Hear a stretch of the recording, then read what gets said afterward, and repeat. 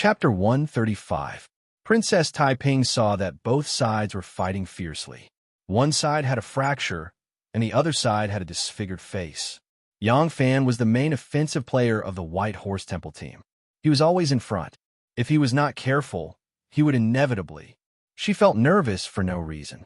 After listening to Shanghai Wan-er's words, she did not come back to her senses for a while. She blurted out, "What did you say was interesting?" Shanghai Wan-er said sweetly, "In previous years, although there were some small tricks, it has never been so intense.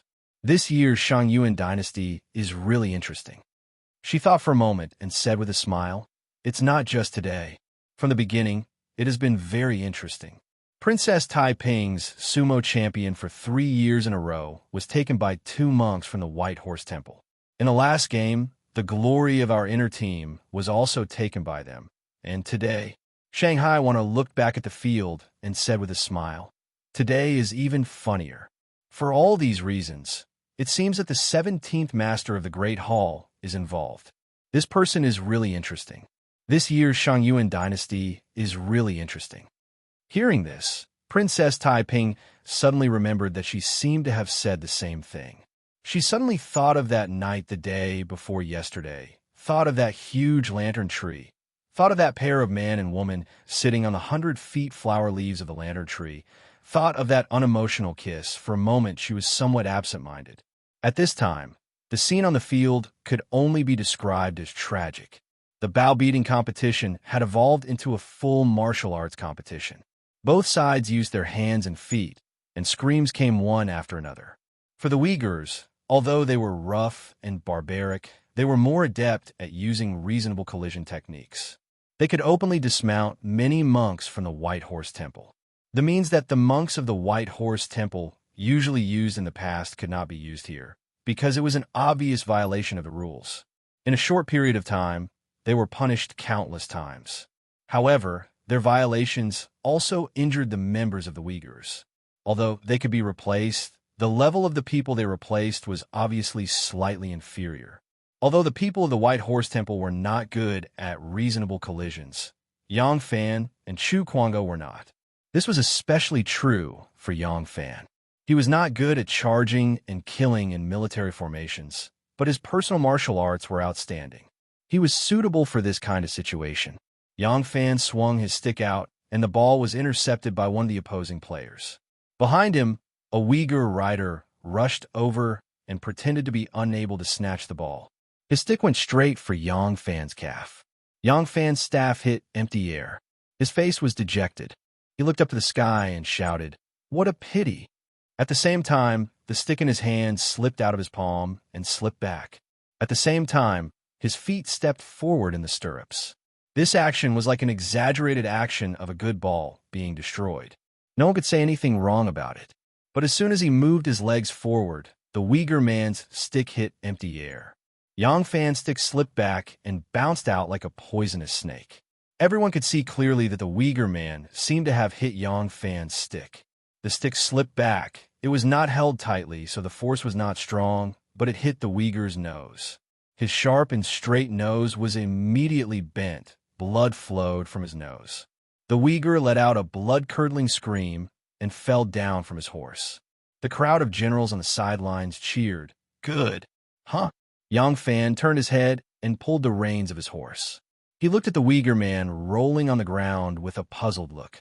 He even scratched his head and looked confused. As a result, the Uyghur man on the other side wanted to make a reasonable collision. But when Yang Fan circled his horse, he barely moved half of his horse's body.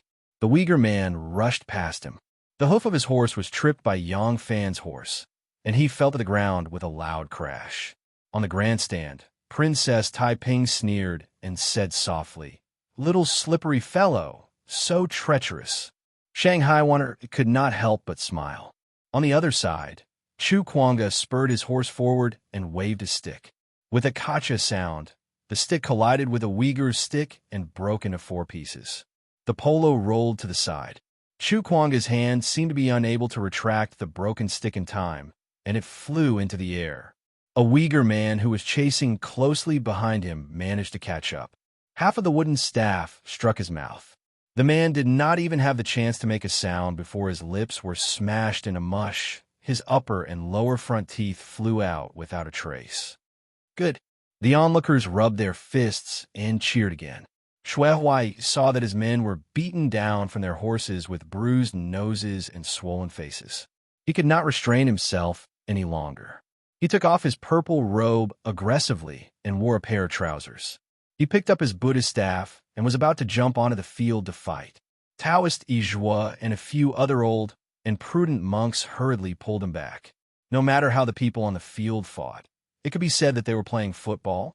If Shuai rushed off the field, it would become an international incident. At this time, seeing Chu Kuanga and Yang Fan go all out and make the other side suffer a big loss, Shuai's anger immediately turned into joy. He stepped on the bench and laughed. At this time, both sides no longer had any reserve players who could go on the field. There were very few contestants left on the field. On the White Horse Temple side, only 4 people were left: Yang Fan, Chu Tinga, Ma Qiao, and Hong Lu. Ma Qiao's left arm was hit by the staff, and his upper arm swelled up. He endured the pain and did not retreat with his staff. It was also a blessing in his heart. During the fight, he integrated the chopping technique that Yang Fan taught him into the use of the staff. He was able to chop 2 of the opponents off the field. One of them had his shoulder broken by his staff. When he first came on the field and saw the fierceness of the Uyghurs, Ma Qiao was still a little nervous. But now his confidence was greatly boosted, especially after a series of killings. His blood and qi were completely stimulated. On the battlefield, people who were usually as docile as a virgin or as timid as a white rabbit could also be stimulated to become as fierce as the god of death. Not to mention that Ma Qiao was not a kind person to begin with. It was just that he had not seen such a big scene before. At this time, his eyes were red, and he was gnashing his teeth. That ferocious look of his made even the fierce Uyghurs afraid. Needless to say, Hong Lu was originally a ruffian. At this time, the left side of his face was bruised, the right brow bone was scratched, and blood covered half of his face. His expression was fierce, but there was a cold smile on his face. His pair of shifty eyes looked straight at the opponent's vital parts, and his hand tightly gripped the staff. It looked like he would take the opportunity to attack fiercely. The opponent was not much. There were only 5 people left, and all of them were injured. The Uyghur envoy could not sit still any longer. He hurriedly stood up and rushed to Empress Wu's side. When he reached Wu Ziqian, he said, "Respected Empress Dowager, respected Emperor, the bowing has become a fight. This is too improper. I respectfully request Empress Dowager and Emperor to issue an edict to immediately stop the competition." Li Dan turned her head to look at Wu Ziqian. Wu Ziqian smiled faintly and said nonchalantly, "It's just a show to coincide with the weather. These kids are all hot-blooded and eager to fight. In the end, they are still young and insensible. We will comply with your request and let them rest." Li Dan immediately nodded her head and said, "Yes, yes. Imperial Mother is right. On such a festive day, these people are too much. Quickly tell them to stop." The Uyghur envoy was overjoyed. A eunuch beside him hurried off the stage and went to pass the edict to the announcer. At this time, Yang Fan and Chu Kuanga's horses crossed each other. A ball was sent out and passed Ma Qiao's feet. Then, because Yang Fan could not rein in time, he crashed into the side of a Uyghur, knocking him and his horse to the ground. The Uyghur rider fell to the ground and was pinned down by his horse. The hard saddle smashed into his thigh. He immediately cried out in Uyghur language, "My leg is broken." On the other side, the new club that Chu Kuanga had just replaced was scrapped once again. In an accidental collision with a Uyghur player, the club broke into 2 pieces. As a result, the poor Uyghur player was almost broken in 2 as well. Yang Fan and Chu Kuanga circled half a circle around the field. When the 2 horses came back and crossed each other, they each raised their palms and struck out with a bang. "The Empress has decreed that the competition is stopped." The announcer shouted. Ma Qiao, who had just hit a ball, immediately reined in and looked to the side of the field. The ball rolled past the remaining 3 Uyghur players. The Uyghur captain looked at the remaining 2 players and wanted to cry, but had no tears. From the red flags on the side of the field, they had at least 4 more flags than the White Horse Temple team. However, they only had 3 players left. With such a tragic victory, how could they continue with the next competition? They had originally made careful preparations for this year's bow fencing competition. They originally wanted to compete with the Tubo team, who had won every year. They wanted to win the championship and increase the prestige of the Uyghurs, who knew that the bald donkeys of the White Horse Temple would suddenly appear out of nowhere. This time, everything was for naught. The Tubo envoy, Jie Wei, sat in the stands. He wore a large furry robe and raised his furry face. He smiled and said to the people around him, "This year's bow fencing competition is really interesting. Haha, in my opinion, both the Uyghurs and the White Horse Temple have no chance in the finals. As for the Imperial Army of the Tang Dynasty, let's not talk about it. This year's bow fencing competition is in the bag of the Tubo." Haha. The Tubo deputy envoy, Luan Chili, joked, "I wonder what treasure will the Empress of the Tang Dynasty take out as a gift for the winner this year?" Immediately, another envoy replied, "As far as I know, it is an agate cup inlaid with gold in the Tang Dynasty's palace. It is said to be priceless." The Tubo envoy, Jie Wei, frowned and pretended to be regretful. "Another cup? 2 years ago, we got a white jade cup with gold inlaid with copper. Zanpu liked it very much and drank with it every day. Last year, we got a lotus petal ruby gold cup. Zanpu felt that it was unnecessary. If we get another agate cup this year, wouldn't it be even more unnecessary?" The deputy envoy, Luan Chili, laughed. "So what? Every year, we get a cup made of different materials. In the future, we can gather 7 cups and use them as the national treasure of the Tubo. We can call them the 7 Treasures Cups. Our descendants will know that these 7 priceless cups were won by us from the Tang people." Huh! The Tubo envoys burst out laughing. Chapter 136. After the competition ended, the onlookers were still in high spirits, cursing and swearing. The Uyghur envoys and military officials in Luoyang, as well as the Uyghur merchants who were invited to watch the competition, were also shouting and ridiculing. Unfortunately, they were alone and their voices were drowned out by the overwhelming wave of cursing and could not be heard at all. Although the Uyghurs won the match, it was a tragic victory. They were destined to stop at the 3rd place and would not be able to advance further. Empress Wu sternly warned the Tubo and Imperial Guards not to repeat the story of the White Horse Temple and the Uyghurs. The Tubo people were full of confidence and naturally agreed. The Imperial Guards also obeyed. The Uyghurs and White Horse Temple people were carried away for treatment.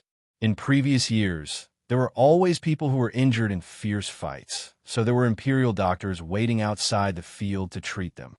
However, in previous years, there had never been a case where almost all the players of both teams were injured. Now it was different. More than 20 players were injured. Even the substitutes on both sides were now riddled with injuries. The 2 Imperial doctors were understaffed and did not bring enough medicine.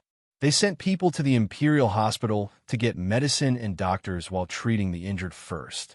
Although the people of White Horse Temple were usually arrogant, domineering, and hated by everyone, compared to the Uyghur players, they were still much closer to them. Therefore, the 2 Imperial physicians did not realize this and threw their international friends aside and prioritized treating their own compatriots. They first treated the White Horse Temple people with manpower and medicine. The injured Uyghurs could only lie there and moan, but they could do nothing about it. It was almost noon.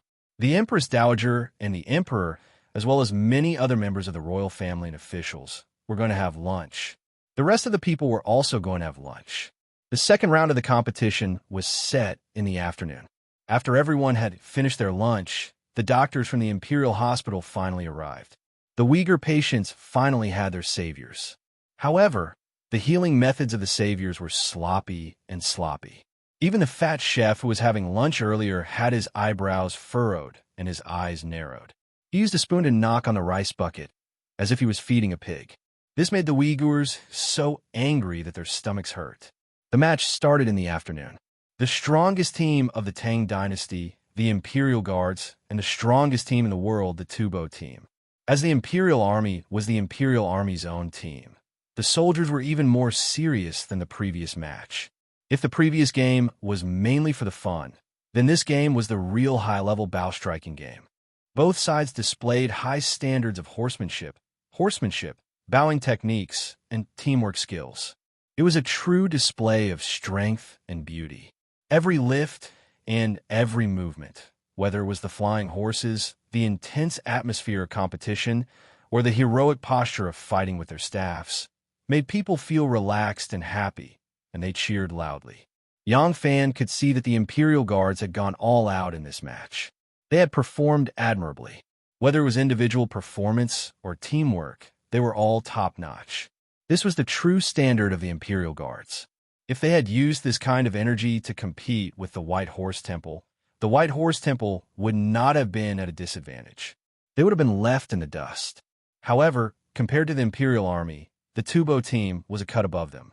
To be more precise, the Imperial Army lacked a leader. Just like the role that Yang Fan played in the Kuji competition, they lacked a leader that could be used as a benchmark. This person's role on the court was equivalent to the commander's flag, equivalent to the war drum.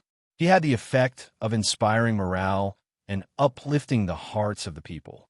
In a weak team, this kind of leading figure would have no effect on the overall outcome. At most, he would be like Yang Fan in the Kuju competition, displaying his individual brilliance. However, in a team that was strong as a whole, his role was immeasurable. Once such a leader joined the team, if the original team was a big hammer, then the flat head of the hammer would become sharp, and the hammer would become a hammer. Xuana's current role was to be the leader of the entire team. His playing style and tactics were undoubtedly outstanding, and his command of the entire team was extremely brilliant. However, he was, after all, nearing 40 years of age. He was too steady but lacked drive. He did not have enough initiative on the court. On the other hand, Li Zhan, Yeholi, Di Guangyin, Wang Tongjiao, Wei Yong, Li Din, Lu Yin, Gao Chu, and the others only had their own strengths.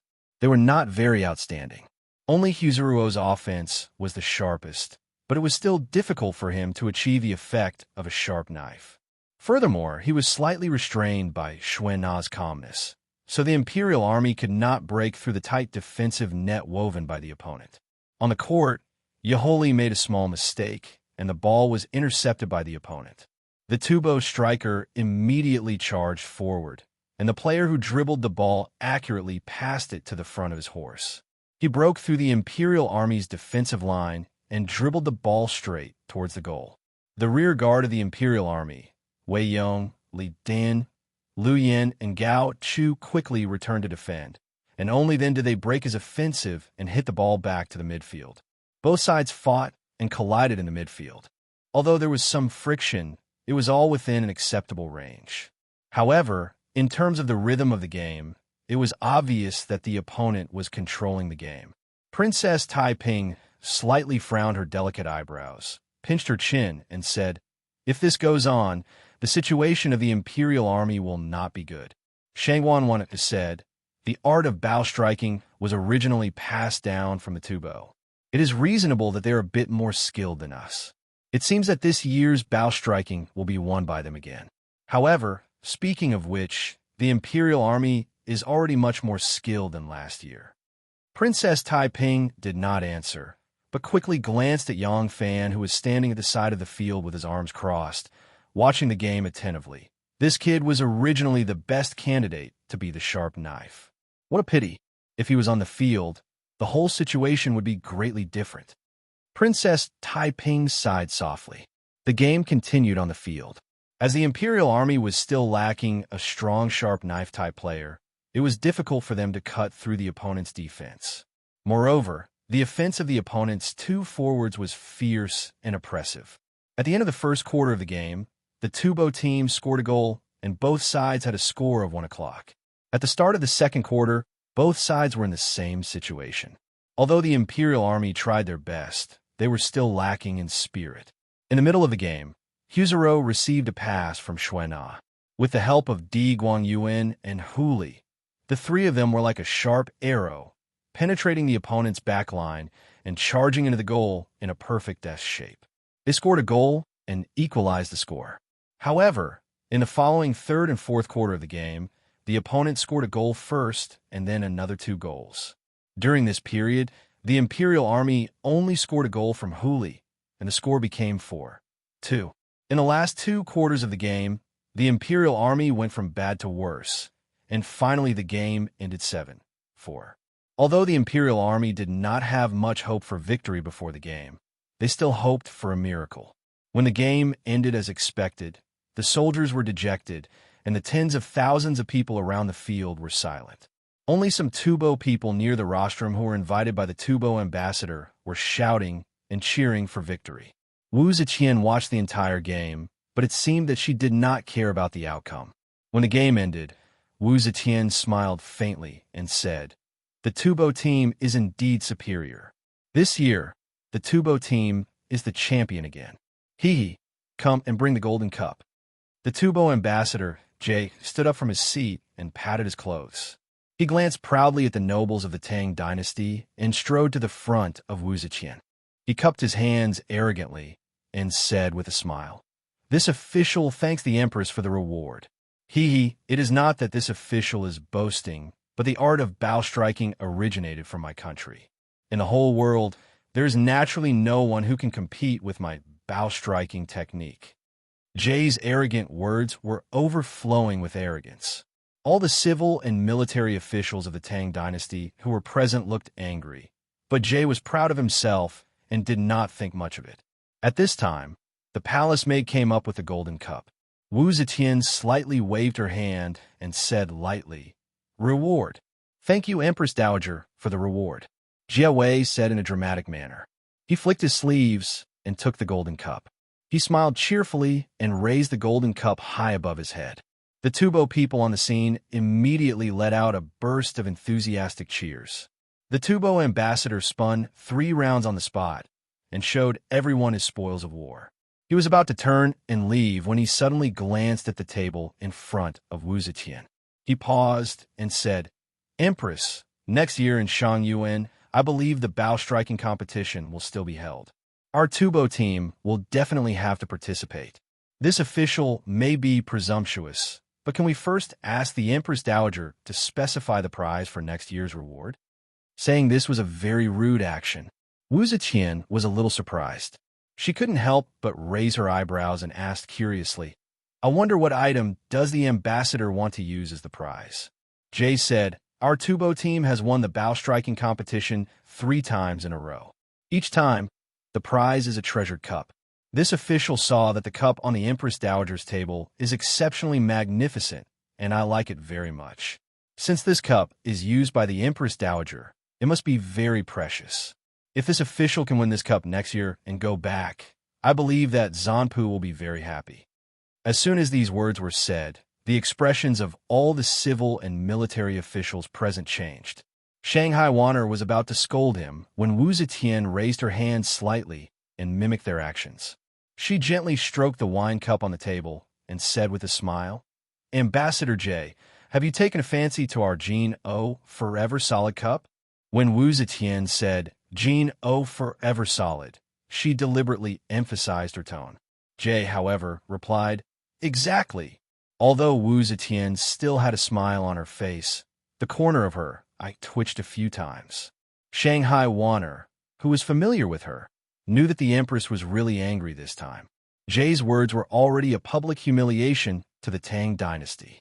Him specifying the prize for next year's competition to the Empress Dowager was even more disrespectful, especially when Wu Ziqian had already pointed out the name of the treasured cup, Jean O Forever Solid. Since it was given such a name, this golden cup had a very important political meaning. Although Jay was not from the Central Plains, he was a Tubo envoy and was well-versed in the Central Plains culture. It was impossible for him not to understand the meaning of these words. But he did not hesitate and still wanted to use this cup as a prize. This was not just him being arrogant. It was a deliberate provocation. Wu Ziqian gently stroked the golden cup. The cup was made of pure gold, in the shape of a tripod, round and straight. The rim of the cup was carved with inscriptions, and the middle of the cup was carved with the words, Gene, O, forever solid. The outer wall was carved with precious flowers, the stamens of which were made of pearls, rubies, and sapphires. On each side of the cup was a pair of deformed dragon ears with precious pearls on the dragon heads. Wu Ziqian gently stroked the cup for a moment and slowly raised her head. Her phoenix eyes were filled with anger as she said softly, Ambassador Jay, are you sure that Tubo will win? Chapter 137. There was a humble smile on Jay's face as he bowed slightly and said in a deep voice, shooting the bow is based on the art of mounted archery. How can the Tang people's mounted archery compare to our nomadic grasslands? Therefore, I am confident that Tubo will still win next year's shooting competition. As long as this competition continues, Tubo will always win. At this point, Jay raised his eyes slightly, and a cold glint like an arrow faintly appeared in his eyes. Below the stage, when the Imperial Army generals heard his arrogant words, they couldn't help but explode with rage. Many of the officials and nobles present gradually understood the underlying meaning of the conversation between the Tubo envoy and Empress Wu. They were not actually talking about shooting the bow. Jay said that shooting the bow was based on mounted archery, and that mounted archery was an important part of military strength. In fact, Jay was referring to the military strength of the two countries. The reason why the two countries were fighting was because of the western regions, and the source was the 4 garrisons of Anxi. The 4 garrisons of Anxi were now a sore point for Empress Wu. In the first year of Emperor Gaozong's reign, Tubo attacked Anxi and the Tang abandoned the 4 garrisons of Anxi. This was the first time the 4 garrisons of Anxi had fallen into the hands of the Tang dynasty. 5 years later, the Tang dynasty recaptured the 4 garrisons of Anxi, but just 2 years later, they fell into the hands of Tubo again. Another 2 years later, the Tang army recaptured the 4 garrisons of Anxi. 7 years later, the 4 garrisons of Anxi were lost for the 3rd time. This loss had happened 3 years ago, and the imperial court had always been divided on whether or not the 4 garrisons of Anxi should be reclaimed. A group of important officials, led by Di Renjia, believed that the 4 garrisons of Anxi were of little value and that it would be of no benefit to them if they lost them. They suggested that the imperial court give up on the 4 garrisons and focus on managing the country. Empress Wu was more inclined to recapture the 4 garrisons of Anxi. Jay had clearly heard of these disputes in the imperial court. He was using shooting the bow as a metaphor for military strength, expressing his disdain for the military strength of the Tang dynasty. The atmosphere immediately became tense. Wu Ziqian's face seemed to be covered with a layer of frost, no longer as calm as before. On the side, Princess Taiping suddenly said, Jay's words are incorrect. In this competition, you won first place not because the Tang dynasty's military strength is weaker than your country's, but because the military strength of the Tang dynasty's imperial army is weaker than your country's. Jay slightly raised his chin, his straight beard proudly facing Princess Taiping. He said, Your Highness, the strongest force in your country is the imperial army. They were defeated. Doesn't this mean that the Tang dynasty was defeated? Princess Taiping smiled and said, Of course not. She spread her fingers and flicked them gracefully in the air. She said slowly, The imperial army is the imperial army. It doesn't represent the Tang dynasty, nor does it represent all the armies of the Tang dynasty. The archers that you send to the Tang dynasty to compete every year are first-class experts selected by the whole country. And the contestants of the Tang dynasty's imperial army are some of the best archers selected from the 16 guards and horses of the North and South Yamen. Do you understand? Shanghai Wan understood Princess Taiping's meaning. She replied, Correct. Shooting the bow is in accordance with the season and is a festive occasion. It's not a big deal. Naturally, the Empress wouldn't go to war for it. She would choose first-class experts from all the prefectures in the country to compete with your country in shooting the bow. Shangguan Wan, words were aimed directly at Jay's lyric, which alluded to the Tang's military strength. Jay's lyric said that they were a people who lived on horseback and that their horsemanship and archery were superior to the Tang's. Therefore, if the Tang fought them in the western region, there was no way they could win. Shanghai won or hinted that the Tang dynasty's territory was vast. Elite soldiers and strong generals needed to guard all four sides. It was impossible to mobilize all the elites of the Tang dynasty for a mere 4 towns of Anqi.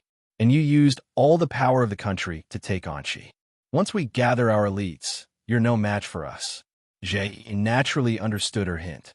He couldn't help but laugh and said, "Oh, since Shangguan Daizhao has said so, then I will take out the treasure I've just obtained as a wager. Please ask the Empress to gather the first-class archers of your country to compete with us again. What do you think?" Wu Zetian frowned slightly. With her status, it was naturally impossible for her to be so serious with Jie.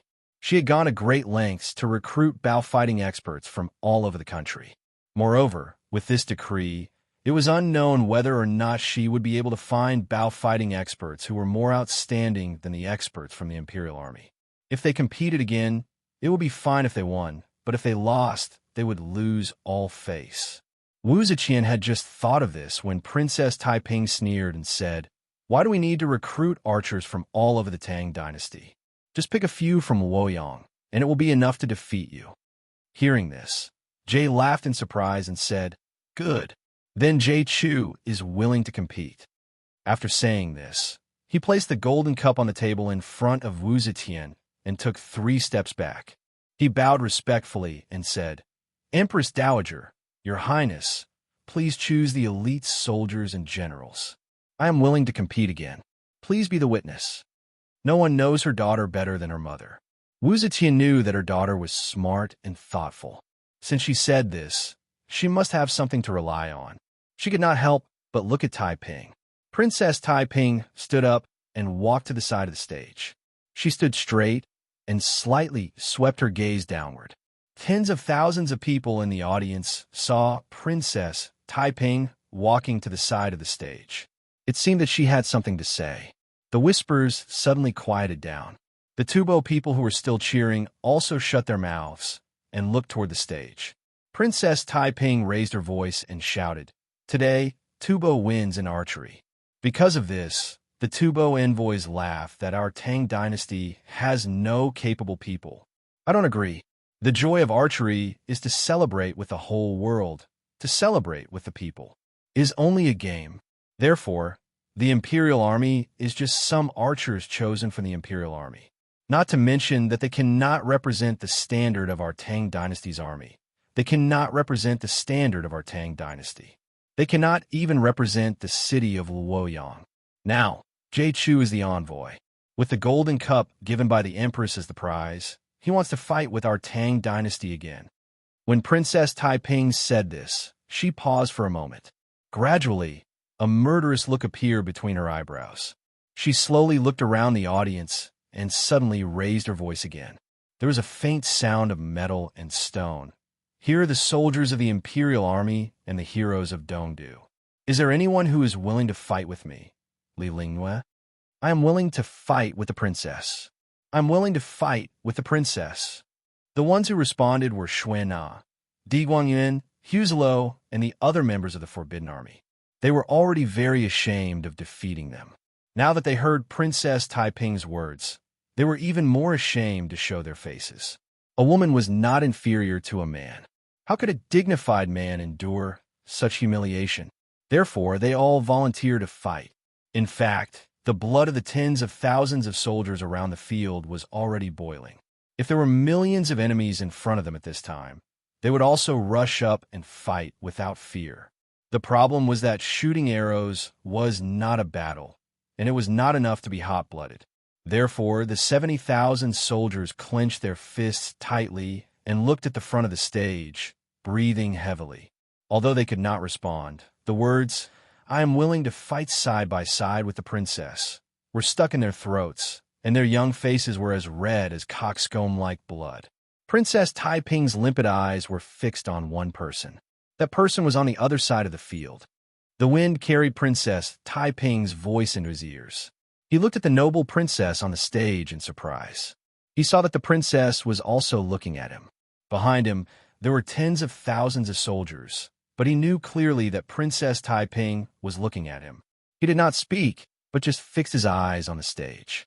Some things were indeed just a game. Just like when Ma Qiao generously gave up the ball under his feet because of Lan Yiqing's coquettish grumble. It was not because he was careless, but because the result of this game was meaningless to him. Since that was the case, why didn't he use it to win the beauty smile? If Yang Fan did not want to become an archery member through this game and achieve his goal, he would not care about a game.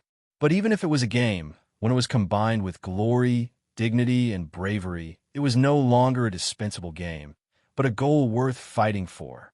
Yang Fan was also a person of the Tang dynasty, and also a man of the Tang dynasty.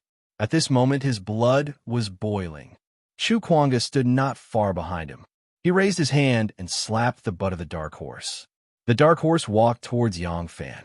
When it came to Yang Fan's side, it used its head to rub against Yang Fan's sleeve. Yang Fan looked back at Chu Kuanga, reached out his hand, and slapped the saddle. Jumped up. This was a good horse. Shui Huai had requested a batch of the best war horses from the army, and this black stallion was the best among the batch of war horses.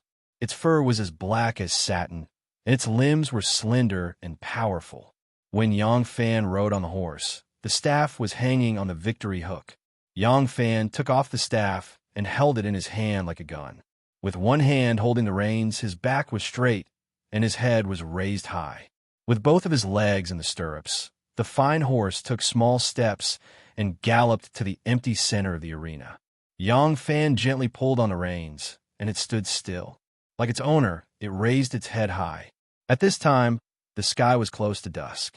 The faint red rays of the sun shone on Yang Fan's handsome face and heroic figure, as if he was a gold-plated bronze statue. Yang Fan gathered his chi in his dantian, and with a voice that resounded through the arena, he shouted, "I am willing to fight side by side with the princess." Princess Taiping stood on the stage and looked at him. A happy smile bloomed on her lips, and it was as bright as spring flowers. Then, a date red horse galloped into the arena. Chu Kuanga also held his staff like a spear, and with a voice like thunder, he shouted, "I am willing to fight side by side with the princess." Ha ha ha, bold. Refreshing. I haven't been in the arena for many years, and my hands and feet are itching. I am also willing to fight side by side with the princess.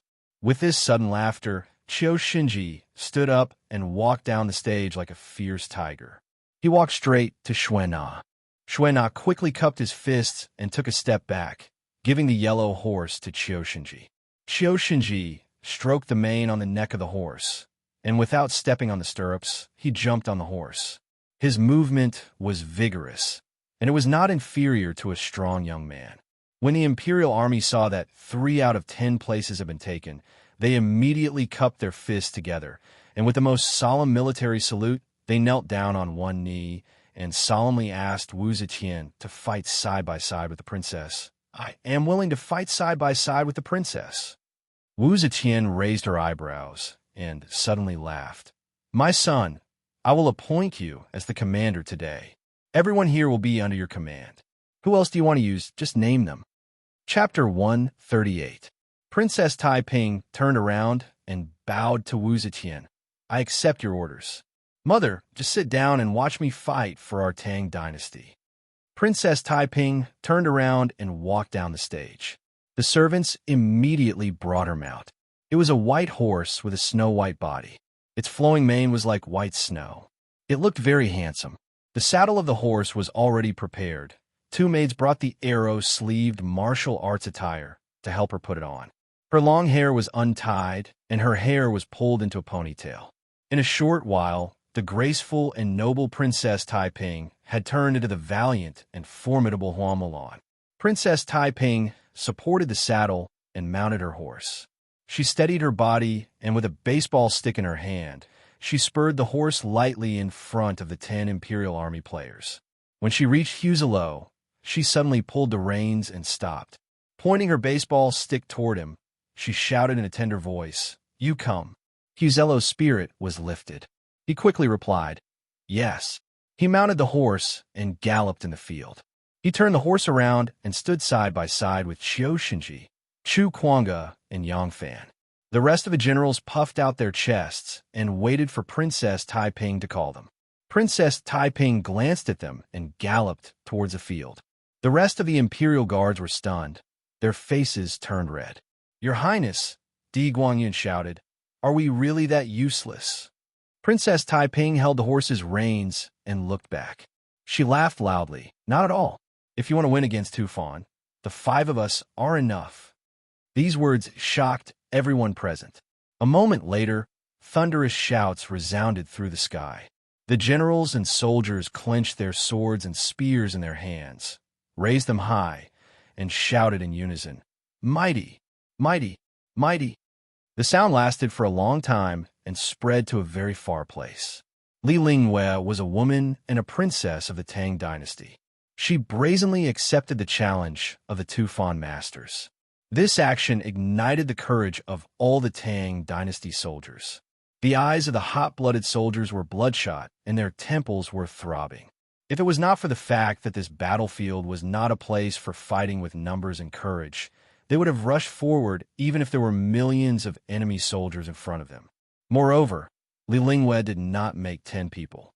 She dared to challenge the Tufan warriors with only 5 people. Such courage, such boldness, was even more admirable. For a moment, the great vigor of the entire audience caused the Tubo people to look somewhat dejected and their morale to drop. Princess Taiping's action put Jay in a bit of a difficult position. He really wanted to show off his demeanor at this time, to show off the spirit of Tubo, and also participate in the battle with 5 people, but he was worried that he would really lose this match. This was originally a dispute that he deliberately provoked, and that would be a great loss of face. After thinking it over, Jay gritted his teeth and thought to himself, "In any case, we've already won a match with 10 people against 10. Now you're the one who's arrogant and insisted on competing with 5 people. If I win against you, it won't be considered me bullying you with numbers." So he waved his hand and ordered his 10 team members to enter the arena. Seeing this scene, the surrounding Tang soldiers immediately booed, causing the 10 Tubo masters to lose some face. Yang Fan, who was holding his stick, looked at the other team members entering the arena. He worriedly said to Princess Taiping, "Your Royal Highness, are we going to compete with only 5 people? There are many experts in the Imperial Army." Qiu Shinji stroked his beard and smiled. "Princess may be a woman, but you are well versed in the art of war." "Hee, it's 5 against 10. It's really a brilliant plan." Chu Kuanga was surprised. "Why do you say that, great general?" Qiu Shinji said, "Can't you see? There was a deep meaning behind the princess's arrangement. Firstly, it was a matter of cooperation. In terms of teamwork, the 10 experts of the Imperial Army had the best rapport with one another. If teamwork was the only thing that mattered, the 10 of them should have been sent out once more. Adding the few of us into the mix would have destroyed the rapport. But now it has been proven that they are still slightly inferior to the Tubo people. If we let too many of them participate in the competition, we will either be unable to form a whole, or we will be attracted by their pace and become their vassals, which will instead affect our performance." Secondly, morale. The battlefield was a wondrous place. It wasn't a matter of who had more people or who was better at fighting that would definitely win. Many times, a plan, a strategy, a favorable terrain, a heavy downpour could cause an unexpected change in the situation of a battle. We are 5 against 10. In terms of morale, we must be strong while the enemy is discouraged. Its effect may seem invisible, but it is everywhere. Yang Fan looked at Qiu Shinji in surprise. He only knew that Qiu Shinji was a ruthless official, but he did not know that he was really knowledgeable. Just this knowledge alone was extraordinary. No wonder Qiu Shingong, the founding general of the Tang dynasty, had 4 sons, and Qiu Shinji was the most outstanding one. Qiu Shinji said, "Thirdly, honor. This battle is for the sake of victory, and the other side's 10 people have just fought for 6 rounds, and their stamina is already exhausted. If we were to fight 10 against 10, they would still have a good excuse if we won. But now that we are fighting 5 against 10, if they lose, what else is there to say? Fourthly, The arrangement of 10 people attacking Juju is to attack, defend, intercept, and coordinate with each other. Now that the princess is fighting 5 against 10, I am afraid you will win by surprise. Your Highness is what I said, right? Princess Taiping smiled and said, "What the general said is exactly what I am thinking. You are indeed a famous general of the Tang dynasty." But, Princess Taiping said, "Before thinking about winning, first think about losing. I am fighting 5 against 10. This is also to reserve a way out."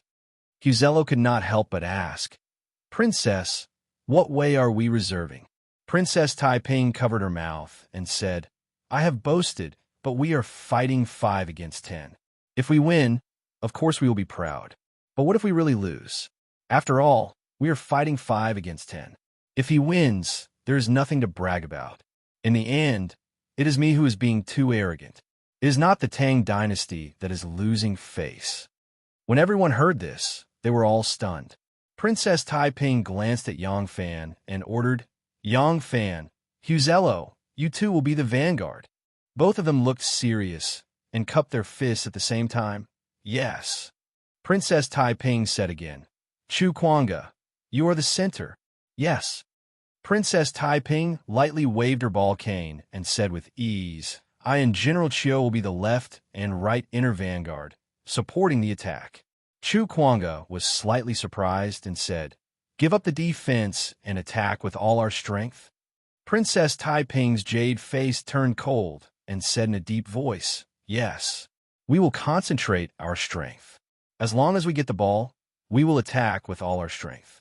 The 5 of us are good at attacking, so we will definitely break their defense. If the opponent gets the ball, we will snatch it if we can and intercept it if we can. Once they break in the back, let them go."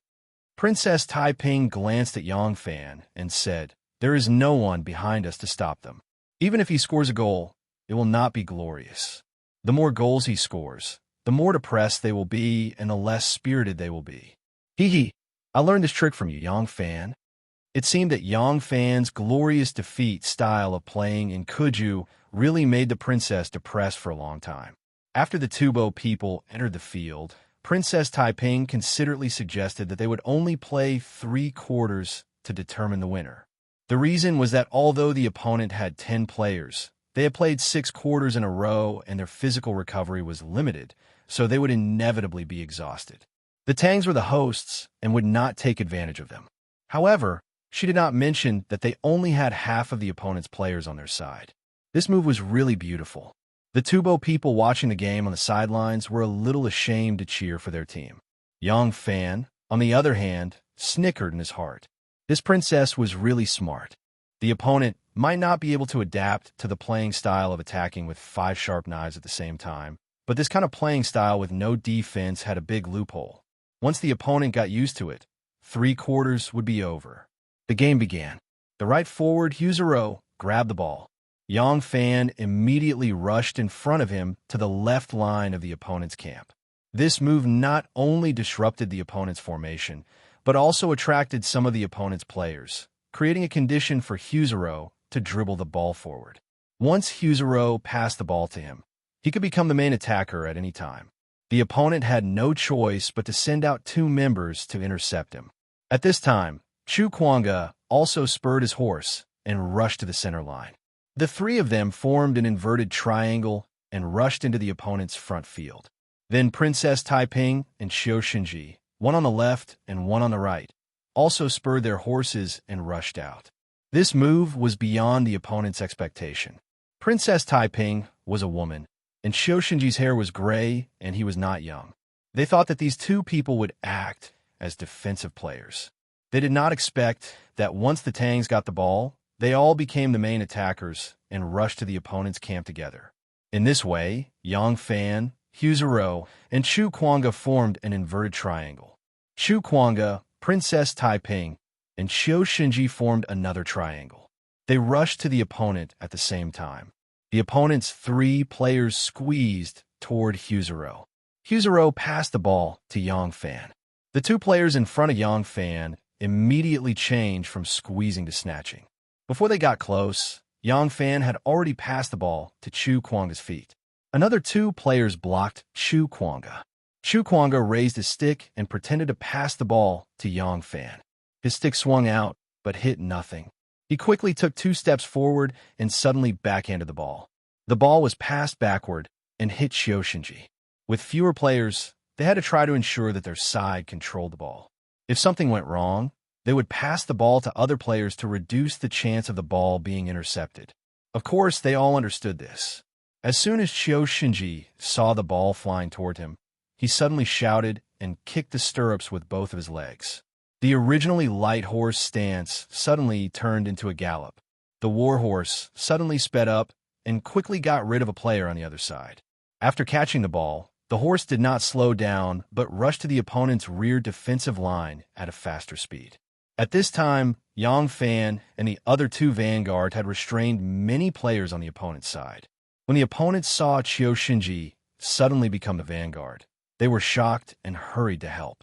At this time, Princess Taiping had rushed to the opponent's half of the field. Xiao Shinji bypassed 2 players on the opponent's side with an S-line and hit the ball to the front of Princess Taiping's horse. The ball fell 3 feet in front of Princess Taiping's horse. Princess Taiping and Yang Fan, who was not far away, and 3 players on the opponent's side, rushed to grab the ball at the same time. Princess Taiping arrived first and hit the ball diagonally in front of the opponent's goal with just 1 stick. Xiao Shinji rushed over at the right time. After Xiao Shinji passed the ball, the horse did not slow down at all. It was like an arrow leaving the bow. When 2 players on the opponent's side just formed a pincer attack on him, Xiao Shinji passed through them, leaving only a straight ponytail, which was caught by them for a moment. The ball hit by Princess Taiping only bounced once after it fell to the ground. Xiao Shinji shouted loudly, and the ball stick turned into a shadow.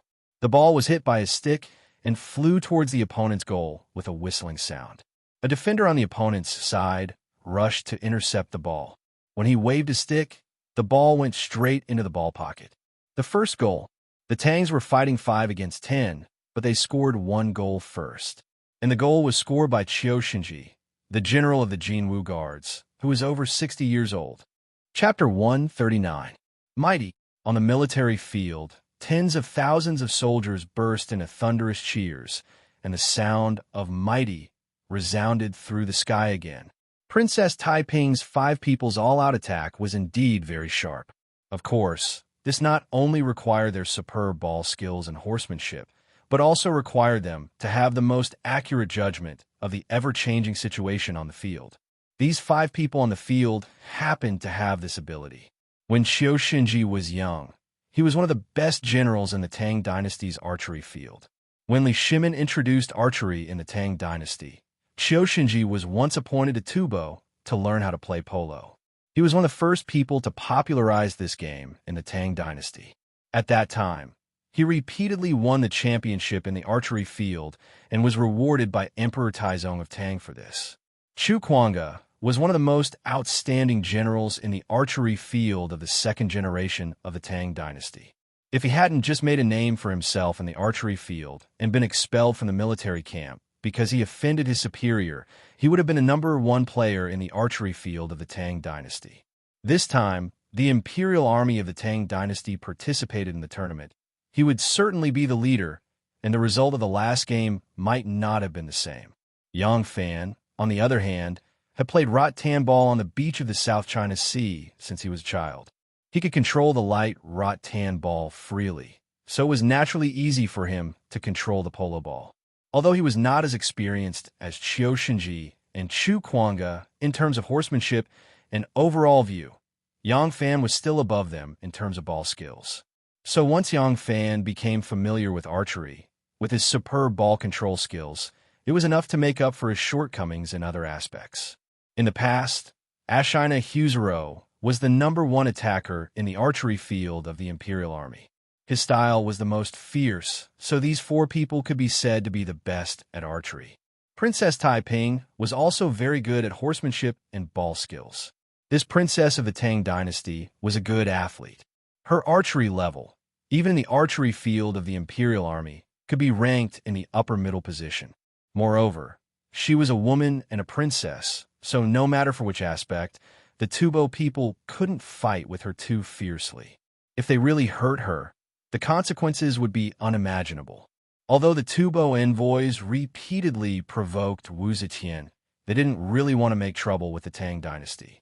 Therefore, Princess Taiping, who had 10% of her fighting power, could also exert 120% of her power in this game. Moreover, her identity as a woman and her noble status had an exceptionally strong motivating effect on all the players participating in the game. The game continued, and by the end of the second quarter, the score between the two sides was already 6-5. In just 2 quarters of the game, both sides had scored a total of 11 goals. From this, one could see how intense this all-out attack was. 6-5. The Tangs had 6 points, and the Tubo had 5 points. 10 people against 5, and the other side had a woman and an old man, but they were actually at a disadvantage. The Tibetan envoy, Jay, could not bear it any longer. As soon as the second quarter of the game ended, he rushed to the sidelines as if his boat was on fire.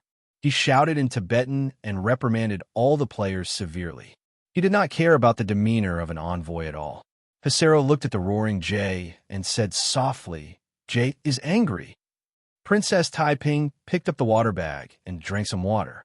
She pursed her lips and said softly with a smile, "I'm afraid he won't be angry. The more he forces the Tubo team, the more powerful he will be for us." Yang Fan said cheerfully, "That's right. We have fewer people. I'm afraid that they will be on guard and wait for an opportunity to make a move. If we drag it out, we will have more openings. If that happens, I'm afraid we will lose."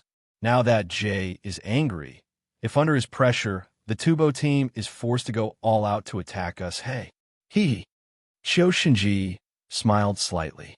His pair of deep tiger eyes narrowed, as if he was taking a nap. He said leisurely, "If they compete with us in attacking, how can a piece of rusty iron win against well-tempered steel?" The third and final quarter of the game was even more intense. The Tubo team was behind by 1 goal, and this was the last game. This realization made all the Tubo team members go crazy. With red eyes, they fiercely pounced on the Tubo team. The few Tubo people at the sidelines shouted for them hoarsely in Tubo language. At the sidelines, the sound of the war drums was like bursts of thunder, shaking everyone's eardrums. The arms of man beating the drums were weak. As long as his hands slowed down a little, someone would jump up to replace him.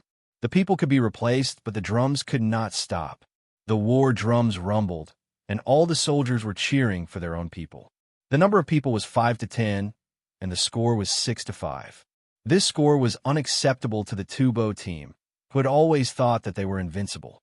Therefore, at the start of the last quarter of the game, they were like wolves and tigers. They used the same strategy as the Tang team, pressing forward with all their strength to attack. With the full strength of the top 10 players, how could they not catch up with this ball, or even surpass the Tang team? However, when they met on a narrow path, using offense against offense, the slightest difference was enough to determine victory or defeat. Although there were only 5 people on the Tang dynasty's side, 4 of them were more powerful than the Tubo team. Princess Taiping was a little less skilled than them, but they were afraid of hurting her. Therefore, they were restrained when fighting for the ball. Although there were 10 people on the Tubo team, the horses galloped on the field. 3 to 5 horses were enough to control a large area. After the Tubo team adopted the strategy of all-out attack, their advantage in numbers could not be used at all. Moreover, at this time, the Tang dynasty was already in the lead. Although it was only 1 goal, their mentality was completely different. Being in the lead was an unprecedented record for the Tang dynasty team.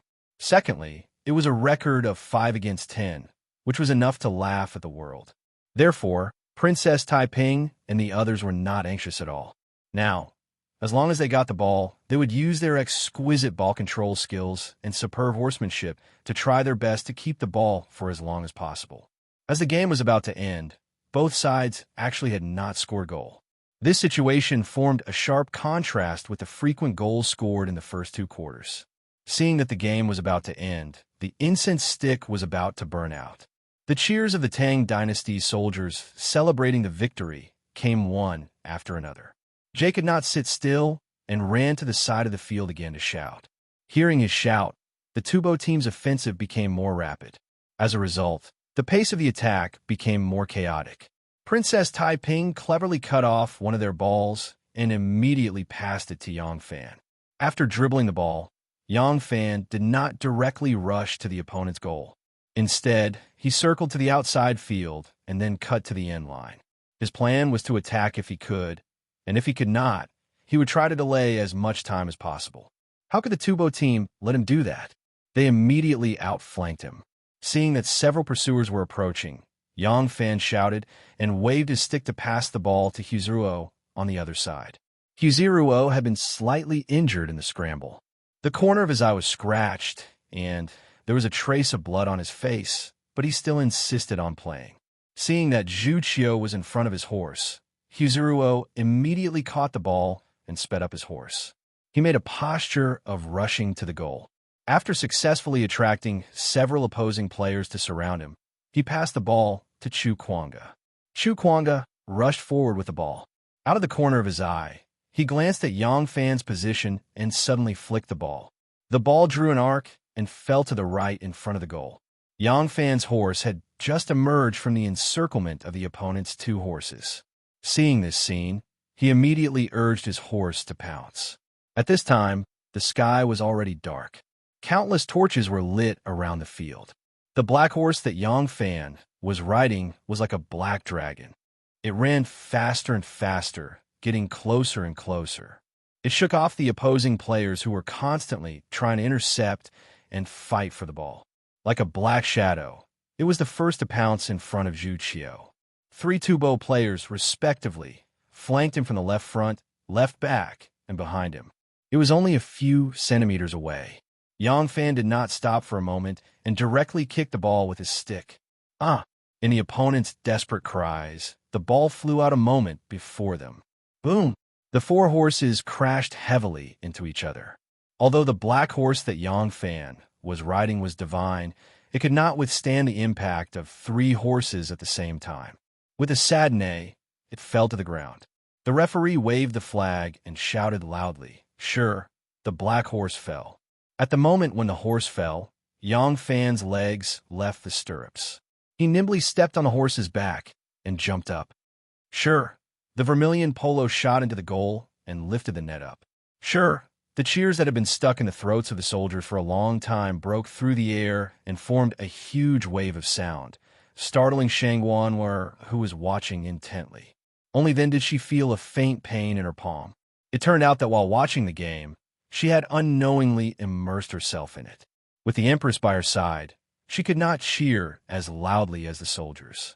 Unknowingly, she had clenched her fist so tightly that she did not even notice that her nails had cut into her palm. This heart-shattering cheer shook even Wu Zetian. A joyful smile appeared on her face as she calmly said, "Hee, Ling Yu, Shun Ji, and that little guy not bad at all. Mighty, mighty, mighty." When Yang Fan landed, he deliberately staggered. He did not want people to know how agile he was. But who cared? He, who had scored the last goal, was already the greatest hero in the eyes of all the soldiers present. Even though he had fallen to the ground in a heroic manner, he was still the greatest hero in the hearts of the soldiers. The Imperial soldiers watching the game went crazy. They even forgot that the Empress Dowager and the Emperor were present. One by one, they rushed down from the stands, cheered, and rushed into the field. They lifted Yang Fan, who had scored the last goal, and threw him into the air over and over again. Only then did Shanghai let out a long sigh. Because she had held her breath for a long time, her face was flushed. Mighty, mighty, mighty. With each shout, Yang Fan was thrown higher and higher. Princess Taiping rode her horse closer and pulled the reins. The white horse's 2 front hooves stepped forward heavily and stopped. Princess Taiping looked up at Yang Fan, who had been thrown into the air, with a happy smile on her face. Qiu Shinji, Chu Kuanga, and Huizuo also gathered around. Everyone's face was full of happy smiles. Jay stood on the side of the field, dumbfounded. The soldiers of the Tang dynasty cheered and kept jumping down from the stands. Intentionally or unintentionally, they brushed past him and knocked him over like a reed in the wind. Chapter 140. In the evening, Ma Qiao's house was bustling with noise and excitement. The doors were already closed, but many of the commoners did not immediately return to their homes. Ma Qiao's house was filled with people, and no one cared about the commotion. Because bad luck, Huo Minglei, Ba Shou, and Su Mohan were also present, who would care about the ban? Su Fangxing's face was flushed, and he desperately raised his voice to drown out the noise in the room. Hey, I told you. Luckily, I found a Taoist priest to set up an altar, and now our feng shui has improved. Look at Xiao Fan and Brother Qiao. They've both become imperial guards. Anihua laughed. Su Fangzheng, come on. Brother Qiao has already said that it was thanks to the help of Master Shui from White Horse Temple that they had the opportunity to join the imperial guards. This is the monk's credit. What does it have to do with Taoist priests? Su Fangzheng was unconvinced. Feng shui is mysterious. You wouldn't understand even if I explained it to you. Tell me, how many messy things have happened in the past few days? If it wasn't for me, Ba Shou, decisively inviting a Taoist priest to set up an altar and change the feng shui of our place, how could these two children have met a benefactor? Bad luck, Huo Minglei said with a smile. No matter what the reason is, it's a good thing that our children have become so successful. Ma Qiao's mother said, Brother Hua is right. No matter what, this is a joyous occasion. We have to thank everyone. Our Qiao has finally become successful. His grandfather will be happy in the underworld. Ma Qiao's mother couldn't help but wipe away her tears, and everyone saw this and comforted her. Many of the shopkeepers and Marquis Wu, who were familiar with Yang Fan and Ma Qiao, crowded around them, looking enviously at their heroic Imperial Army uniforms. Taking over Yang Fan's job, Xiao Qinyue, who had just become a shopkeeper not long ago, touched Yang Fan's and Ma Qiao's uniforms and asked curiously, Xiao Fan, why is your uniform different from Brother Qiao Er's? What are your official positions in the Imperial Army? Yang Fan said, as long as a new recruit joins the army, they have to start from scratch. How can they immediately become an official? However, because I made a contribution to defeating the Tubo in the bow fencing competition, the Empress was very happy, so she made an exception and promoted me to be the chef. Xiao Qinyue continued, I heard that the Imperial Guard has 16 guards. Which guard are you from? Yang Fan said, I'm currently in the Golden Guard, and Brother Qiao has chosen the Dragonite Army. The Dragonite Army is full of cavalry, and joining this guard, although I'm a soldier now, I have many opportunities to excel. Ma Qiao said loudly, Brothers, don't worry. Xiao Fan has made our Xiao and workshop proud, and I, Ma Qiao, will not be inferior. After joining the army this time, I will definitely train hard in riding and archery. In the future, I will earn great military merits. The shopkeepers cheered Marquis Wu, wishing him to become a general as soon as possible. Ma Qiao's face was full of smiles, and he waved his hand frequently, as if he had already become a great general, looking very impressive. Jiang Suning came late, and after she closed up the stall, she busied herself for a while, mixing the noodles to be used the next morning and placing them on the Kong to wake up. Only then did she arrive at Ma Qiao's house. Before she entered the house, she saw that it was very lively, and even the courtyard was full of people. After she greeted each of her acquaintances one by one, she squeezed through the door and saw Ma Qiao excitedly talking about the bow fencing competition that day. At that time, Her Royal Highness passed the ball to Xiao Fan's horse, and Xiao Fan, Ah, the princess? Of course, don't interrupt me. At that time, what was I talking about? Jiang Suning listened and couldn't help but purse her lips into a smile. There was an extra lamp in the room, and the light could still be considered bright.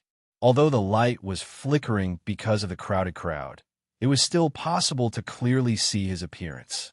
Ma Qiao was wearing a red battle jacket, a half-body leather armor, a leather helmet with curled ears, and a pair of yellow fat trousers, which were tightly tucked into his battle boots. Just this outfit alone showed a bit of heroic spirit. Looking at him carefully, he seemed to be a bit thinner and darker than before. However, the biggest change was not in his appearance, but something that seeped out from his bones. He was, as usual, boasting and showing off to his companions, but Jiang Suning could see that he had a different temperament than before. His eyes seemed to be a lot clearer, a lot brighter. There was a faint stubble on his chin, and he hadn't reached the age where he should grow a beard. He wasn't shaved cleanly, but because of this, he had a bit of a mature man's aura. Jiang Suning's gaze slid over that moving chin and then moved to his mouth. Suddenly, her body heated up, and even the tips of her ears heated up. In the past, this was unimaginable. She saw Ma Qiao as a brother, but never as a man. Even when he held her hand or touched her body when they were fooling around, she didn't feel anything. But this time, thinking of how he suddenly turned around at the Lantern Festival and that kiss that caught her off guard, she actually felt a little embarrassed. That kiss wasn't beautiful, and the most she felt was pain. Her cut lips had been slightly swollen for more than a day, but that kiss had a great impact on her heart. Ma Qiao gestured as he spoke and turned his head in her direction. Jiang Suning's heart skipped a beat. She was actually a little afraid of being seen by him, so she hurriedly lowered her head and squeezed into the crowd beside her mother. It was late at night, and bad luck Hua Minglei had given special permission to delay the curfew by 2 hours. Now that the time was up, the guests all took their leave. Qiao Si Xiao Ning and her son off. Because the two families had always been on good terms, Ma's mother and Pasta's mother chatted the longest. After seeing the other guests off, Ma's mother instructed her son to see them off. I'm a little tired, so I won't be going. Sister Ning, see you tomorrow. Yang Fan originally wanted to see them off, but when he saw Jiang Suning hiding half of his body behind his mother, which was quite different from his usual straightforward and generous self, he actually revealed a little shyness. Yang Fan's heart couldn't help but be moved. He originally wanted to say, "I'll go too," but at the last moment, he changed it to not going. Ma Qiao accompanied Jiang Suning and Jiang Suning's mother out together, and coincidentally saw Annie Hua walking slowly. Annie Hua's residence wasn't far from the Jiang family's house, so the two old sisters who had lived in the same place for their entire lives walked side by side, chatting as they walked. This time, Ma Qiao and Jiang Suning were left behind. Admittedly, Jiang Suning's heart was perturbed, and Ma Qiao also felt a little uneasy when he thought about what happened that night. The two of them walked side by side behind the two old people, their hearts beating lightly. They both lowered their heads to look at the frost-like ground, not knowing what to say. Sometimes, they would tilt their heads slightly and secretly glance at the person next to them. If the other person also happened to look at them, they would quickly look away when their eyes met. That kind of feeling of bashfulness and timidity was something they had never experienced before, and it was difficult to understand what it was like for a moment. After turning a corner in front, they would arrive at the Jiang family's house. The Jiang family was the first house near the intersection. Pasta stopped and lowered his gaze. He said to Ma Qiao somewhat bashfully, "All right, you should also go back and rest. Tomorrow morning, you still have to report to the army. Don't be late." Then, I'll go back first." Ma Qiao stopped and heaved a sigh of relief as if a heavy burden had been lifted from his shoulders. He tugged at the lapel of his military uniform and made a move to leave. Seeing his uneasy appearance, Jiang Suning couldn't help but purse his lips into a smile. He softly said, "You really do look a little like a human now. In the future, when you become a member of the Imperial Army, you can be considered to have jumped out of the small circle of the show and workshop. Work hard, and in the future, you can make contributions and become a great general. Then you can come back in style and let me see you." Ma Qiao laughed and said, "Become a great general, ah?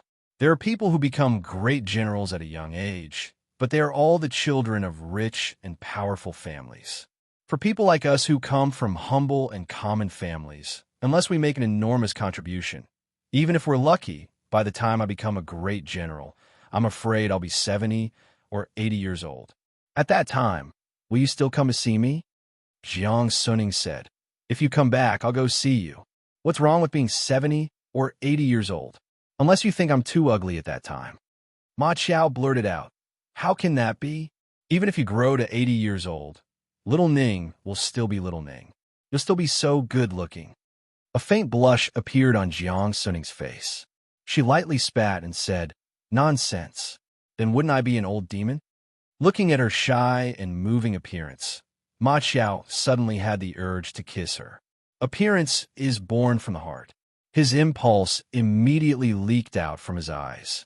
Jiang Suning faintly sensed it. She slightly raised her head and slightly widened her eyes.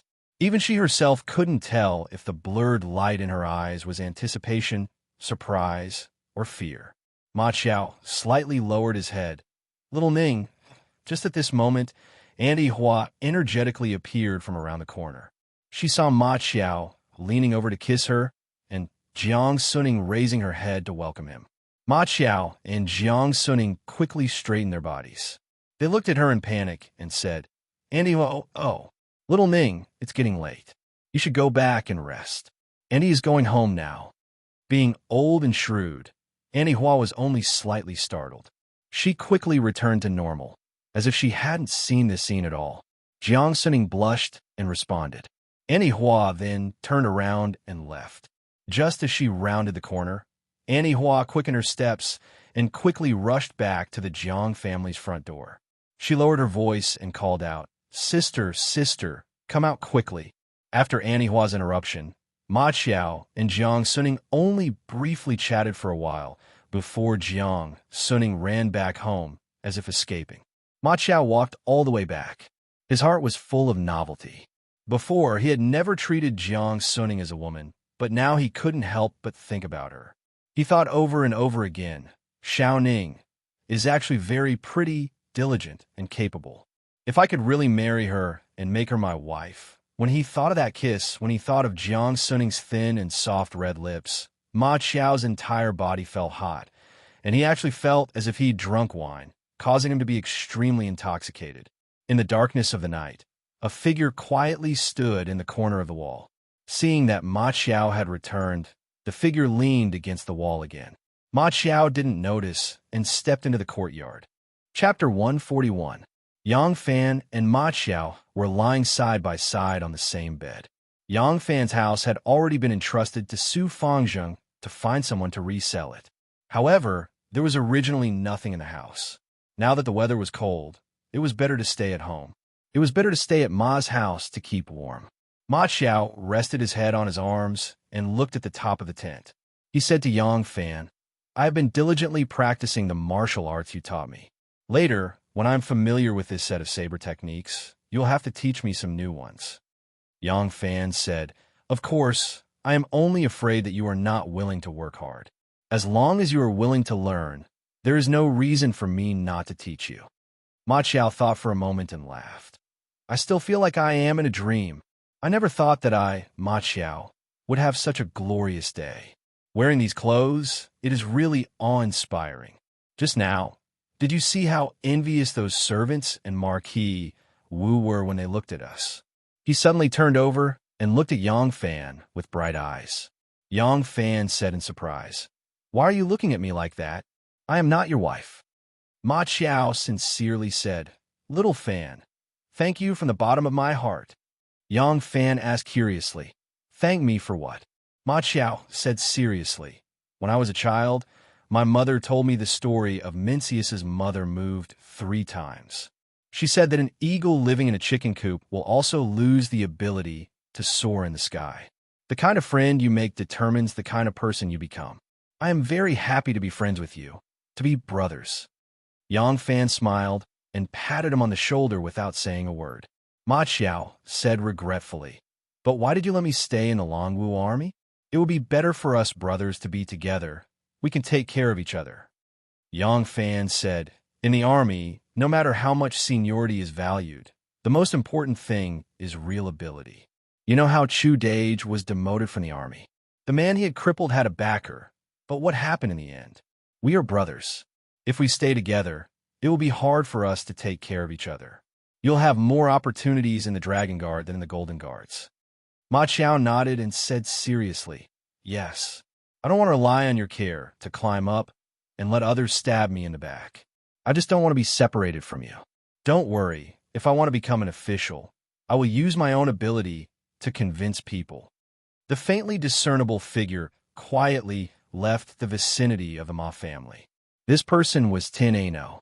After receiving her young master's order, she had a justifiable reason to pay attention to Yang Fan with peace of mind. She didn't expect that Yang Fan had become an Imperial Guard. She recalled that when she first met Yang Fan, he was just a worker. Then, in the blink of an eye, he had become the head of the White Horse Temple. Now, he had become an Imperial Guard. This person's luck was truly beyond her imagination. He's just a small soldier in the Imperial Guard. I believe that young master won't take him seriously. Tin Ano pondered on whether she should report this matter to her young master. Years of obedience had become a habit, so she didn't want to hide anything from her young master. However, she instinctively wanted to protect Yang Fan. Suddenly, she saw a familiar place and couldn't help but stop. A moment later, she appeared in the small house that Yang Fan used to live in. The door opened, and the cold moonlight shone into the room. Tin Ano silently scanned everything in the room and quietly walked in. The mouse in the corner was startled by her light footsteps and quickly crawled into its hole. Tin Ano lifted the dusty bedsheet and gently sat down on the couch. She hugged her knees with a gentle gaze. This place was shabby, and there was really nothing to look at. For a girl like her, who was born in a wealthy family and was extremely particular about clothes and food, this was even more so for her. However, this place had an indescribable attraction to her. When she was here, her heart would feel incomparably peaceful and warm. Perhaps she had this feeling in her distant childhood. She had always refused to think of her childhood, because once she thought of it, she would involuntarily recall that miserable period of time. However, during the days that she stayed at Yang Fan's place, that relaxed, comfortable, natural, and unrestrained feeling was something that she had only experienced in her distant childhood. It was a feeling of home, a feeling of home. She couldn't describe the specific feeling, but there was a faint nostalgia and sadness. Tin Ano sighed softly and hugged her knees in loneliness. The guards of Jinwu were divided into the left and right guards of Jinwu. They were 2 of the 16 guards of the Imperial Army and were in charge of the Emperor's Imperial Guards and retinue. The patrolling police in the palace and the capital, as well as matters of the Marquis of Feng, roads, and water were all within their scope of responsibility.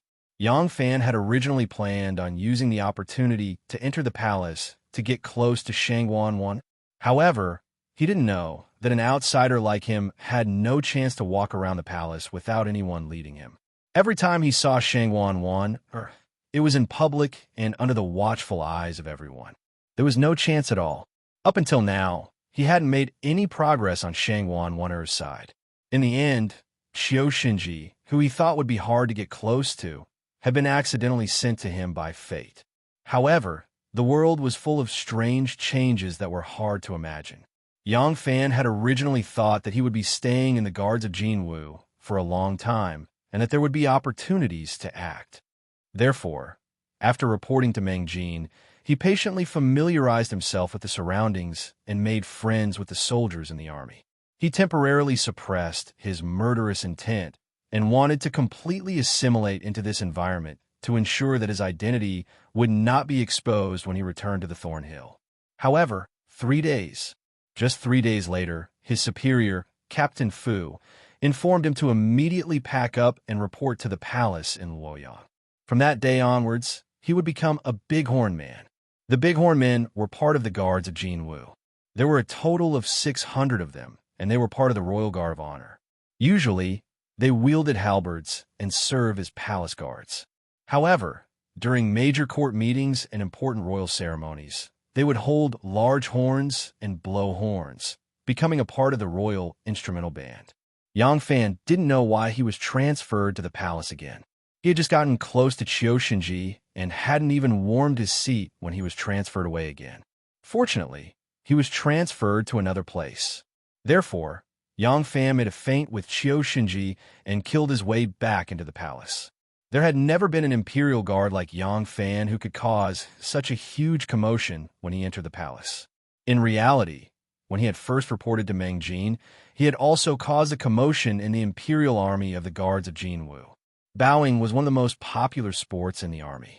An expert in bowing would be fanatically sought after by the soldiers.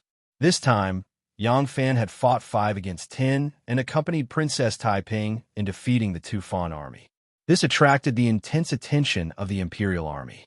However, the attention he attracted in the Imperial Army was far less than the impact he had in the palace. This was because he had once defeated a sumo wrestler from Princess Taiping's residence. Because he was the little whirlwind in the bowing arena. It was said that Lady Xiao Man was so angry that she stomped her feet, and Shangwan Shoujiao was so angry that he fell down. Because he fought side by side with Princess Taiping and defeated the Tufan army. Most of the officers and soldiers of the guards of Jin Wu had only heard about it through hearsay. They had vaguely heard about the grand occasion of that day's competition. Most of the palace maids, eunuchs, and guards were eyewitnesses. Therefore, the arrival of Yang Fan caused an even bigger commotion among them. Other than that, there was another important reason. Yang Fan was once the head monk of the White Horse Temple. Until now, his head was still bald and did not grow any hair. Everyone in the palace knew what kind of person the abbot of the White Horse Temple, Shuai, was. Therefore, Yang Fan, who was also from the White Horse Temple, also became a little erotic. A bald little monk, what a fresh feeling. This image and identity, compared to a guard or a scholar, had a different flavor. It was a fresh and exciting feeling. This kind of feeling could easily arouse the imagination of those girls who were deep in the palace and had nothing to do. Io, Brother Yang, thank you so much. I slipped in. The one who spoke was a cute little palace made of about 12 or 13 years old. Her surname was Zhou, and she had a lovely name, Yuan Bao. At this time, gold and silver were not used as currency, and there was no such thing as Yuan Bao. But at this time, there was already the word Yuan Bao. Yuan Bao at this time referred to Kai Yuan Tong Bao. It seemed that Zhou Yuan Bao's parents were so poor that they gave their daughter such a name. In this era, girls could get married at the age of 15. Many girls who passed the age of 15 were already married.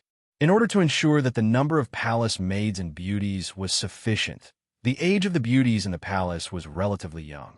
They could enter the palace at the age of 11 or 12. Zhou Yuan Bao entered the palace at the age of 11 and had been in the palace for a year. It had just snowed heavily, and the world was covered in a vast expanse of white. Yang Fan, with snow on his shoulder, walked over from the opposite side with his halberd in his hand. Zhou Yuan Bao was walking towards him, and as soon as he saw him, he slipped and fell. There were 2 palace walls on both sides, and there were only the 2 of them in the middle. Should he help him up? Yang Fan went forward to help him up, and so the little girl hung on his arm. The snow was very white as the white flour. The snow was very soft as a sponge cake. So this fall did not hurt Lady Yuan Bao, nor did it dirty her clothes. But the little girl hung on Yang Fan's arm, looking a little unsteady. She said coquettishly, "Brother Yang, can you help me pat the snow off my body? I can't stand properly." She was sitting on the ground, so the snow was stuck to her dress. At this moment, she raised her cute little face and looked at Yang Fan with her big watery eyes. There was a mischievous smile in the bottom of her eyes. Of course, she knew that Yang Fan would not really dare to help her pat the snow off her dress. She just liked to see Yang Fan embarrassed. In a place with many men, even the most flamboyant women would calm down. But in a place with many women, they were practically unscrupulous. Yang Fan was a grown man, but from time to time, he became the object of the little palace maid's teasing. The women in the lonely, deep palace had another source of entertainment. Chapter 142. Yuan Bao, what are you doing? A cold girl's voice suddenly rang out. Zhou Yuan Bao looked up and laughed. She jumped up agilely. Her leg was no longer lame but no longer hurt. She patted the snow off her and skipped away like a lively rabbit. When she reached the girl's side, she smiled and said, "Sister Xiao Miao." Sister Xiao Miao harumphed with a straight face. "How dare you be so impudent in front of the Tianhou Palace? Be careful that the female officials don't see you and they'll flog you." Zhou Yuan Bao playfully stuck out his tongue and ran over, laughing. Sister Xiao Miao was called Shu Xiao Miao. She was the same age as Zhou Yuan Bao, but her birthday was slightly older. The two of them had entered the palace in the same batch. Zhou Yuanbao served the current emperor's favorite concubine, concubinda, while Xu Xiaomiao was a palace maid in the Empress Dowager's palace. Their status was worlds apart, and Yuanbao was very obedient in front of her. Once Zhou Yuanbao left, a sweet smile appeared on Xu Xiaomiao's face. She slowly walked over to welcome Yang Fan. Xu Xiaomiao was of Xianbei descent. Her ancestors were originally from the Xianbei Shu Luoyu clan. After the Xianbei Tuoba clan fell, the Shu Luoyu clan stayed in the Central Plains and changed their surname to Shu. Xu Xiaomiao no longer had many of the characteristics of the Hu bloodline. However, compared to most of the girls in Luoyang, her facial features were more distinct. Her eyes were slightly deeper, and her nose was like a cone. It made her look even more beautiful. Xu Xiaomiao was carrying a wooden shovel. It looked like she had come out to sweep the snow. She smiled as she walked to Yang Fan's side and asked, "Second brother, did you come back from your duty?" Yang Fan smiled and replied, "Yes, I just finished my duty. I'm just about to go back." Xu Xiaomiao's voice had a tinge of innocence as she said, "Second brother, look, it's snowing so heavily. I'm young and weak. When will I be able to finish sweeping such a large area? Second brother, you're the best. Why don't I help second brother carry the halberd, and second brother help me clear the snow? How about that?" All right." Yang Fan hesitated for a moment before agreeing. He did not want to stand guard in the imperial palace for the rest of his life. His goal was to get close to Shang Wanwaner. Unfortunately, although Shang Wanwaner was only a person waiting for an imperial edict by the emperor's side, she was already equivalent to the number 2 person in the imperial palace. Yang Fan had no chance to see her. He did not even know where she usually worked or where she stayed at night. The more friends he made, the more opportunities he would have to find out more news from the palace. With this goal in mind, Yang Fan liked to be kind to others. Seeing that Yang Fan had agreed, Xu Xiaomiao immediately said excitedly, "Second brother is really a good person. Come, I'll give you the shovel. Oh, this halberd is so heavy and cold." Xu Xiaomiao first used her hands to hold it, then hurriedly rolled up her sleeves and wrapped them around the halberd. This still felt cold, so she simply hugged the halberd in her arms and looked at Yang Fan with a smile. Yang Fan swung the wooden shovel to clear the snow. Although he looked lean, he had great strength. The waves of snow tumbled and were quickly swept to one side by him, piling up against the palace wall. In a short while, a large area had been cleared. Second brother is really capable. Second brother is so amazing. Look at how tired second brother is. Xiao Miao will wipe your sweat for you. Xu Xiao Miao dragged the halberd and followed behind Yang Fan, praising him without any hesitation. She even took out a fragrant handkerchief from her sleeve and rushed to wipe Yang Fan's sweat. Although the snow was quite thick, there was not a single drop of sweat on Yang Fan's forehead. This made Yang Fan not know whether to laugh or cry. Different from Zhou Yuanbao's deliberate teasing, Xu Xiaomiao really liked this handsome and adorable sentry soldier. This little girl had matured a little earlier, but her liking was just a hazy, good impression of a girl, and there was still an element of teasing in it. A cough. A clear cough suddenly came from the intersection. Xu Xiaomiao turned to look and hurriedly hid the handkerchief, calling timidly, "Sister Xiaoman." The girl standing prettily at the intersection was Xiemuan. Xiemuan stood at the intersection with her hands behind her back. She wore a short-sleeved, short-fronted hibiscus fur coat, a begonia-colored 8-piece satin skirt, with 3 to 4 inches of white fox fur peeking out from the sleeves and collar, and a pair of deerskin boots. She was already elegant and refined, and with this fitting outfit, she looked even more like a fairy. Seeing that Xie Xiaoman was staring at her, Xu Xiaomiao hurriedly returned the halberd to Yang Fan, took back the wooden shovel, smiled at Xie Xiaoman, and began to shovel the snow hard. Yang Fan looked on with interest and laughed heartily. He slapped the halberd, brushed the snow off its tip, and put it on his shoulder. He said to Xu Xiaomiao, "Miss Xiaomiao, I'm going back." "Oh." Xu Xiaomiao raised her head and wanted to say something, but seeing that Xie Xiaoman was still watching, she quickly lowered her head again. Xie Xiaoman snorted and turned to leave. When Yang Fan reached the intersection and turned to the side, he saw Xie Xiaoman standing there with her hands behind her back. When she saw him coming, she shouted coldly, "Stop!" Yang Fan stopped, smiled, and bowed. He asked, "What advice does Xie have for me?" Xie Xiaoman said, "Do you know that these palace maids are mostly the children of poor families?" Yang Fan said, "I know a thing or two. Even if the children of rich families are chosen, they can bribe the officials to let them go with some money." Xie Xiaoman's expression became even colder. "It's good that you know. They come from poor families, and although they don't have to worry about food and clothing after entering the palace, they no longer have freedom. It's very pitiful. The girls here are not scheming, so they are the easiest to deceive. Since you know they are pitiful, you should stay away from them." Hearing this, Yang Fan finally understood a little and couldn't help but frown. "Xie, what do you mean by this?" Xie Xiaoman said, "Do you really want me to say it? Then I'll tell you bluntly, it doesn't matter if you're bold, but don't cause them to lose their lives. If I ever see you flirting with the girls of the palace again, I won't let you off." Yang Fan felt wronged and couldn't help but raise his voice. "Xie, the two of us mind our own business. If you want to punish me, I'm afraid it won't be easy. You'll have to go through Captain Zhu first." Captain Zhu's name was Zhu Bin, and he was the captain of the Jinwu Guards. He was in charge of these 600 big-horned soldiers. When Xie Xiaoman heard his words, she suddenly turned around and raised her eyebrows. "Surnamed Yang, you won glory for our Tang dynasty on the field, and even the Empress praised you. You don't know the immensity of heaven and earth, do you?" Yang Fan retorted sarcastically, "I don't dare. I'm just not as self-righteous as some people." Xie Xiaoman glared fiercely at him with her big black and white eyes. After staring at him for a long time, she gently nodded and said, "Good. Well done. Let's see if this official can punish you." Xie Xiaoman stretched out her long legs and went to find Zhu Bin. These days, among the palace maids, and even the group of female guards, the person that was most frequently mentioned was Yang Fan.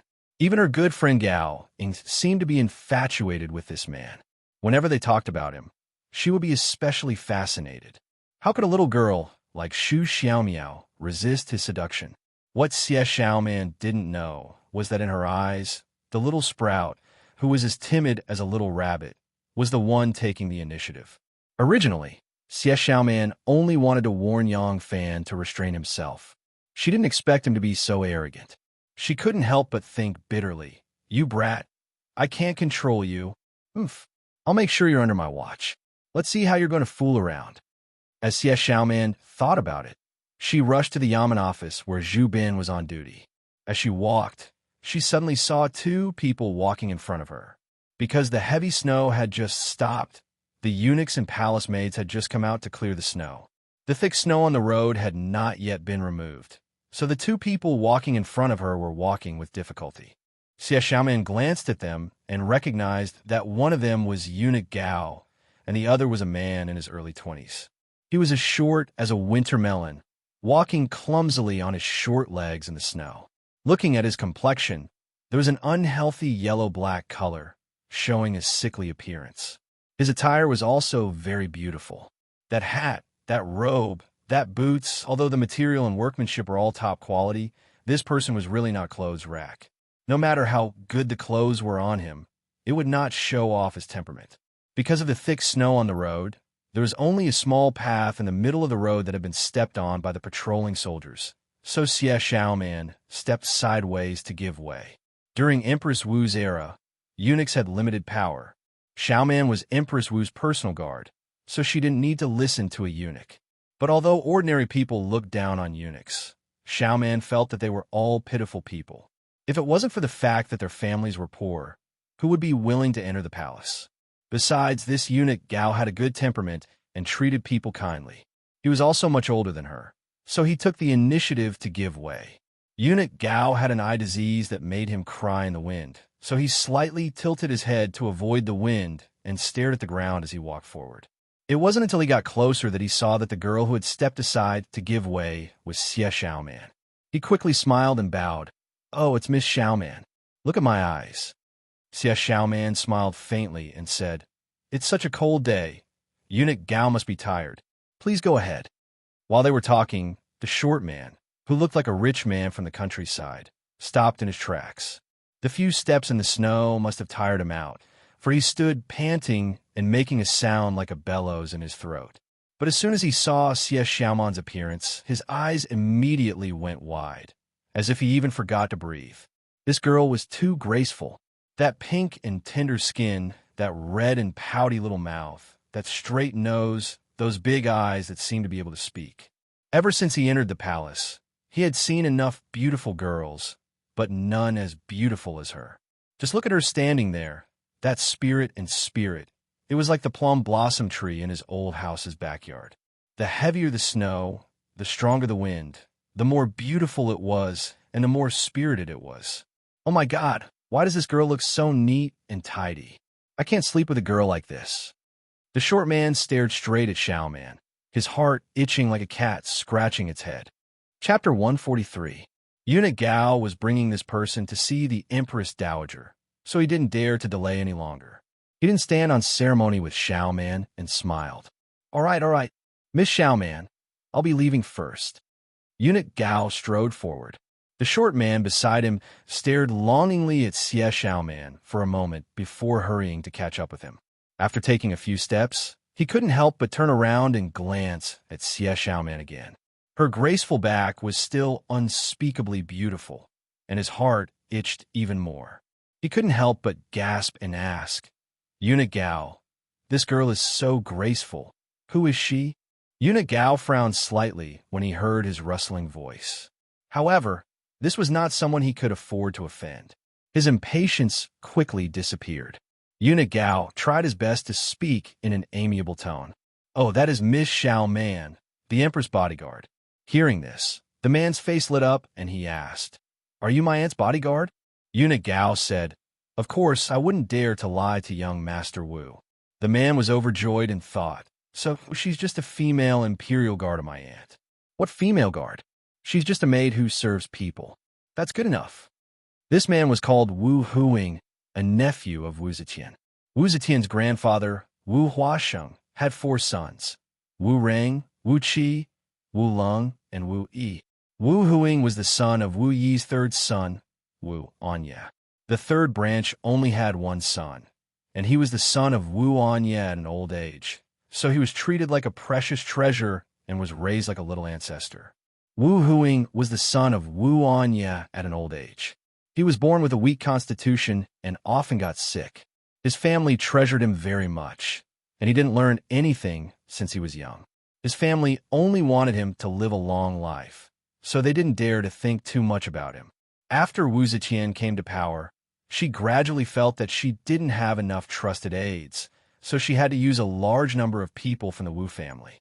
But because the 3rd branch only had 1 son, and his health wasn't good, the family couldn't bear to let him become an official. Now that Wu Anya had passed away, there was no one in the family who could control this little tyrant. Under his repeated torment, they could only let him do as he pleased. Wu Huing wrote a letter to his aunt, Wu Zetian, expressing his wish to become an official. Wu Zetian happily agreed. Wu Huing immediately packed his luggage and left his hometown in Taiyuan, heading for Luoyang.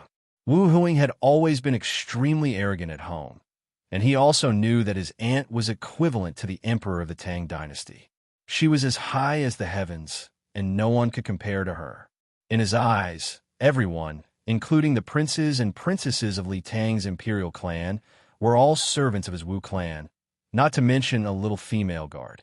I'm going to ask Aunt to bring that graceful and handsome girl over. Thinking of Xie Xiaoman's cute face, Wu Huing began to look forward to the beautiful life in the future. After the snow, the palace was like a jade palace. The tall and majestic palace was completely covered under the pure white snow. Occasionally, a corner of the dazzling gold and jade could be seen, while the rest was hidden under the pure white. Even the beast on the eaves of the palace was like a jade sculpture. In the small courtyard of the Fragrance Palace, the winter plum blossoms were like beans in the snow, ready to bloom. Since ancient times, the imperial family loved to plant plum blossoms. The plum blossoms were undoubtedly a grand sight in winter. The plum blossoms in front of the fragrant hall were in full bloom. The dense flower buds that didn't have any green leaves stubbornly drilled out of the fluffy white snow. The petals were so tender that they were almost transparent like wax. From a distance, they looked like crystal clear jade beans. Under the old and twisted branches of the plum tree, Unigao was wearing a large cotton-padded jacket and sitting on a stone bench. He was excitedly talking to a few young eunuchs in a little palace made about the winter in his hometown. Eunuch Gao was one of Su Machu's people. He said with a nostalgic tone, "At that time, husband was only 9 years old. After the heavy snowfall, I went to the river with my older brother. The north was 10 times colder than here, and the river was frozen with a thick layer of ice. We used ice shards to pry them open and stones to smash a hole in the ice. Hey, the fat fish in the water were complaining that they didn't have enough air to breathe. Once the ice hole was smashed, the fat fish would rush to the surface of the water. It was very easy to catch them. Sometimes they would jump up on their own. We picked up a few fat fish and stewed them or roasted them when we got home. They were very fragrant." As he said this, Eunuch Gao licked his lips as if he was a little greedy. Yang Fan carried his halberd and stood on the side, listening with a smile. He was the imperial bodyguard of the fragrant palace. However, when it was winter, the Empress Dowager didn't come here, so he had nothing to do every day. The palace guards who guarded the door would go to the gatehouse to warm themselves. Yang Fan liked to hang out with these eunuchs and palace maids. If he wanted to know the whereabouts of Shanghai Wanner, the best way was to go through these palace maids.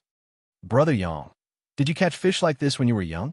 A little palace maid glanced at Yang Fan and said with a smile, "It was easy to strike up a conversation with a beautiful woman, and it was also easy to strike up a conversation with a handsome young man, especially in this place where there were more Een and less Yang." A few young maids immediately turned to Yang Fan and pretended to be in high spirits, leaving Eunuch Gao aside. Yang Fan smiled shyly and said, "No, I was very honest when I was young. I didn't dare to shave ice to catch fish." A palace maid covered her mouth and laughed. "Erlang doesn't tell the truth, but you are honest. Who would believe you?" That day, I saw clearly how powerful Erlang was on the court, especially the last ball. The little palace maid became more and more excited as she spoke. Her little face was flushed, and she waved her hands and feet as she said, "Like this, like this, like this," a golden hook upside down, and then a spin in the air. She stood steadily, and then rushed forward, hugging Shangwan Daizhao. Eunuch Gao laughed and gave her a thumbs up, saying, "That's right. That kick was amazing," and everyone who saw it cheered. Hubby was there too, and he saw it clearly. A little palace maid said with a smile, "Erlang is the first man to touch Shangwan Daizhao's body. Does Shangwan Daizhao smell good?" Yang Fan touched his nose and smiled shyly, saying, "Look at what you're saying. At that time, I was sweating all over, so how could I smell good? Besides, my nose isn't that good. Even if there was a fragrance, I wouldn't be able to smell it." Another little palace maid said, "Oh, that's all you've got?" That was a solid support.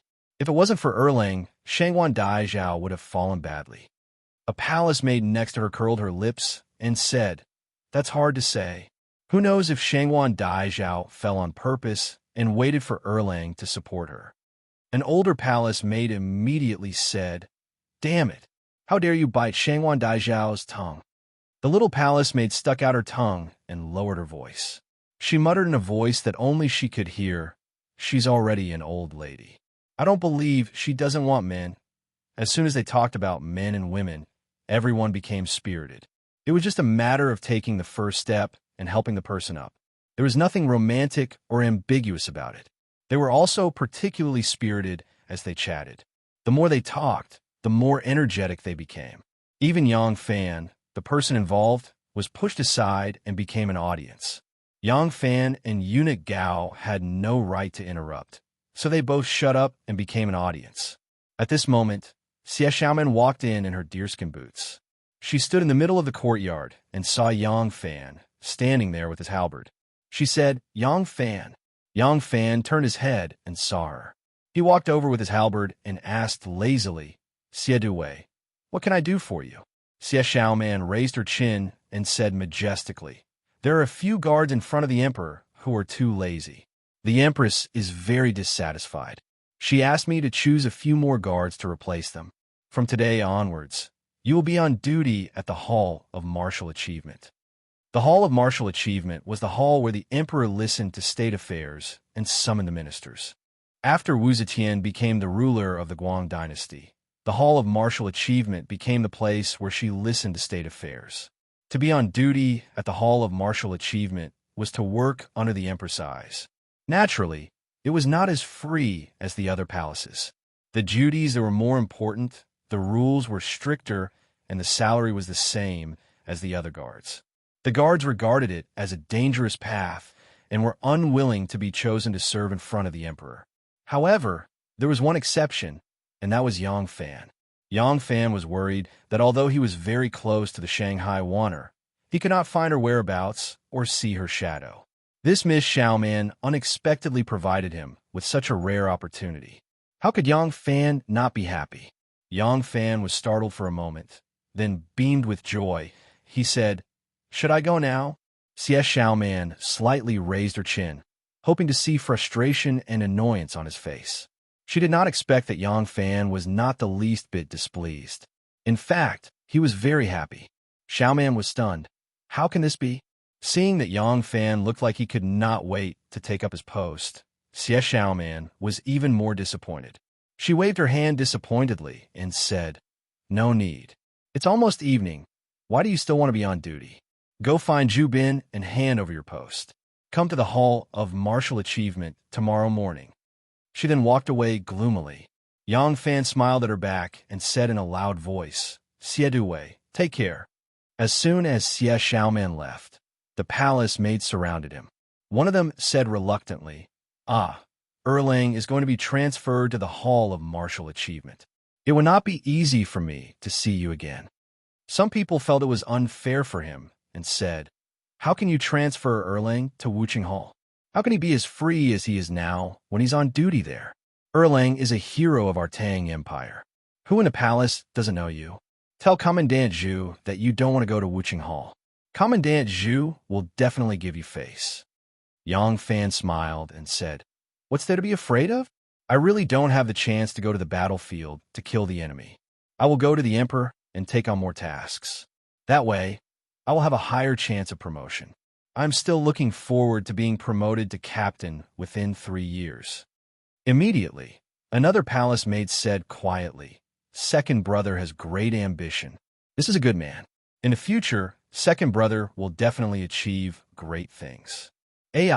I wonder which family's girl will have the good fortune to be my second sister-in-law in the future." Another palace maid laughed at her. "Oh, look at you sighing and sighing. My second sister-in-law? When did Erlang become yours?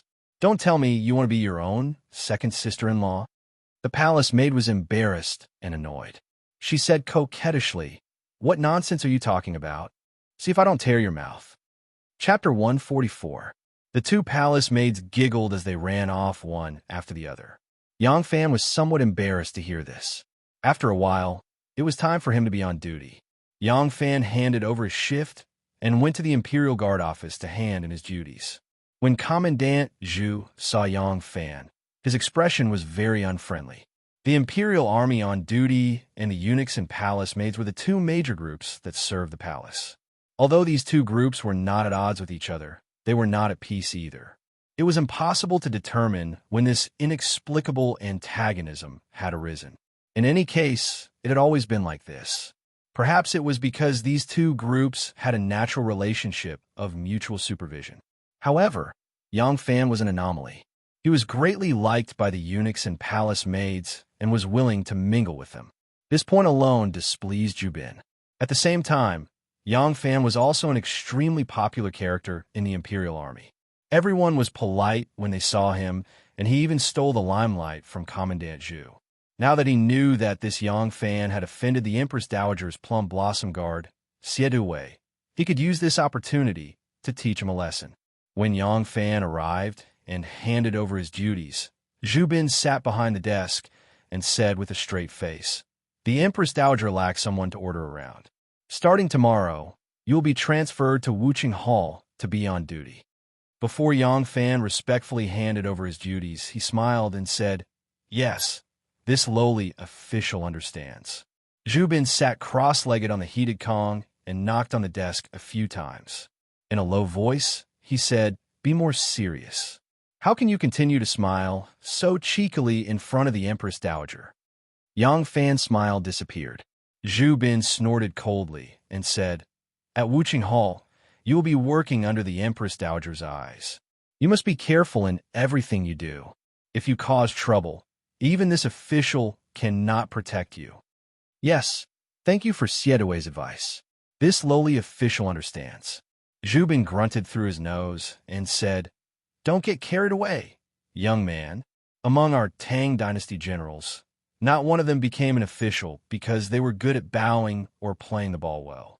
Shang Yuan Jiju, although you have helped our Tang Dynasty gain fame and stole the limelight, now that you have entered the palace as a bodyguard, you have to forget about this glory. Don't be too frivolous and don't get involved with some palace maids.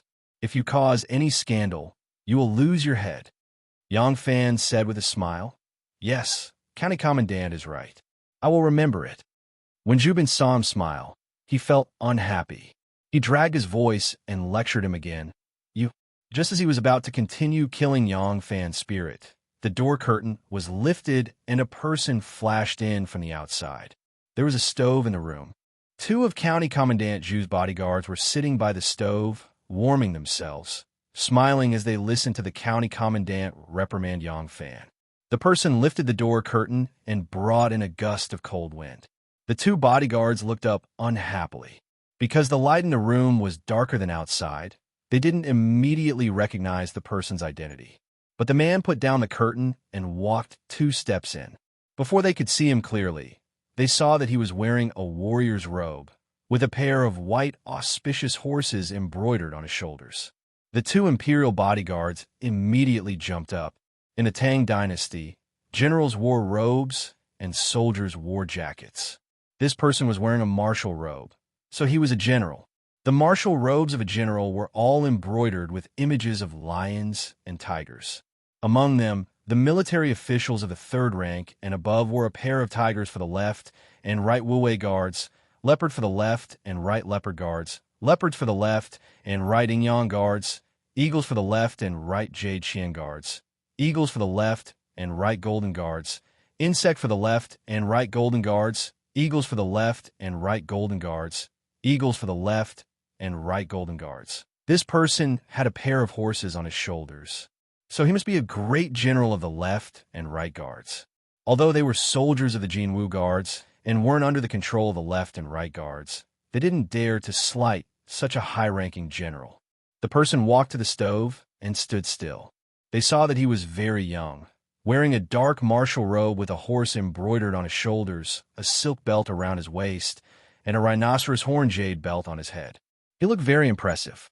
The two bodyguards saw that he looked like a Hu person and seemed somewhat familiar, but they couldn't remember his name. They could only salute and awkwardly call out, "Great General!" Zhu Bin was sitting cross-legged on the stove bed, in the middle of lecturing people. When he suddenly raised his head and saw the person, he hurriedly jumped off the bed and cupped his hands in salute, saying, "This lowly officer greets Great General Luo." "Great General, why have you come here?" The person who had come was Huzelo. Laughing, Huzelo said, "Oh, I've come to find someone." As he spoke, his gaze fixed on Yang Fan, and he laughed, saying, "Brother Yang, I've been looking for you everywhere, so I came here to ask where you went. Come, sit, I have something to say to you." As he spoke, Huzelo walked over and affectionately took Yang Fan's hand, sitting shoulder to shoulder with him on the stove bed. When Zhu Bin saw this 3rd-rank great general of the imperial court address a lowly soldier of the Jinwu guards as brother, he couldn't help but be dumbfounded. Huzelo said, "Brother Yang, I went to the capital last year to pay my respects to the Empress and the Son of Heaven. It's a rare opportunity to bow together with you, Brother Yang, and I'm very happy. I originally thought that I would have the opportunity to spar with you again, but I'll be returning to the western regions in a few days. This opportunity won't come often." Huzelo said, "Brother Yang, I'll be leaving the capital in a few days and would like to invite the friends who bowed together that day for a gathering. Naturally, you're someone I must invite. With a troubled expression, Yang Fan said, "This." Grand General Huzelo said, "Hey, if you don't mind, you can just call me brother. Our friendship was forged in the bowing arena, so there's no need to pay attention to the red tape of officialdom. When it comes to bowing, there aren't many people who can win this Luo's admiration, but you are one of them." Yang Fan said, "This? All right, since Brother Luo has invited me, this little brother wouldn't dare to refuse. However, this little brother has to be on duty at the Hall of Martial Accomplishment tomorrow. It's not yet time for me to rest this." "Oh." Huzelo glanced at Zhu Bin and said lightly, "Grand General Chiu of the Jinwu Guards is also going. He also admires you greatly. If you can't attend the banquet, he will definitely be very disappointed."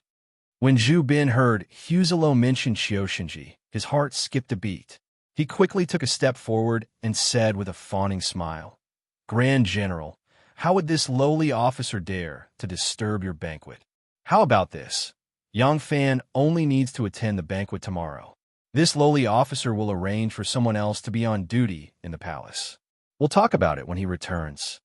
Huzelo stretched and said, "This general is treating. Naturally, we won't go home until we're drunk. There's no need to say anything when Brother Yang returns. If he wants to be on duty, that'll be the day after tomorrow." Zhu Bin said with a fawning smile, Yes, this lowly officer is saying that we'll arrange for him to be on duty the day after tomorrow." Ha. Huzelo ignored him and only smiled at Yang Fan. "This time, brother, you have no reason to refuse, right? Then it's settled. Tomorrow, at the Drunken Immortal restaurant of Qinghua Lane, I will be waiting for you." Late at night, Xiaoman took a hot bath. Wrapped in a thick velvet nightgown, she leaped onto the soft bed. Her two clean, white feet stood upright and playfully swayed back and forth. Her full and perky buttocks would occasionally stretch out into a full and round arc under the bathrobe. As a high-ranking guard, the environment of her residence was not bad. Although the place was not large, the decorations were simple and elegant. At a glance, one could tell that it was the boudoir of a girl. There was an earth dragon under the floor tiles that warmed the entire room, so it wasn't cold at all, and didn't have to worry about freezing her delicate skin. She was barefooted on the bed, and the hem of her nightgown rolled up a little as she jumped. Not only did it reveal her slender and firm calves, but also revealed a portion of her perfectly round thighs. The temperature of the water when she bathed was very high, causing her skin to turn a captivating red. Xiaoman's upper body was very narrow, and her waist was also very thin. But because of years of practicing martial arts, her slender waist, which didn't have any excess fat at all, quickly bulged into a full and round shape. Her buttocks and thighs were very firm, a bit like a mature woman's. However, they weren't soft and supple like a mature woman. Her muscles were very firm and flexible. Xiaoman leaned over and opened the cabinet door of the dressing table beside the bed. She took out a small box and put it next to the pillow. She then moved the lamp closer and carefully opened the box. She took out a few treasures from inside and began to fiddle with them. In a light green velvet box, there was a butterfly resting quietly. The color of the butterfly was already very old, and its wings were somewhat damaged. When she was young, although Xiaoman was very careful, she didn't know how to protect it from moisture, sun, or insects, so this butterfly was inevitably damaged. It wasn't until later, when she entered the palace, that she asked the imperial doctor about the correct way to preserve it. This young girl already owned a house in Luoyang, a few shops, and a lot of wealth. But her most precious thing was still this box. It was still this butterfly specimen. There were also a few butterfly hairpins in the box. Some were priceless jade and ruby butterfly hairpins, and some were just ordinary boxwood carvings. These were her collection in recent years. Xiaoman, who was playing with these butterfly hairpins as if they were treasures, looked a little naive. She rarely showed this side of her in front of others. She had already forgotten about Yang Fan. She just couldn't bear to see that guy use his kuju to attract bees and butterflies and abduct those little palace maid. She just took him to a place with a lot of rules. She didn't care about him at all. Xiao Man played with her butterfly toys like a child. Sometimes she would hold her chin, and her eyes were bright. No one knew what she was thinking about. After playing alone for a long time, she covered her mouth and yawned. She put the butterfly hairpins back one by one and put the box away. Then she dug out a sheathless dagger from under the bed, stuffed it under her pillow, and blew out the lamp. Hiding a dagger under her pillow was a habit she had developed since childhood. The memory of being violated in her childhood when she was ignorant had left a deep impression on her. Although she was only awakened at the time and didn't suffer any harm, her brother Asish Oyu was beaten by the little wolf and vomited blood. After the two escaped, he only recovered after several days of recuperation. During those days, whenever she saw her elder brother vomiting blood, she would be terrified to the extreme. She was afraid that her elder brother would also leave her and leave the world. During those days, she always hugged her elder brother tightly in order to fall asleep and feel safe. Since leaving Guangzhou Prefecture, she was the only one at night. She had to hide something to protect herself under her pillow before she could sleep. When she was a child, she didn't have a knife, so she had a sharp tile or a sharpened wooden stick. Now that Xiao Man had grown up and was skilled in martial arts, she didn't need to worry about her safety in the imperial palace. However, the lack of a sense of security was completely a psychological problem. Even if there were 100,000 soldiers guarding outside, the psychological insecurity would still linger. Therefore, she must have a dagger under her pillow to sleep soundly. Xiao Man gently put her hand under her pillow, touched the cold blade, and fell asleep peacefully. Chapter 145. Before Yang Fan arrived at the Drunken Immortal restaurant, he imagined that it would be a luxurious restaurant that wasn't inferior to the Golden Hairpin Drunken restaurant. Only when he arrived did he realize that this restaurant was a mid-range restaurant run by a Luoyang local. The restaurant was split into 2 floors. The first floor was for individual customers. From their attire, many of them were Luoyang citizens with ordinary family backgrounds. From this, he could determine that the food and drinks here weren't too expensive. The restaurant was already quite old. Amidst the smoke and fire, it gave off of vicissitudes of life. However, this vicissitudes wasn't desolate, but warm. It was like approaching a small village in your hometown and seeing an old man with a wrinkled face walk over. He looked cordial. When Yang Fan walked into the restaurant, the first thing he smelled was a rich meaty aroma. It was hard to tell what kind of meaty aroma it was. It seemed to be mutton, dog, and chicken. It was a mixture of flavors that he couldn't tell clearly. Yang Fan arrived very early. In terms of status, identity, and age, the gap between them was huge. If they didn't want to befriend you, and you flattered them and tried your best to curry favor with them, it was because you lacked integrity. However, if they thought highly of you and were willing to befriend you, you should show them the respect they deserved. If you were to put on airs at this time, purposely delaying your arrival to raise your own status, or to show how much integrity you have, then you are just being impetuous and don't know how to respect yourself. Therefore, Yang Fan arrived rather early. He originally thought that he was the first one to arrive, but when he was led to a private room on the 2nd floor by Dr. Wine, he saw that someone had arrived before him. There were quite a number of people who had arrived before him. Chu Kuanga, Wang Tongjiao, Wei Yong, Li Dayan, Lu Yin, and Gao Chu were all there. As the host, Huzello was naturally there as well. They were sitting there chatting and laughing loudly. When they saw Yang Fan arrive, they immediately stood up and warmly welcomed him. Chu Kuanga and Yang Fan hadn't seen each other for some time. The moment they saw him, they were overjoyed. They came up to him and gave him a bear hug. Following that, Wei Yong, Li Dayan, and Gao Chu came up to him as well. They held his arm, chatted, and greeted him. Huzello smiled and said, "We were just talking about you when you arrived. Come on, sit down and have a cup of cheese to moisten your throat." "Haha, we were just talking about your superb skills. What a pity. I'm about to leave Luoyang soon. Otherwise, I really want to pick a few people and form 2 evenly matched teams. Let's have a good fight."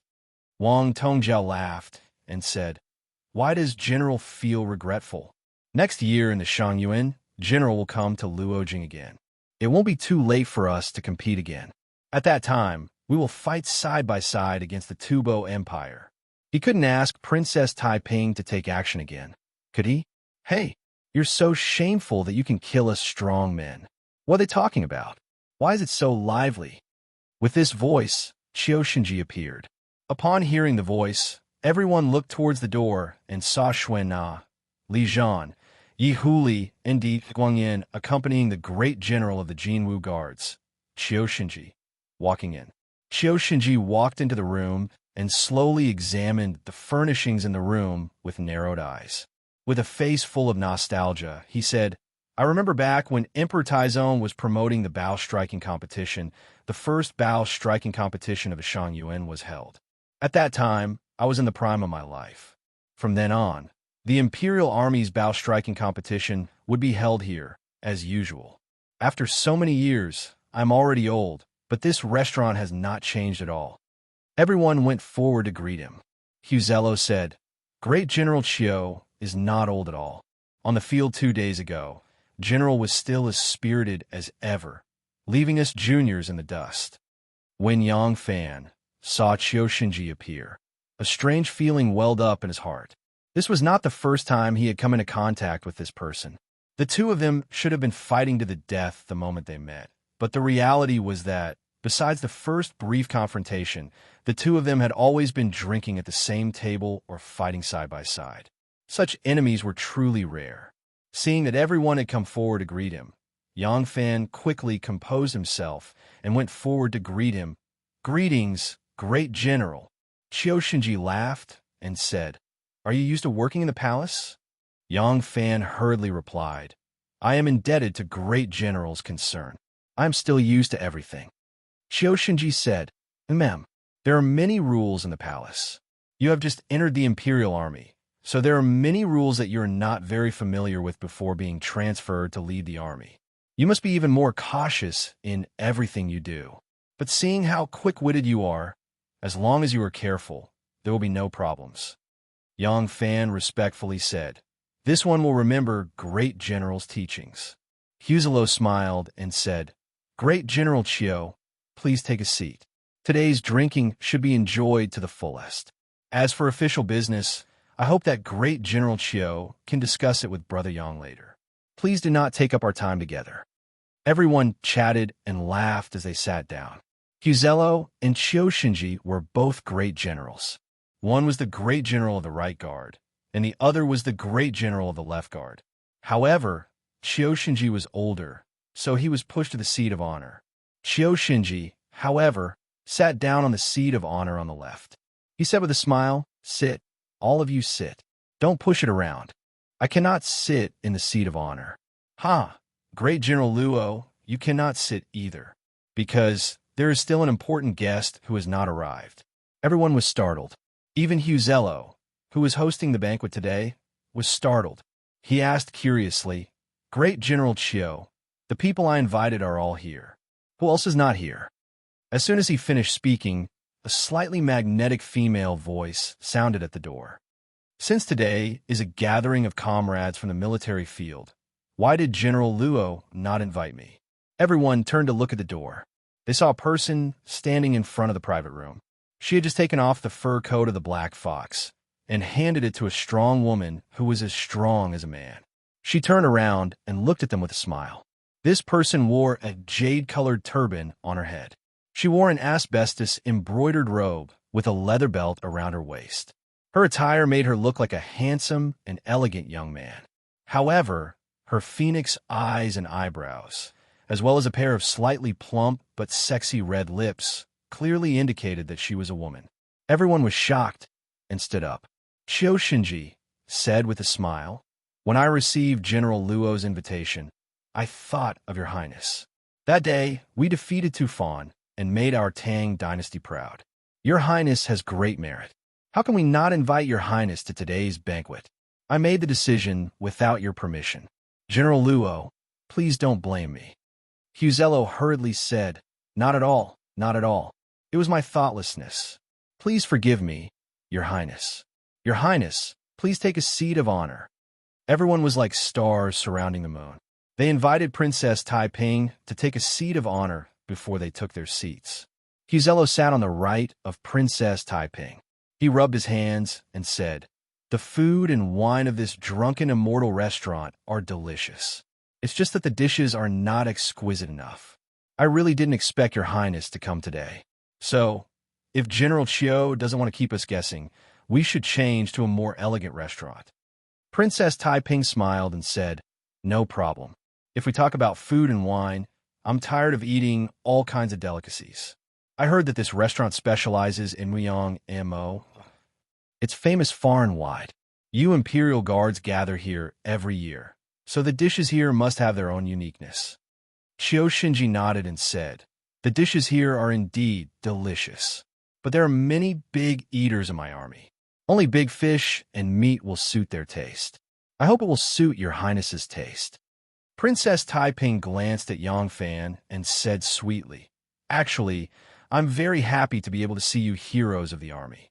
As for this Muyang Mo, since even General Chiu can't stop praising it, I think the taste won't be bad." Chiu Shinji laughed and said, "Your Highness will know after you taste it." He clapped his hands 3 times and said loudly, "Professor Chiu, serve the dishes." The chefs had been informed by Hisero early in the morning and had already paid the money. Therefore, the Muyang Muhu had already been prepared. With a single order, the piping hot delicacies were brought out. The so-called Muyang Mo, who was mainly made of sheep and geese. A big fat goose was bought and slaughtered. It was then stuffed with glutinous rice mixed with 5 flavors. A fat sheep was slaughtered and the goose was placed in the sheep's stomach. The geese were prepared according to the number of people. As for the sheep, it depended on how many geese a sheep could fit. After that, the sheep's skin was sewn together and roasted.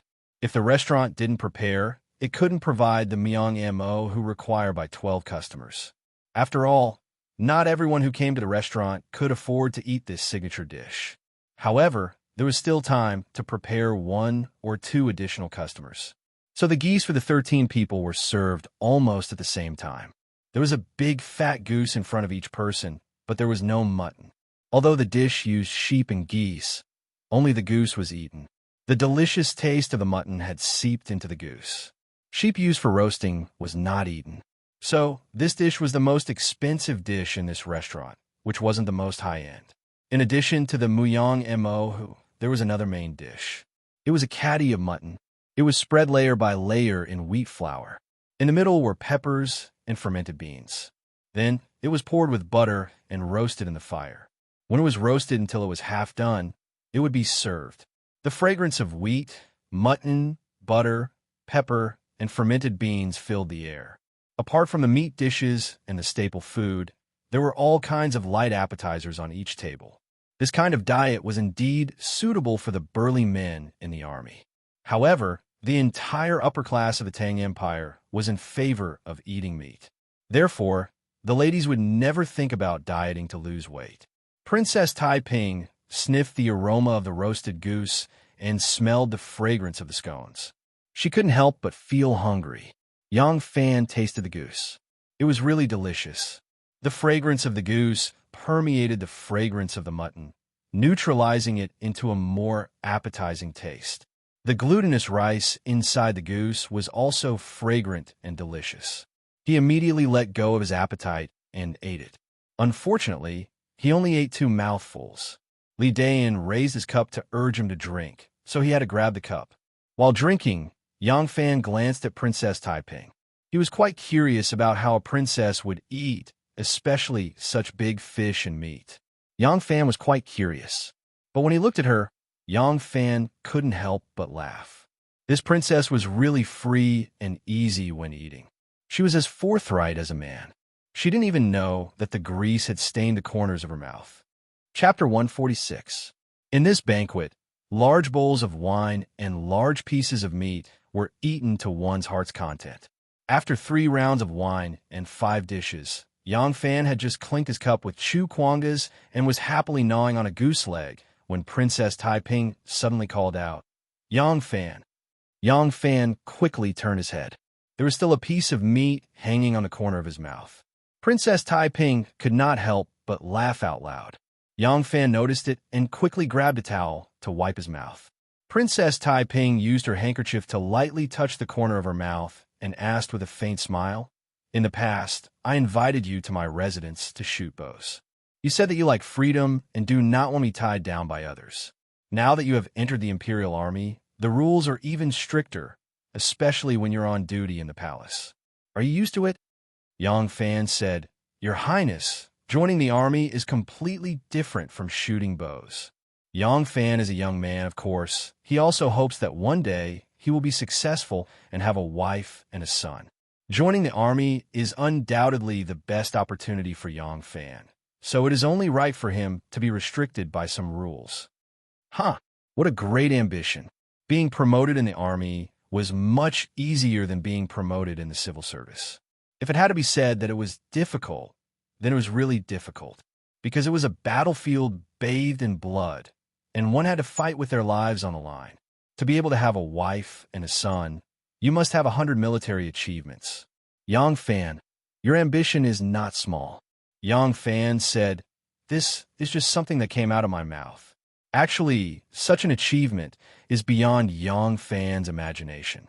In the future, if Yang Fan can have half of the achievements of the generals here, accumulate merits, and become a brigade commander, I will be satisfied. Shinji laughed and said, "That's right.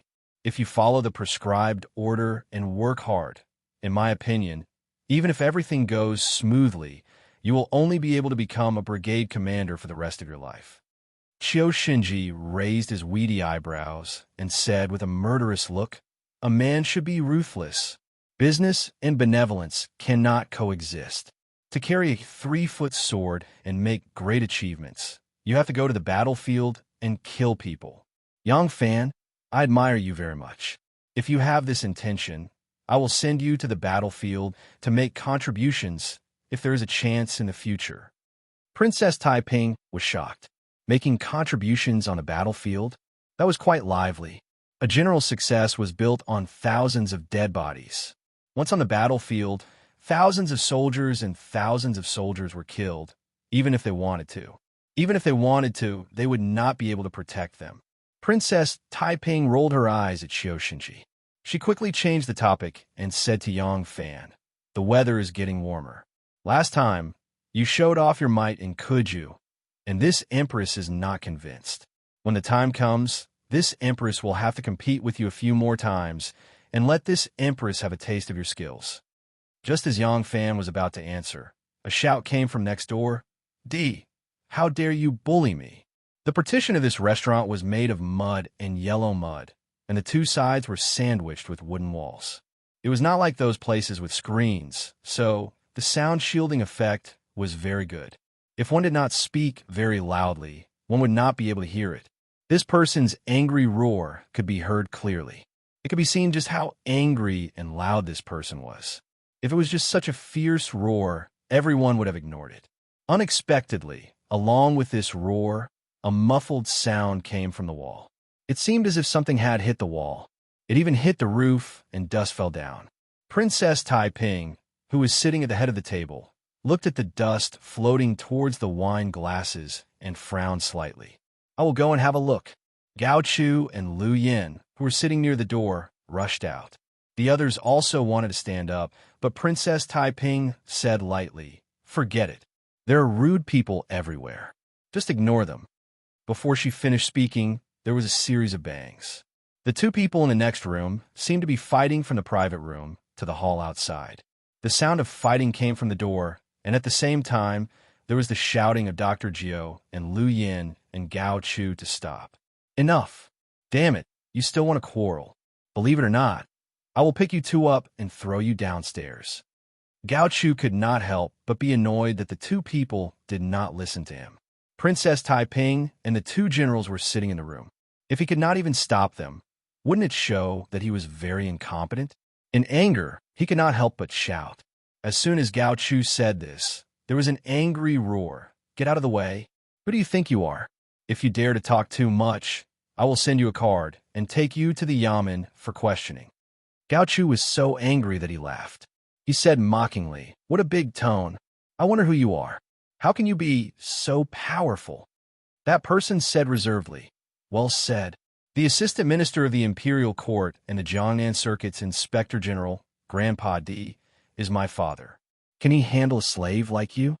As soon as these words left his mouth, the private room immediately fell silent. Everyone's gazes turned to Di Guangyuan in unison with doubtful expressions. Just now it was too noisy outside. That person's loud voice was not the same as usual. Di Guangyuan also drank a few more cups. In addition, he simply did not think that the person fighting outside was his third brother. After a few moments, he actually did not recognize that person's voice outside. At this time, when he heard that person introduce himself, his voice was indeed like his three brothers. He could not help but be shocked. He quickly stood up and cupped his hands towards Princess Taiping, Qiu Xinji, and Luo Kadi. He said, "I will go out and take a look." Princess Taiping nodded. Di Guangyuan hurriedly walked out. Before he walked out, another person's voice suddenly sounded from outside. "That's right. This person is indeed the third young master of the D family. Hey, only the son of Grandpa D is even more annoying and hateful. Di Guangzhou, if you do not give me an explanation for today's matter, I will go to Jiangnan to seek justice from your father." Di Guangzhou said angrily, "This is outrageous. This is between you and me. What is the reason for you to look for my father?" That person sneered and said, "I want to ask Grandpa D, is he not ashamed of not being strict enough in his family to raise such a swindling son?" Di Guangzhou said angrily, "Bullsh asterisk T. It has always been like this when asking someone to do something. There will always be success or failure. How can there be someone like you who does not know his limits?" "I do not know my limits." Di Guangzhou, be honest. You have accepted money from our family. Have you ever sincerely done anything for our family? The two of them talked back and forth. In a few words, the people in the room who were listening had roughly understood the cause of the matter. Speaking of which, Di Renjia was a hero, but it was inevitable that he had an unfilial son. Di Renjia had 3 sons. The eldest was Di Guangxi, the second was Di Guangyuan, and the third was Di Guangzhou. Di Guangxi had a calm temperament and was capable in doing things. He was the most like a father. The second son, Di Guangyuan, was not as outstanding as his eldest brother. He was a smart and capable general in the Imperial Guards. Only the third son, Di Guangzhou, had a bad character and was greedy by nature. It was unknown how a tiger father could raise such a useless son. Di Renjia had once been the provincial governor of Bing province. During his time in office, he was diligent and loved the people. He was loved and respected by the local people. To commemorate his benevolence, the local people even erected a tombstone for him. Later on, his son, Di Guangzhou, became an official because of his family background. He was also sent to Bing province to be an official. Actually, old Di played a part in this. He also knew that among his 3 sons, be it ability or character, his third son was slightly worse than his 2 elder brothers. If he were to be an official in a place where he had a good reputation, even if his ability was slightly worse, it would be easy for him to gain political achievements. As a father, he would always want to take care of his sons. Grandpa D was also human. It was human nature and unavoidable. However, he had underestimated Di Guangzhou's ability to cheat his father. In the past, when Di Guangzhou was under his watch, he was still somewhat restrained. However, the moment he arrived in Bing province, he immediately bullied the people, embezzled, and extorted bribes, creating a foul atmosphere in Bing province. In a rage, the local people even smashed the tombstone they erected for Di Renjia. When Di Renjia heard of his son's evil deeds in Bing province, he was furious and personally wrote a letter of impeachment. As a result, Di Guangzhou was removed from his position and was currently unemployed at home. When Di Renjia was in the capital, he was still a little more obedient. Now that Di Renjia was in Jiangnan, he caused trouble again. This trouble was actually related to the case of Co Kyungjin. Co Kyungjin was captured by the imperial court when he was fleeing north to the Turks. Under Zhou Xing's torture, Co Kyungjin and Zhang Siming, in order to survive, began to randomly accuse other officials under Zhou Xing's instructions. A magistrate from Huainan province, Chuzhou Province, Tang Xiong, was also arrested and thrown into prison. Tang Xiong's nephew, Tang Qing, brought a large sum of money to the capital, hoping to find a way to get him out. However, who dared to get involved in Zhou Xing's case? When Zhou Xing was handling cases, he was like a red-eyed mad dog, biting whoever he caught. Everyone was afraid to avoid him, so no one was willing to get involved. Tang Qing had a large sum of money, but there was no way for him to plead. At this time, he met Di Guangzhao. When Di Guangzhao was an official in Bing Province, he indulged in debauchery and women. He was used to living an extravagant life. Ever since he returned to the capital, he was first strictly ordered by his old father to reflect on his mistakes. He was not even allowed to drink wine, so his mouth was bland. He hoped that after his old man went to Jiangnan and his eldest and second brothers became officials, this third young master finally regained his freedom. Who knew that the old man was an incorruptible official? His family's monthly allowance was very limited, so they could not afford his extravagant lifestyle. Coincidentally, he heard that Tang Qing had no way to plead, so Di Guangzhao took charge of this matter. Di Guangzhao's calculations were not bad. His father used to be an official of the Supreme Court and was very familiar with the officials of the three law departments. Now, he was also an important official in the imperial court, taking a portion of Tang Qing's filial piety to help him smooth things over would be the best. If it failed, he could hide most of the money with a clear conscience. When the time came, even if he said that he had spent all his money through bribing, the Tang family would have to suffer in silence. Who knew that Tang Qing was in the prime of his youth and had a fiery temper? When he heard that there was such a large sum of money, Di Guangzhao said that he had no other way and wanted to erase it. How could he let it go? The two of them could not come to an agreement and started fighting during the banquet. What was worse was that this scene was seen by many people, making Di Guangzhao lose face. When Di Guangyuan left, Tang Qing was grabbing Di Guangzhao's collar and loudly complaining. Di Guangyuan saw his brother's fierce expression and knew that what Tang Qing said was not far from the truth. Di Guangyuan was so angry that he rushed forward and slapped Tang Qing's face, causing Di Guangzhao to see stars. Di Guangzhao was furious. He covered his face and shouted, "Which bastard?" When he saw that it was his second brother, he could not help but embarrassedly say, "Second brother." Chapter 147. Di Guangyuan was trembling with anger, but this was not the time to argue with his brother. Di Guangyuan pulled Tang Qing to the side and quietly asked about the situation. He comforted him, "Brother Tang, I'm the second son of the Di family. Don't be anxious. How about this? You go back first and come to my house tomorrow morning. We will discuss in detail. My Di family will take responsibility for any losses." Tang Qing saw that he was sincere and said, "All right, since you said so, I will go to your house tomorrow and listen to the news." Tang Qing glared at Di Guangzhao with disgust and turned to go downstairs. Di Guangzhao came up to him and said, "Second brother."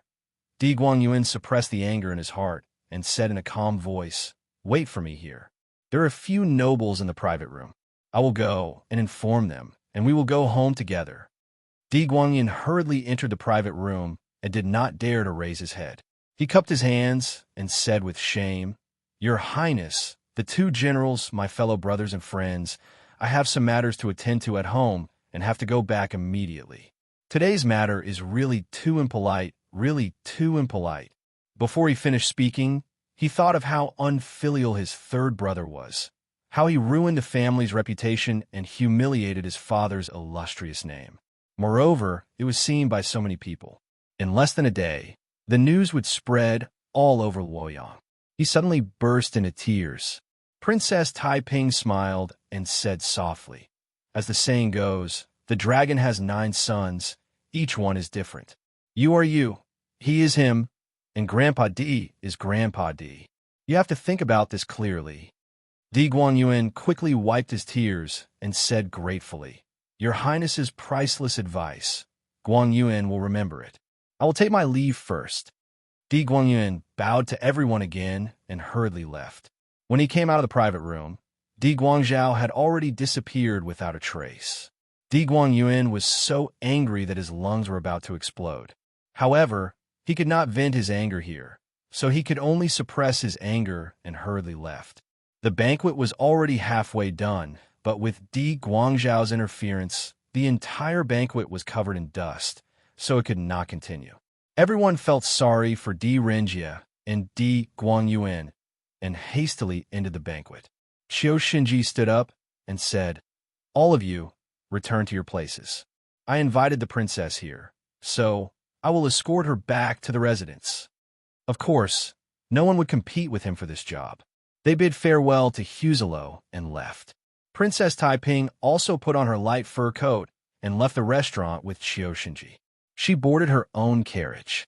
Qiu Shinji mounted a warhorse and escorted by a few soldiers. As the carriage passed two crossroads, Princess Taiping suddenly pulled the curtains and peeked out. Qiu Shinji, who was riding on the horse, seemed to sense something. He turned his head and met the princess's eyes. Princess Taiping gently nodded. Qiu Shinji immediately turned over and dismounted from the horse. Then, he strode up to the car, opened the back door, and got into the carriage.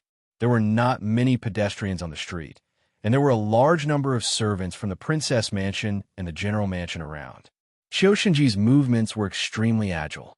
The carriages were still moving forward, and no one noticed him. There was a stove in the carriage, and the charcoal was burning brightly. Princess Taiping entered the carriage and took off her fur coat. She was still dressed in men's clothing, but she was more casual in the carriage than outside. She leaned against the soft cushion, looking less dignified and more languid. Although she was dressed in men's clothing, when she sat there, her breasts were protruding, her waist was slender, her jade-like smile, and her lovely and charming appearance. No one would see her as a man. The carriage was an ox carriage, and the carriage was very wide. There was a brocade stool opposite Princess Taiping's couch. Qiu Shinji entered the carriage and walked over on the soft snow-white Persian carpet. He turned around and sat on the brocade stool. Princess Taiping glanced at him and played with her nails in boredom. She asked, "General Qiu, why did you invite me out?" Qiu Shinji put his hands on his knees and said with a smile, "There is one reason why I invited your highness out for a banquet. It is indeed to relieve your highness's mood. As for the other matter, his weed-like thick eyebrows slightly raised. He looked at Princess Taiping and said in a deep voice, "Your highness, you are a member of Li Tang's royal family. There is something that I should not say. However, this matter is known by everyone in the world. Regardless of whether it is said or not, it will still happen. And once it happens, everyone, whether it is your highness or me, will be greatly affected. I'm a straightforward person and do not want to beat around the bush. If I speak bluntly and offend your highness, I hope your highness will not blame me." Princess Taiping's clear eyes slightly narrowed. She sat up a little and said, "General Qiu, please speak freely. I am not a woman who cannot keep things in her heart." Qiu Shinji said, "If so, I will speak frankly."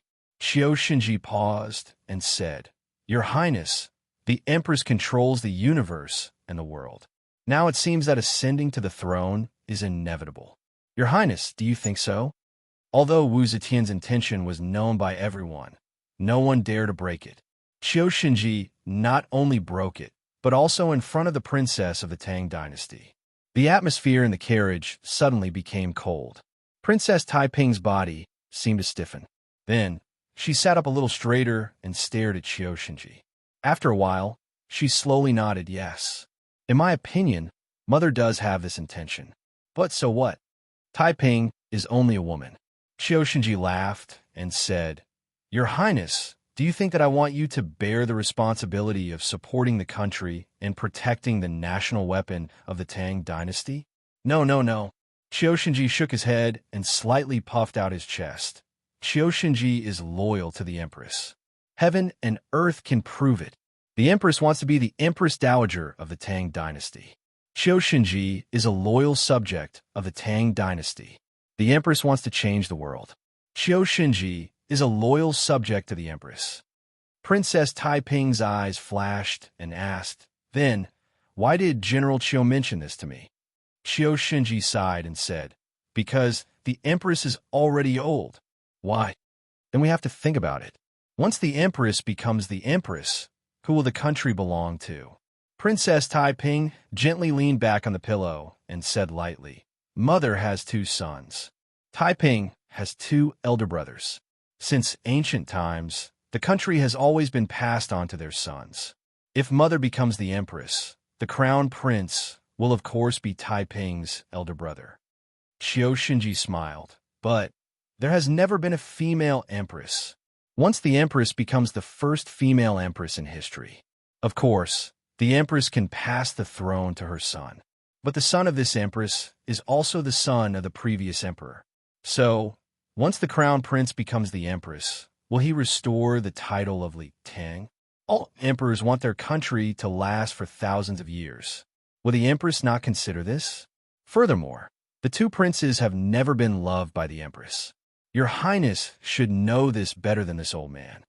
Princess Taiping frowned and asked, Then, who does General Qiu think can be the crown prince?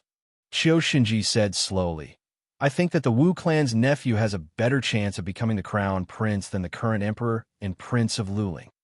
Princess Taiping's face darkened. Qiu Shinji continued, But there is another person who has a better chance of becoming the crown prince than the Wu clan's nephew.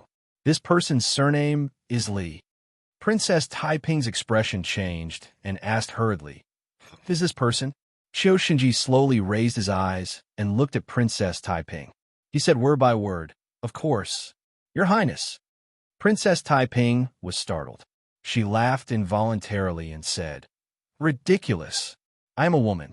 Qiu Shinji interrupted. Since there could be a female emperor, why can't there be a female crown prince? The carriage was silent. Only the faint rumbling of the wheels, the hawkers' cries, and the occasional whinny of the war horses could be heard. The curtains swayed slightly. The carriage also swayed slightly. But Princess Taiping's clear face was like ice, without a trace of ripple. After a long time, she slowly said, My surname is also Li, as General Qiu said just now. Isn't Amu worried that I will restore the name of Li Tang?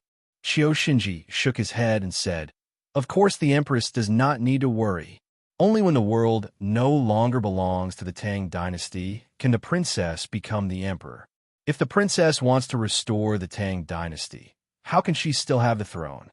He stared at Princess Taiping and said, Even if your Highness wants to give up the throne, how can the court officials who abandoned the Tang dynasty to protect the Empress agree? With the Empress's wisdom, how could she not think of this?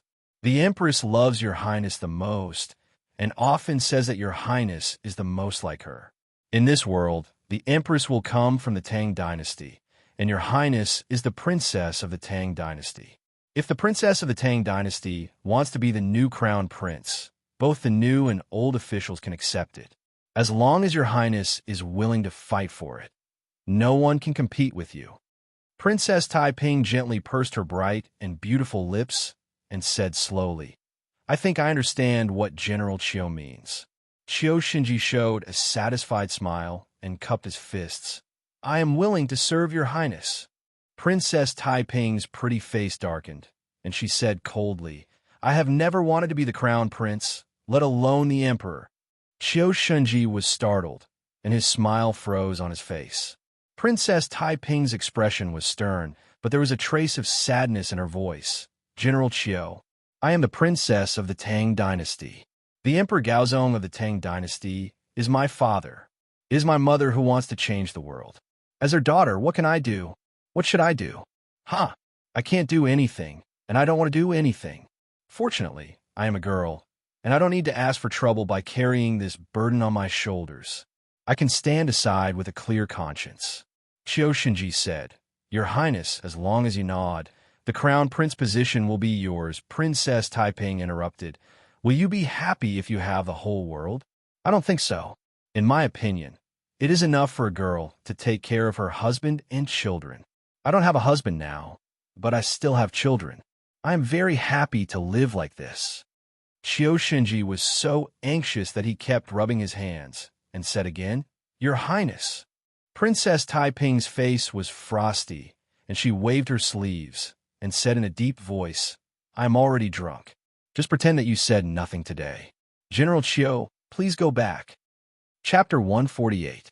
When Yang Fan returned to the palace, he went through the Black Tortoise Gate because the ushers lived in the western part of the city.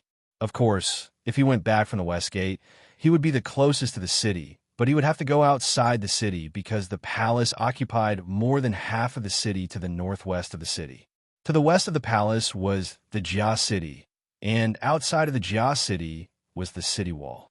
At the Black Tortoise Gate, Yang Fan showed the fish talisman to the guards and entered the palace after checking it.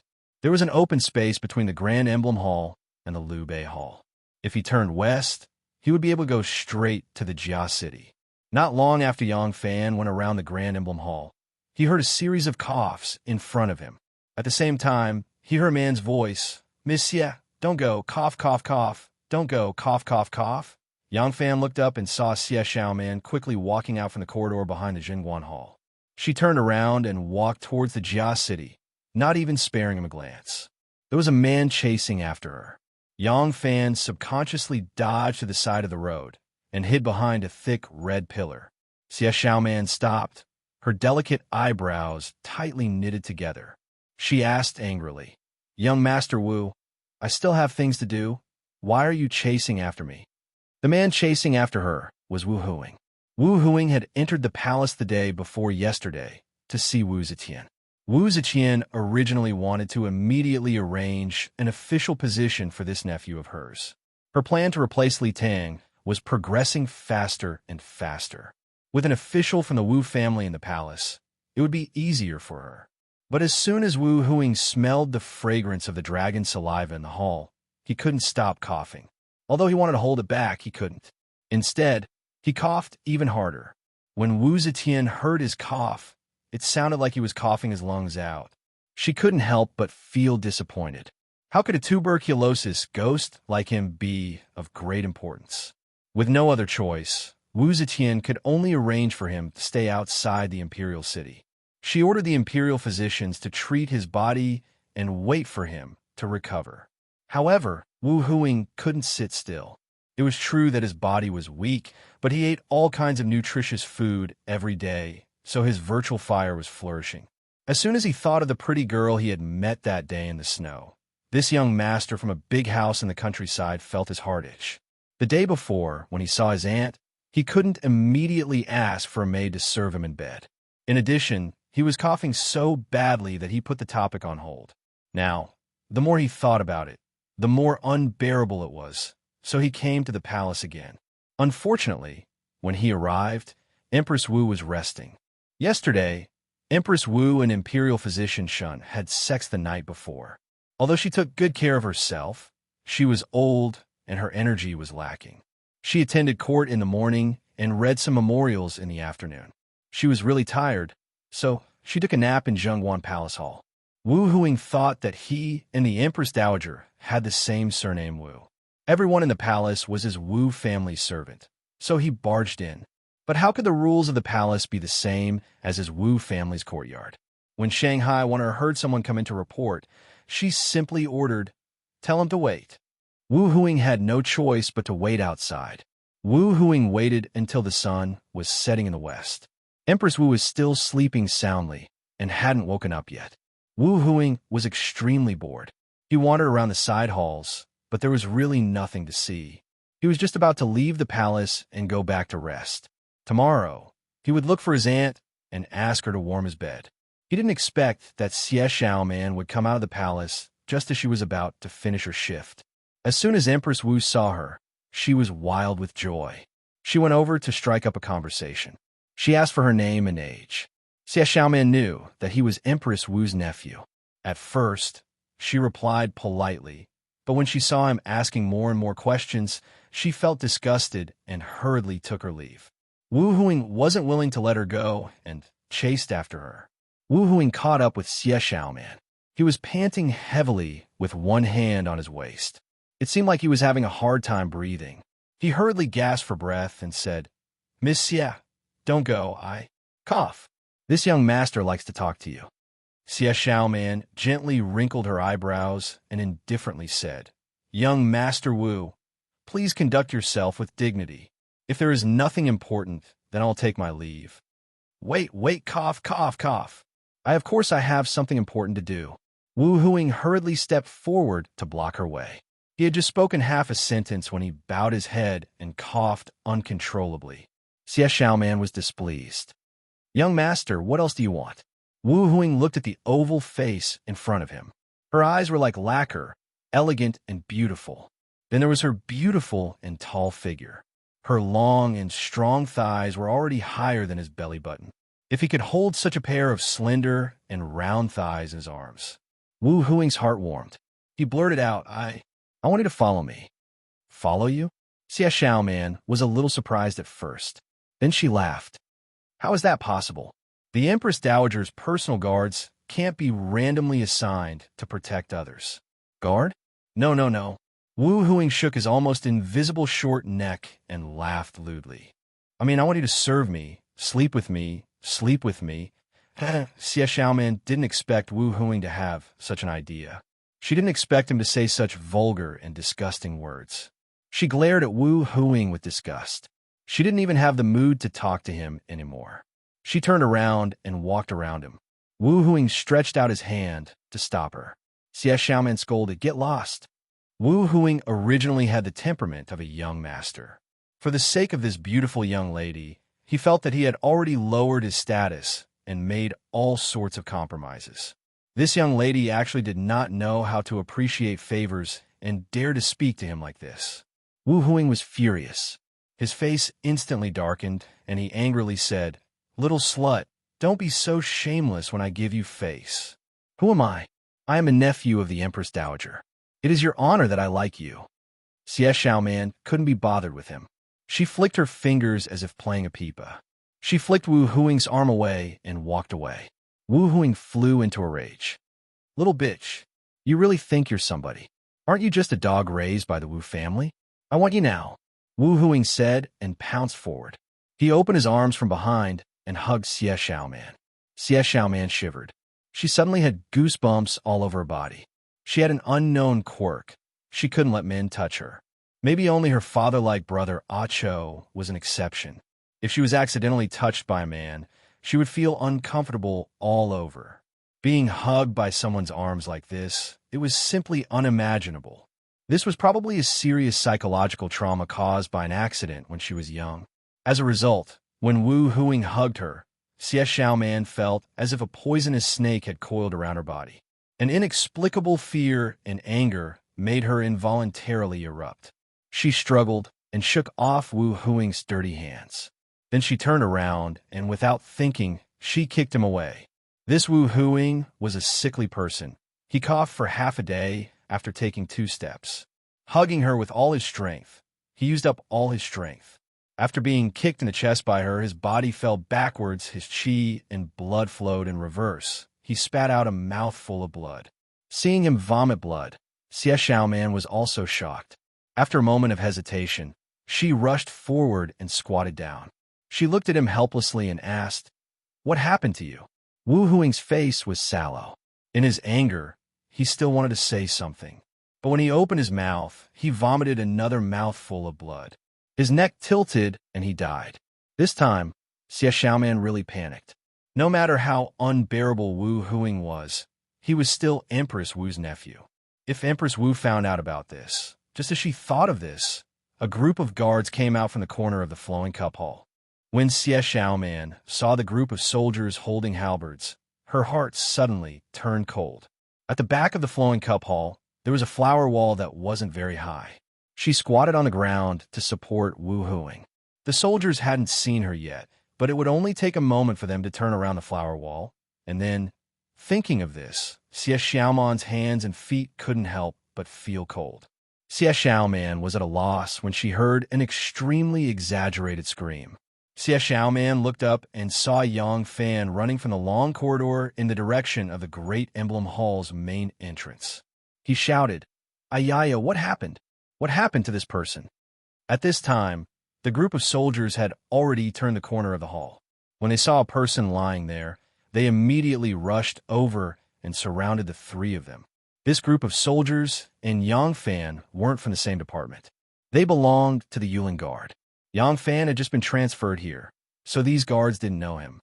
but they recognized Yang Fan's clothes, and they also recognized Xie Xiaoman. When the leader saw Xie Xiaoman, he hurriedly asked, "Xie Dui, what happened here? Who is this person?" Yang Fan rushed to say, "Just now, I saw this person turn around the corner of the hall.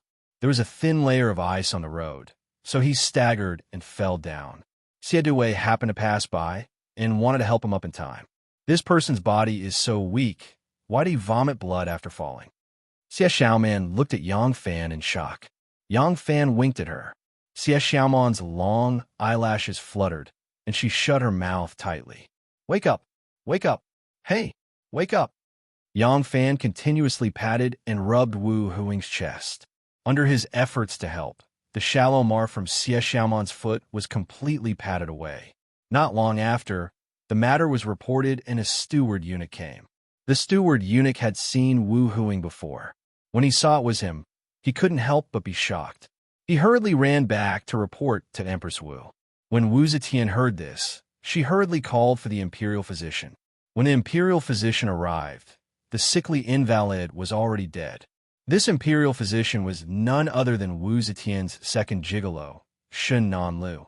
Imperial physician Shun's complexion was fair, his appearance was clear, his temperament was refined, and his manner was refined.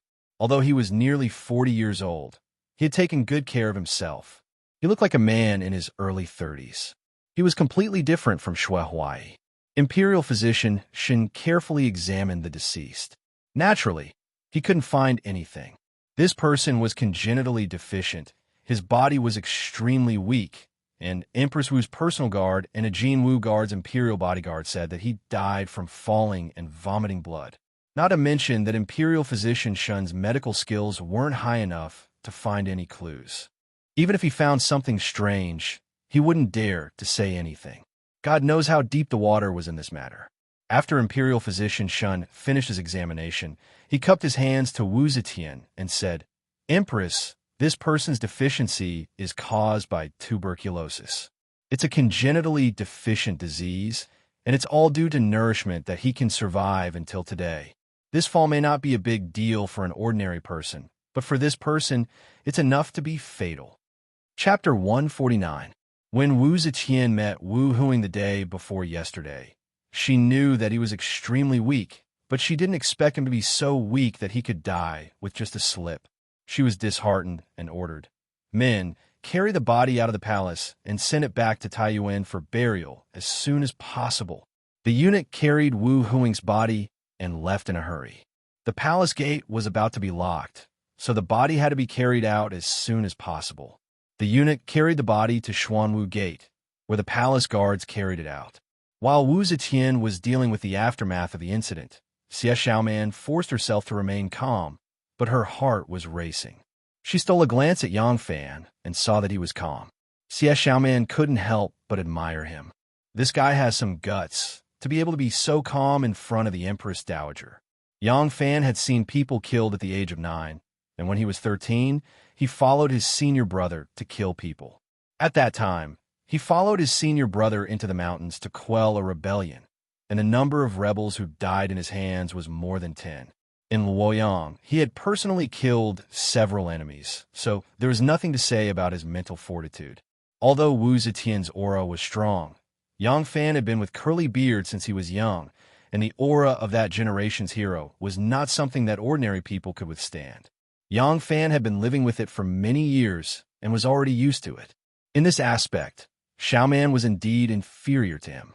She was taken in by Ani Xie as a guard, not an assassin. Although Xiaoman had also killed people before, it was all because of Wu Zetian's orders. This person was also the ruler of the entire empire, so she naturally felt that it was only natural for her to do so. But now it was the exact opposite. The person she killed was the nephew of this woman who could decide the life and death of everyone in the world, so of course she was afraid. When Wu Zetian ordered the body to be carried out of the palace, Xie Xiaoman finally relaxed. Yang Fan and Xie Xiaoman left the main hall and looked at each other without saying a word. On the west side of the palace was a rather large city. Most of the residents were guards and warriors. Xie Xiaoman's residence was also in the city. The two of them walked together for a long time without speaking.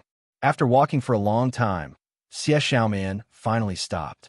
She lowered her head and said to Yang Fan, "Thank you." Yang Fan smiled and said, "No need to thank me."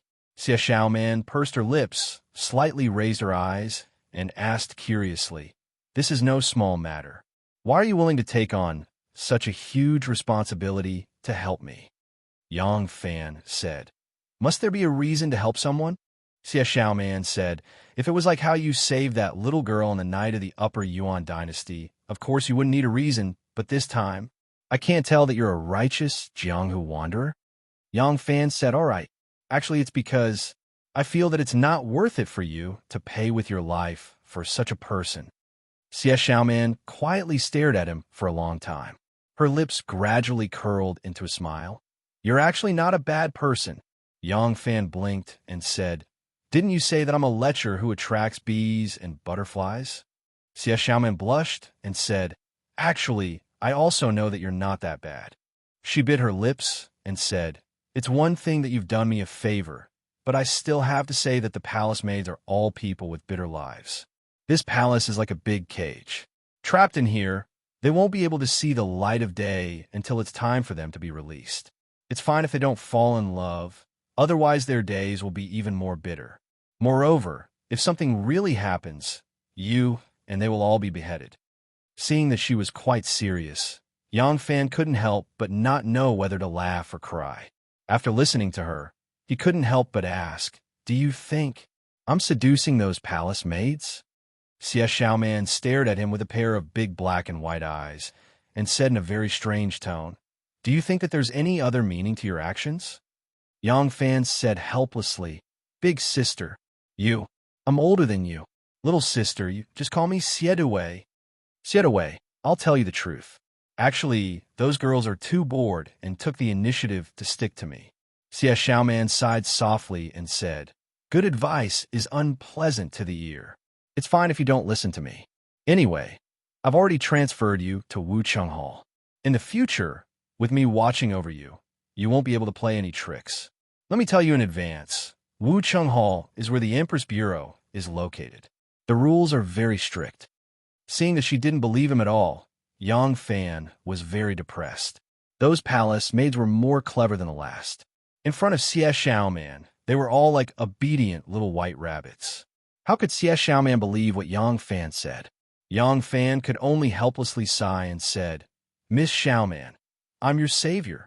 Xie Xiaoman replied seriously, "Your kindness, Xiaoman will remember in my heart. If there's a chance, I will definitely repay you. But I can't just sit back and watch you do whatever you want just because you've done me a favor. Besides, what I'm doing is not necessarily a bad thing for you." Yang Fan spread out his hands and said, "Do you know that your wishful thinking is so one-sided? You don't believe my explanation at all. I'm very depressed." Xie Xiaoman chuckled lightly and said, "All right, stop pretending. In any case, you're not allowed to do anything too outrageous." At this time, a lantern slowly turned from the corner of the hall. The one carrying the lantern was the little palace maid Shu Xiaomiao of Wucheng Hall. Shu Xiaomiao carried the lantern and wore a palace dress. Her footsteps were light, like a happy butterfly. "Aya, who's standing here? You scared me." Shu Xiaomiao hurriedly stopped and patted her chest.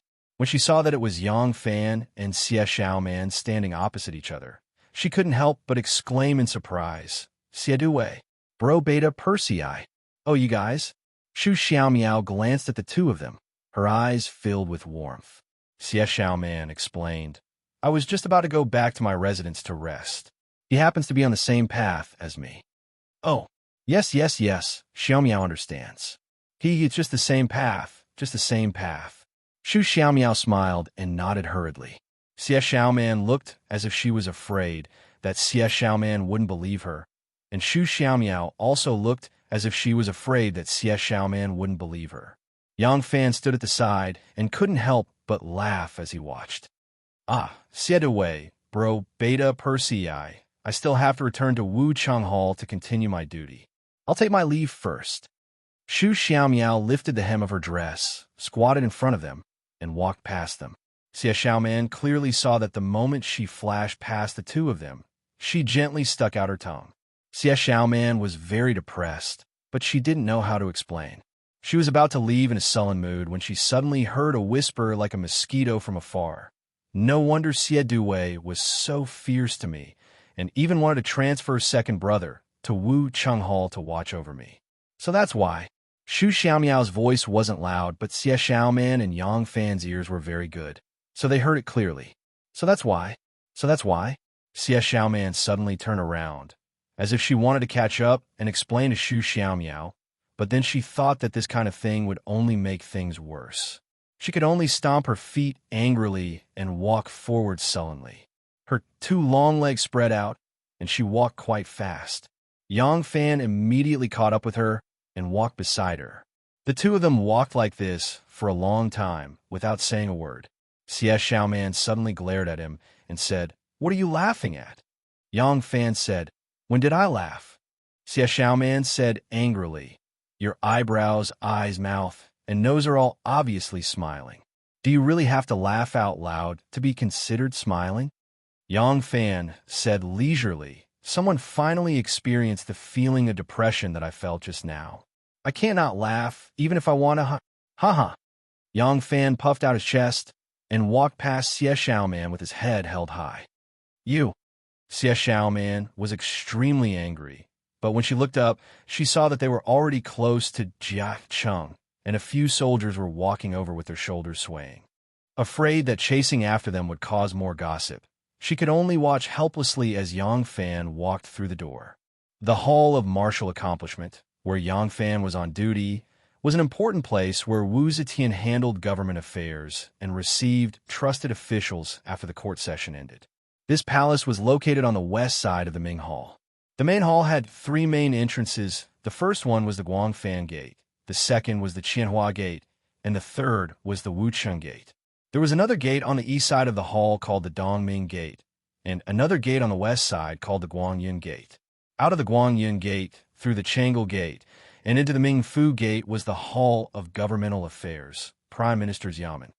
To the west of the Hall of Governmental Affairs was the Hall of History. To the south of the Hall of History was the Internal Medicine Bureau, and to the north was the Food Kitchen. To the north of the Hall of Governmental Affairs was the Women's Hospital, and to the north of the hospital was the Cultivation Academy. This area could be said to be the core area where the court handled daily government affairs. Yang Fan was on duty in the third courtyard of the Hall of Martial Accomplishment, the Wucheng Gate. Early in the morning, when it was time for Yang Fan to be on duty, he rushed to the Wucheng Gate. At this time, Empress Wu was in the Ming Hall, summoning all the civil and military officials for a court session. The red sun had just risen, and a faint red hue covered the earth. The eunuchs and palace maids were busy sweeping and cleaning. At this time, a handsome young man wearing a soft hat, a round collar robe, and a leather belt around his waist slowly walked over. "Greetings, Shangguan awaiting imperial edict." "Greetings, Shangguan awaiting imperial edict." Along the way, the palace maids and palace maids greeted her one after another. Shangguan Wan, was awaiting imperial edict. The position of awaiting imperial edict began in the Han Dynasty. The awaiting imperial edict of the Tang Dynasty was very different from the awaiting imperial edict of the Han Dynasty. During the Han Dynasty, the awaiting imperial edict also had to accompany the emperor to court and await his orders at any time. The awaiting imperial edict of the Tang Dynasty was usually placed on duty at the Hanlin Academy. As a awaiting imperial edict, Shangguan did not need to go to court unless special permission was given. Normally, she would rush to the Wucheng Hall before Empress Wu and sort out the unfinished documents from the day before. She would leave behind those that needed to be personally reviewed by Empress Wu and sort them out. She would also distribute those that needed to be sent to the various yamens. Shangguan wanted a leisurely walk to the front of the Wucheng Hall. Just as she was about to step into the hall, her gaze swept past the face of the imperial bodyguard at the side. Her leg that had already stepped over the threshold withdrew. She twisted her body and carefully sized up Yang Fan. With a slightly surprised expression, she said, "You are." Yang Fan was also looking at her. As soon as she arrived, Yang Fan had noticed her. Miao Shenke's whereabouts were in the hands of this woman. Yang Fan's only target in the palace was this woman. How could he not pay attention to her? But he had tried every possible way to get close to her. Now that she was right in front of him, how could he ask her? Alas, the reeds were green, and the white dew was like frost. The so-called beauty was on the other side of the water. Following the stream, the road was obstructive and long. Following the stream, it was as if she was in the middle of the water. Compared to this gentleman pursuing a fair and graceful lady, the current situation was not easy at all. Chapter 150. Yang Fan was thinking hard and could not help but be distracted. When Shanghai Wanner was talking to him, his eyes were still staring straight ahead. Halfway through Shanghai Wanner's sentence, he came back to his senses and hastily saluted. Subordinate Yang Fan pays respect to Shangguan Dai Zhao. As he saluted, he forgot about the big halberd in his bosom. The big halberd swayed and fell to the side. Yang Fan hastily grabbed it. Shanghai Wanner felt like laughing. The corner of her mouth twitched slightly. "Please," she said. "Yes, it is indeed you. Why are you here?" Yang Fan replied. "Zai Xiao initially joined the Jinwu Guards and became a cook. But in just 3 days, I was transferred to lead the army." Shanghai Wanner smiled and said, "Very good. In this way, when I have free time in the future, I can ask for some advice on your Kuju skill." Yang Fan laughed. "Shangguan Daijiao's Kuju skill is really brilliant. Zaixia is also interested to learn from you." Shanghai Wanner nodded her head and stepped into the hall. There's a strange feeling in her heart. She turned her head to look at Yang Fan and saw that his expression is normal and there is nothing unusual. But the strange feeling in her heart is still lingering and she could not explain it clearly. Yang Fan is deep in thought. His eyes look dangerous. Shanghai Wanner has already sensed it, but she could not figure out what that expression means. Empress Wu is in charge of the Wucheng Hall. She will take a break at noon and then have a meal. Following that, she will go to Wucheng Hall. After her afternoon nap, she will meet with a few ministers who need to discuss military affairs in private. Therefore, for the whole morning, Shanghai Wanner was the owner of Wucheng Hall. For the rest of the time, Yang Fan had been standing at the door, anxiously looking into the hall. Unfortunately, Shanghai Wanner did not come out again. Even if she came out, unless she took the initiative to talk to him, he could not strike up a conversation. Seeing the only person who knew the truth right in front of him, Yang Fan could not do anything. That kind of feeling was really uncomfortable. Yang Fan stood there and let his imagination run wild.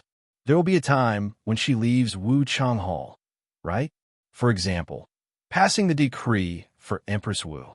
When she leaves, I will find a chance to follow her. He. No way. This is the Martial Achievement Hall.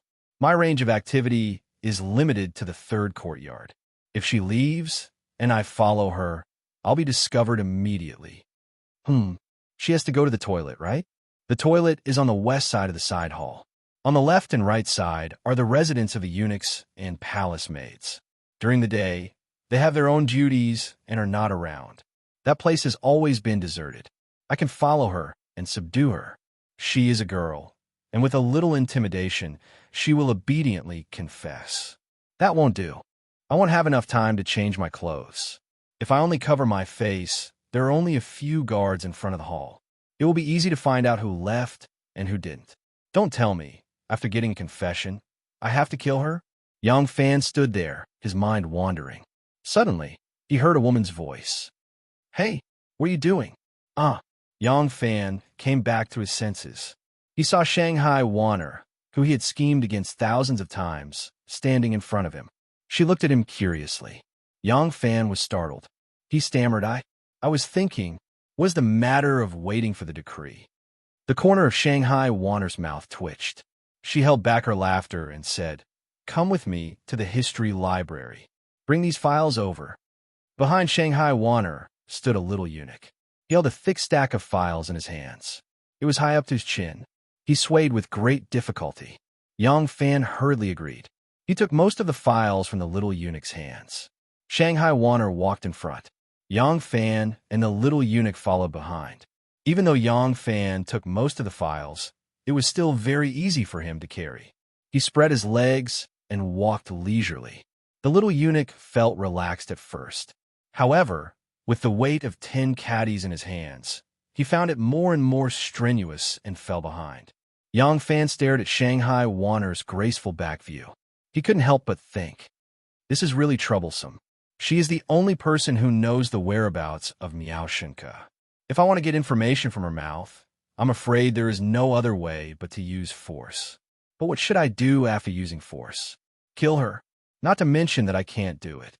Even if I could, with her status, if something happens, would I be able to walk out of the palace?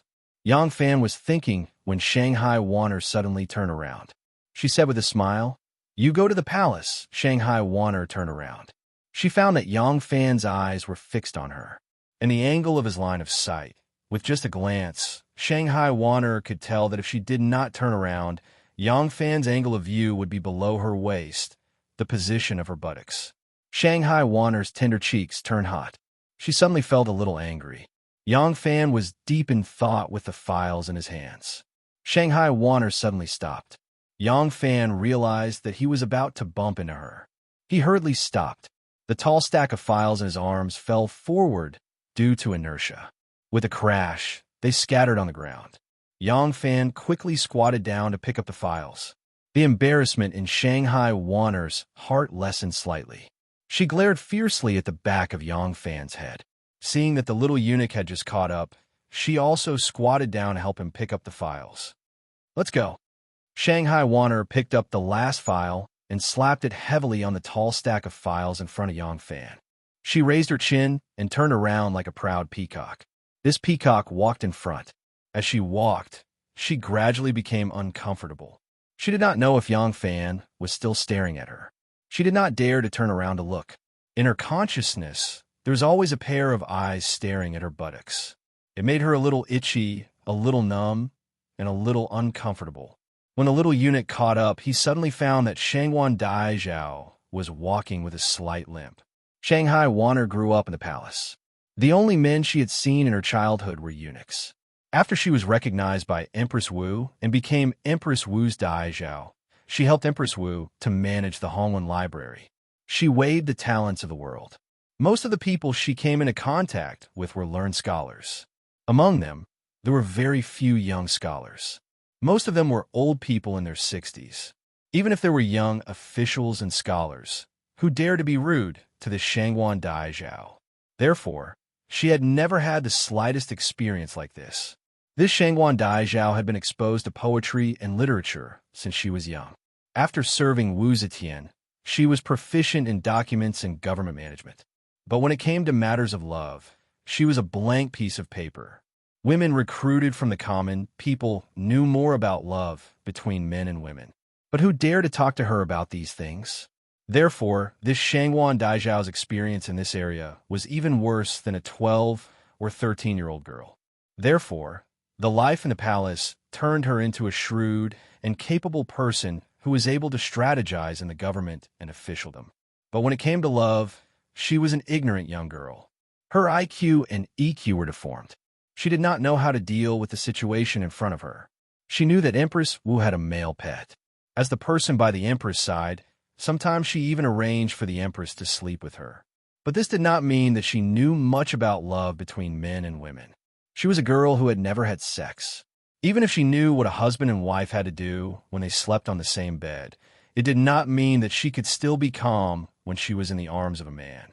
If a servant in the palace did something wrong, she knew how to deal with it. If a concubine in the palace had some problems, she could also deal with it appropriately.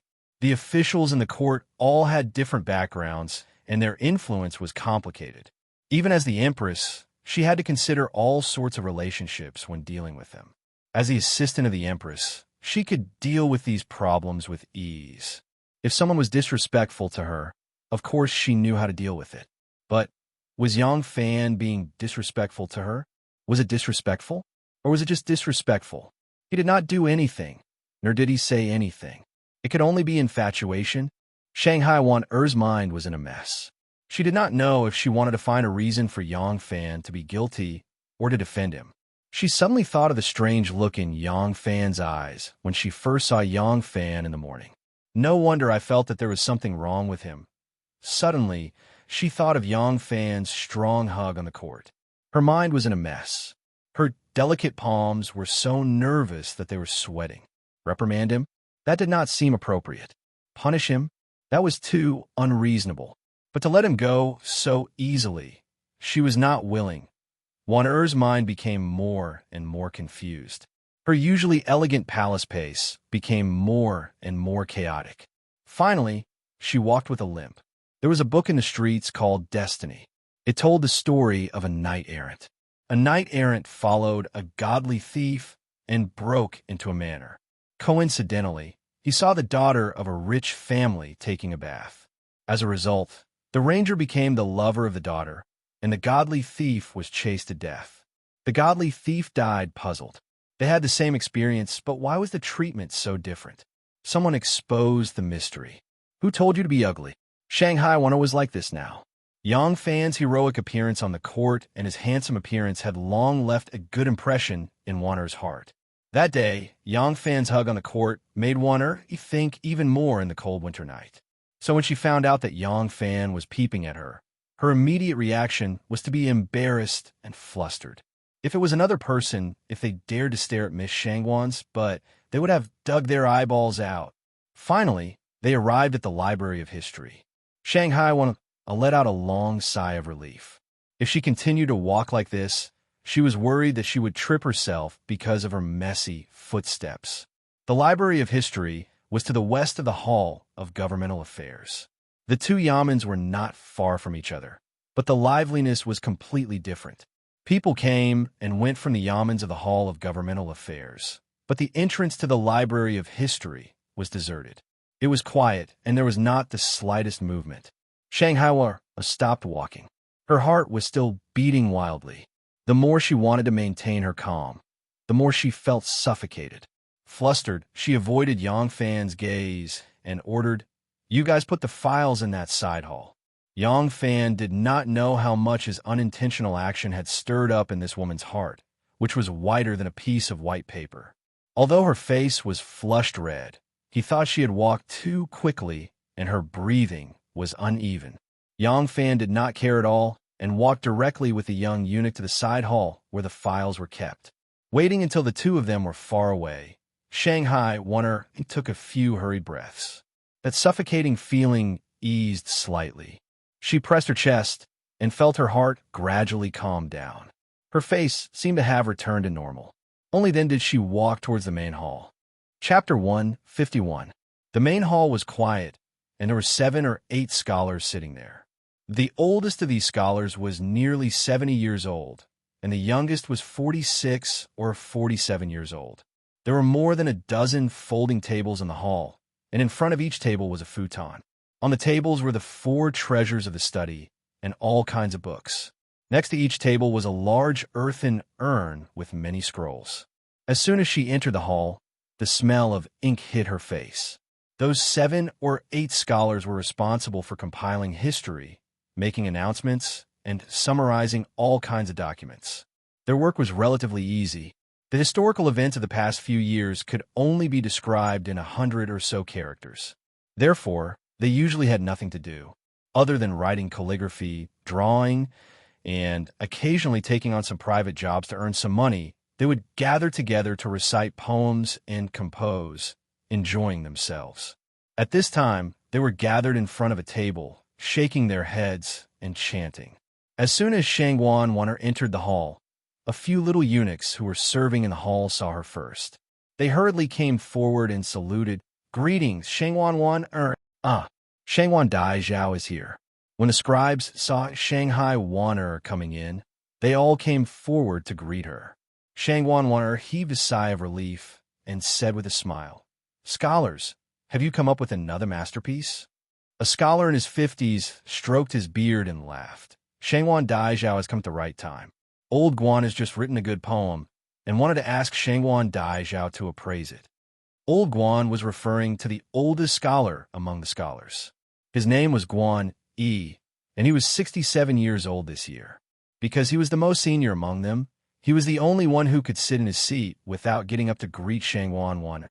Hearing the scholar's flattery, Guan Yi chuckled and was about to pick up the poem he had written when a scholar next to him picked it up and held it up. The scholar held the poem in his hand and said to Shanghai Wanner, "I will recite it on behalf of Old Guan. Please appraise it on behalf of Shangguan Dai Zhao." This scholar was called Zhang Liang, and he was also a scholar in the Hall of History.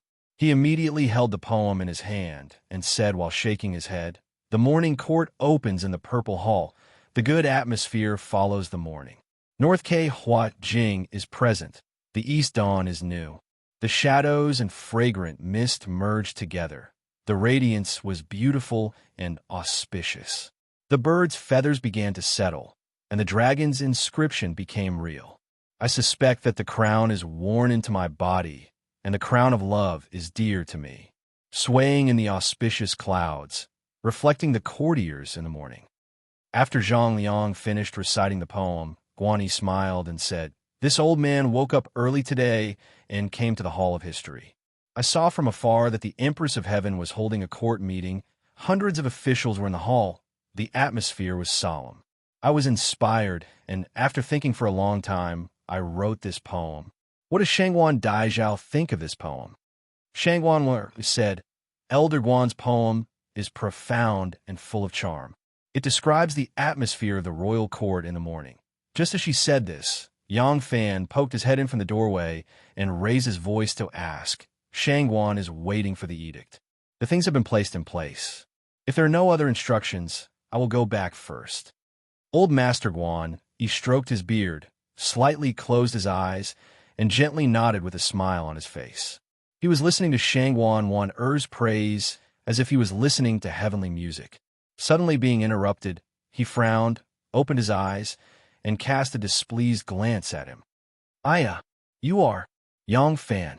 A young eunuch in the Hall of History heard Yang Fan's voice. He took a closer look and suddenly cried out in surprise. As soon as the words came out of his mouth, he realized that he had forgotten himself and hastily covered his mouth. This young eunuch also liked to play kuju. When Yang Fan was competing in the palace, he was also present to watch. He had a deep impression of his idol. As soon as he recognized him, he could not help but cry out. Unexpectedly, as soon as he cried out, the youngest scholar Lin Shiming also could not help but cry out in delight. "What did you say? He's Yang Fan?" That day he scored 5 goals in a row in kuju, and together with Princess Taiping, fought 5 against 10 and defeated the Tubo Yang Fan on the kuju field. Kuju was indeed the most widespread and popular sport in the Tang dynasty, with countless fans. This scholar Lin was also a fan of kuju and kuju. Usually, when he had nothing to do, he would arrange a duel with 3 or 5 friends to play kuju or kuju for fun. Knowing that the Imperial Guard in front of him was the Yang Fan he often talked about, he could not help but be surprised and happy. Seeing that Scholar Lin was also making a fuss about the appearance of a palace guard, Guan Fuzi was even more displeased. He dragged out his voice and lightly asked, "This guard, who is he?" Zhang Liang, who was standing to the side, answered, "He is a palace guard. It sounds like he is good at kuju." Guan Fuzi made an "oh" sound, and his eyelids drooped. His left hand pulled on his right sleeve, picked up a brush, filled it with ink, and waved it on the paper. He disdainfully said, "Kuju is just a small trick. It does not benefit the country, nor does it benefit the people. It is just a small trick to entertain others and oneself. There is no need to make such a fuss." Hearing the sarcasm in his words, Scholar Lin could not help but blush. However, Guan Fuzi was too senior, so he did not dare to refute. Shanghai Wanner slightly frowned her delicate eyebrows. This Guan Fuzi had always been arrogant, but with his status, it was not a bearing for him to be so calculative with a palace guard. Shanghai Wanner was about to casually say a few words to get over this unpleasant atmosphere, but Yang Fan opened his mouth with a smile. The relationship between Imperial Guards and these idle historians was not even close for 8 lifetimes. He did not have to worry about offending these historians. Moreover, he did not even want to be an Imperial Guard for long. In fact, he did not take Guan Fuzi's words to heart. It was not to say that Yang Fan's cultivation had reached a state where he did not rejoice in material things and did not grieve for himself. It was because until now, he had not regarded himself as an Imperial Guard. He had not integrated himself into the court or into this environment. Everything he was doing now was only to find Miaoshinka and get close to Chioshinji. When his goal was achieved, he would leave. Everything here was just a memory to him. Why would he care if Scholar Lin looked down on his Kuju skill that he was so proud of? However, he could not care about Guan Fuzi's belittling of himself, but he cared about the feelings of Scholar Lin and the little servant who were humiliated. They were humiliated because they appreciated my talent. How could I sit back and watch? Yang Fan stepped into the hall and said in a clear voice, "I beg to differ with what this old man said. Although bow striking is not a great way, it is not without benefits to the country and the people. If we really talk about its usefulness, I think it is a bit better than those poems and prose that you have scribbled on." Guan Fuzi's wrist sank, and a piece of calligraphy was ruined. He angrily raised his head and glared at Yang Fan. "Ignorant boy, what did you say?" he said. "What did you say? You said that these poems and songs are small ways? They're not as good as Kuju. Those juggling things for fun? Preposterous, truly preposterous." Guan Fuzi was old. When Li Shimin vigorously promoted the Kuju movement in the Tang dynasty to improve the people's equestrian archery level, he had long passed the age to learn Kuju. Therefore, he had always disapproved of this movement and even had some resistance. He was an elder of the Academy of History. The other scholars and editors all gave him some respect. Now that he was being taught a lesson by a soldier, how could he bear it? Yang Fan said, "The Hebei province of Jizhou had a drought last year, and the winter was bitter cold. Now it is the season when the young and the yellow are not growing. Many refugees are begging to come to the capital. Can you compose a poem to let them have food and clothing?" Guan Fuzi was startled and said angrily, "Outrageous! How is this possible, this?" Yang Fan said again, "The 4 towns of Anxi have fallen, and there are different opinions in the court. Some people think that Anxi is a useless place, and it is better to abandon it and concentrate on China. As a result, Anxi has fallen, and it has not been recovered for a long time. Why don't you compose a poem to let the Tubo people give up the 4 towns? What do you think?" Guan Fuzi's face turned redder, and he trembled with anger. He said repeatedly, "Nonsense. A bunch of nonsense. Poetry is a matter of elegance. What you said is military strategy. It is completely unrelated. You are really cough, cough, cough." Yang Fan did not wait for him to finish and continued, "On Tang Mountain, bandits run amok. When the local authorities arrest them, they escape into the mountains. When the local authorities do not pursue them, they come back and cause trouble. The local people suffer greatly and suffer unspeakably. Why don't you compose a poem to bring them to justice?" Guan Fuzi's fingers trembled, and his face turned purple. He pointed at Yang Fan and said, "Ew." Yang Fan's face darkened, and he said sternly, "The way of literature and martial arts is the foundation of governing a country. Poetry is just a game derived from the way of literature. It cannot build irrigation works, develop agriculture, and let the people have enough food and clothing. It cannot make the country rich and powerful, serve the country, and help the world. It is just something to entertain others and to nourish the body and mind. Why are you so proud of it? Poetry is derived from the way of literature, and bow beating is derived from the way of martial arts. Bowing can strengthen the body, train riding and archery, entertain people in peacetime, and have great use in wartime. Why can't it be compared to your poem? If you really want to think about it, your poems can only be enjoyed by 3 to 5 scholars, shaking their heads and enjoying themselves. My bowing is enjoyed by the nobility, scholars and scholars, common people, peddlers and servants. Everyone can enjoy it. How can it compare? Your poems and prose require you to rack your brains and chew over the words. Every single one of them is so weak that they can't distinguish between the 5 grains. My Kuju can strengthen the body, train riding and archery, and protect the country. How can it compare? Not far from the Hall of History is the Hall of Governmental Affairs. The ministers in the Hall of Governmental Affairs have to attend to a myriad of affairs every day and worry about the affairs of the world. How could they rely on your useless poems? Ew. Guan Fuzi was so angry that he almost fainted. Yang Fan did not pay any more attention to him. He smiled and bowed to Shang Wanwaner.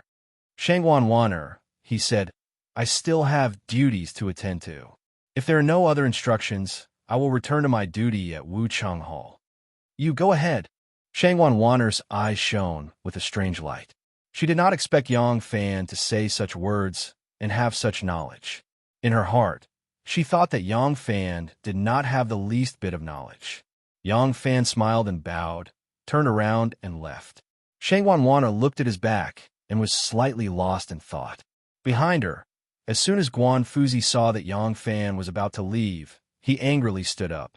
Unexpectedly, because he had been sitting for too long, the blood in his legs was not flowing smoothly. When he suddenly stood up, his legs were numb and his head was lacking blood. His vision darkened and he fell backward. Zhang Liang quickly supported him and shouted, Old scholar, what happened to you? Chapter 152. It wasn't a big deal for an ordinary person to be angered, but Master Guan was old and frail, and his body was already very weak. After being angered, he immediately fainted. Shanghai Waner hurriedly sent a young servant to fetch the imperial physician. The young servant hated this old man for putting on airs and looking down on everyone. On the way, he purposely dawdled a little. The imperial physician used needles to revive Master Guan.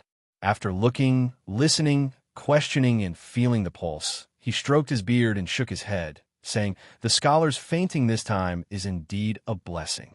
The scholars were surprised and hurriedly asked for the reason behind it. The imperial physician said, The scholar is old and has been sitting for a long time. His kidneys are weak and his blood vessels are not good. If this goes on, it won't be long before he becomes a serious problem. If he gets angry, his life will be in danger. But the scholar doesn't know about this. Isn't it dangerous? Although he suddenly fainted today, after the diagnosis and treatment, this old man can see that the scholar's illness is getting worse. If he can be nursed back to health as soon as possible, it will be a blessing in disguise. Shanghai Waner asked, If that's the case, what should Scholar Guan do? The imperial physician said from now on, the scholar should cultivate his body and mind. He must not have any emotions of great joy, great sorrow, or great anger. Right now, he can't be bothered with official affairs. This old man will prescribe some medicine for the scholar. Go home and take the medicine to recuperate. After a period of time, I will treat him again and see how his recovery is. As he said this, he spouted out a medical theory. What the imperial physician said was actually a cerebral hemorrhage, but he said it using the theory of traditional Chinese medicine. When Scholar Zhang Liang heard that Scholar Guan's illness was so serious, he couldn't help but feel secretly happy. This old man relied on his seniority to do almost nothing in the history library. All he did was recite poems all day long, and everyone had to flatter him. Unfortunately, his position was the highest, and his salary was also the highest. This time, he was finally kicked out. Scholar Zhang was secretly happy, but his face was full of shock. The scholar's illness is so serious? Scholar Lin, I'll have to trouble you to find a carriage and have it wait outside the illustrious Virtue Gate.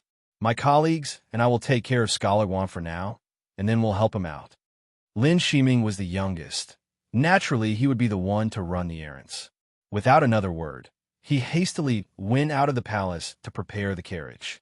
On her side, Shanghai Wana looked after him until several scholars helped Guan Fuzi out of the palace. Only then did she return to Wu Chengdian. When Shanghai Wana returned to Wu Cheng Hall, she saw Yang Fan standing there shyly with his chest puffed out. She glared at him fiercely and said with a straight face, Come in with me. Here. Yang Fan followed behind Shanghai Waner and walked inside. After a few steps, Shanghai Waner felt as if there was a pair of eyes staring at her from behind. Her back felt itchy, her waist felt stiff, and her whole body felt uncomfortable. Suddenly, she stopped and turned around. She rolled her eyes at Yang Fan and said angrily, You walk in front. Shanghai Waner had always been dignified and elegant. She rarely showed such an angry expression. When she rolled her eyes, she had an indescribable charm, which made Yang Fan's heart skip a beat. Yang Fan was baffled. He did not know why Shanghai Waner wanted him to walk in front, so he followed her words and walked in the front. Shanghai Waner followed behind him, and indeed felt a lot more comfortable. The two of them entered the side hall. Yang Fan looked left and right and turned his head around in bewilderment. Shanghai Wanner did not pay him any attention. She walked over and gracefully sat down on a Luohan bed. She stared at him and said, Guan Fuzi is the historian Guan Xiuji, Hong Wen Guan Shu Shi. You're just a little imperial bodyguard. How dare you to contradict him? Yang Fan said, Even if he is the current prime minister, lowly officer must have committed a mistake and died in his hands before he can punish me. Could it be that just because his official position is higher than mine, he could do whatever he wants? Even if he is lowly officer Shangwan, there is no such logic in the world, right?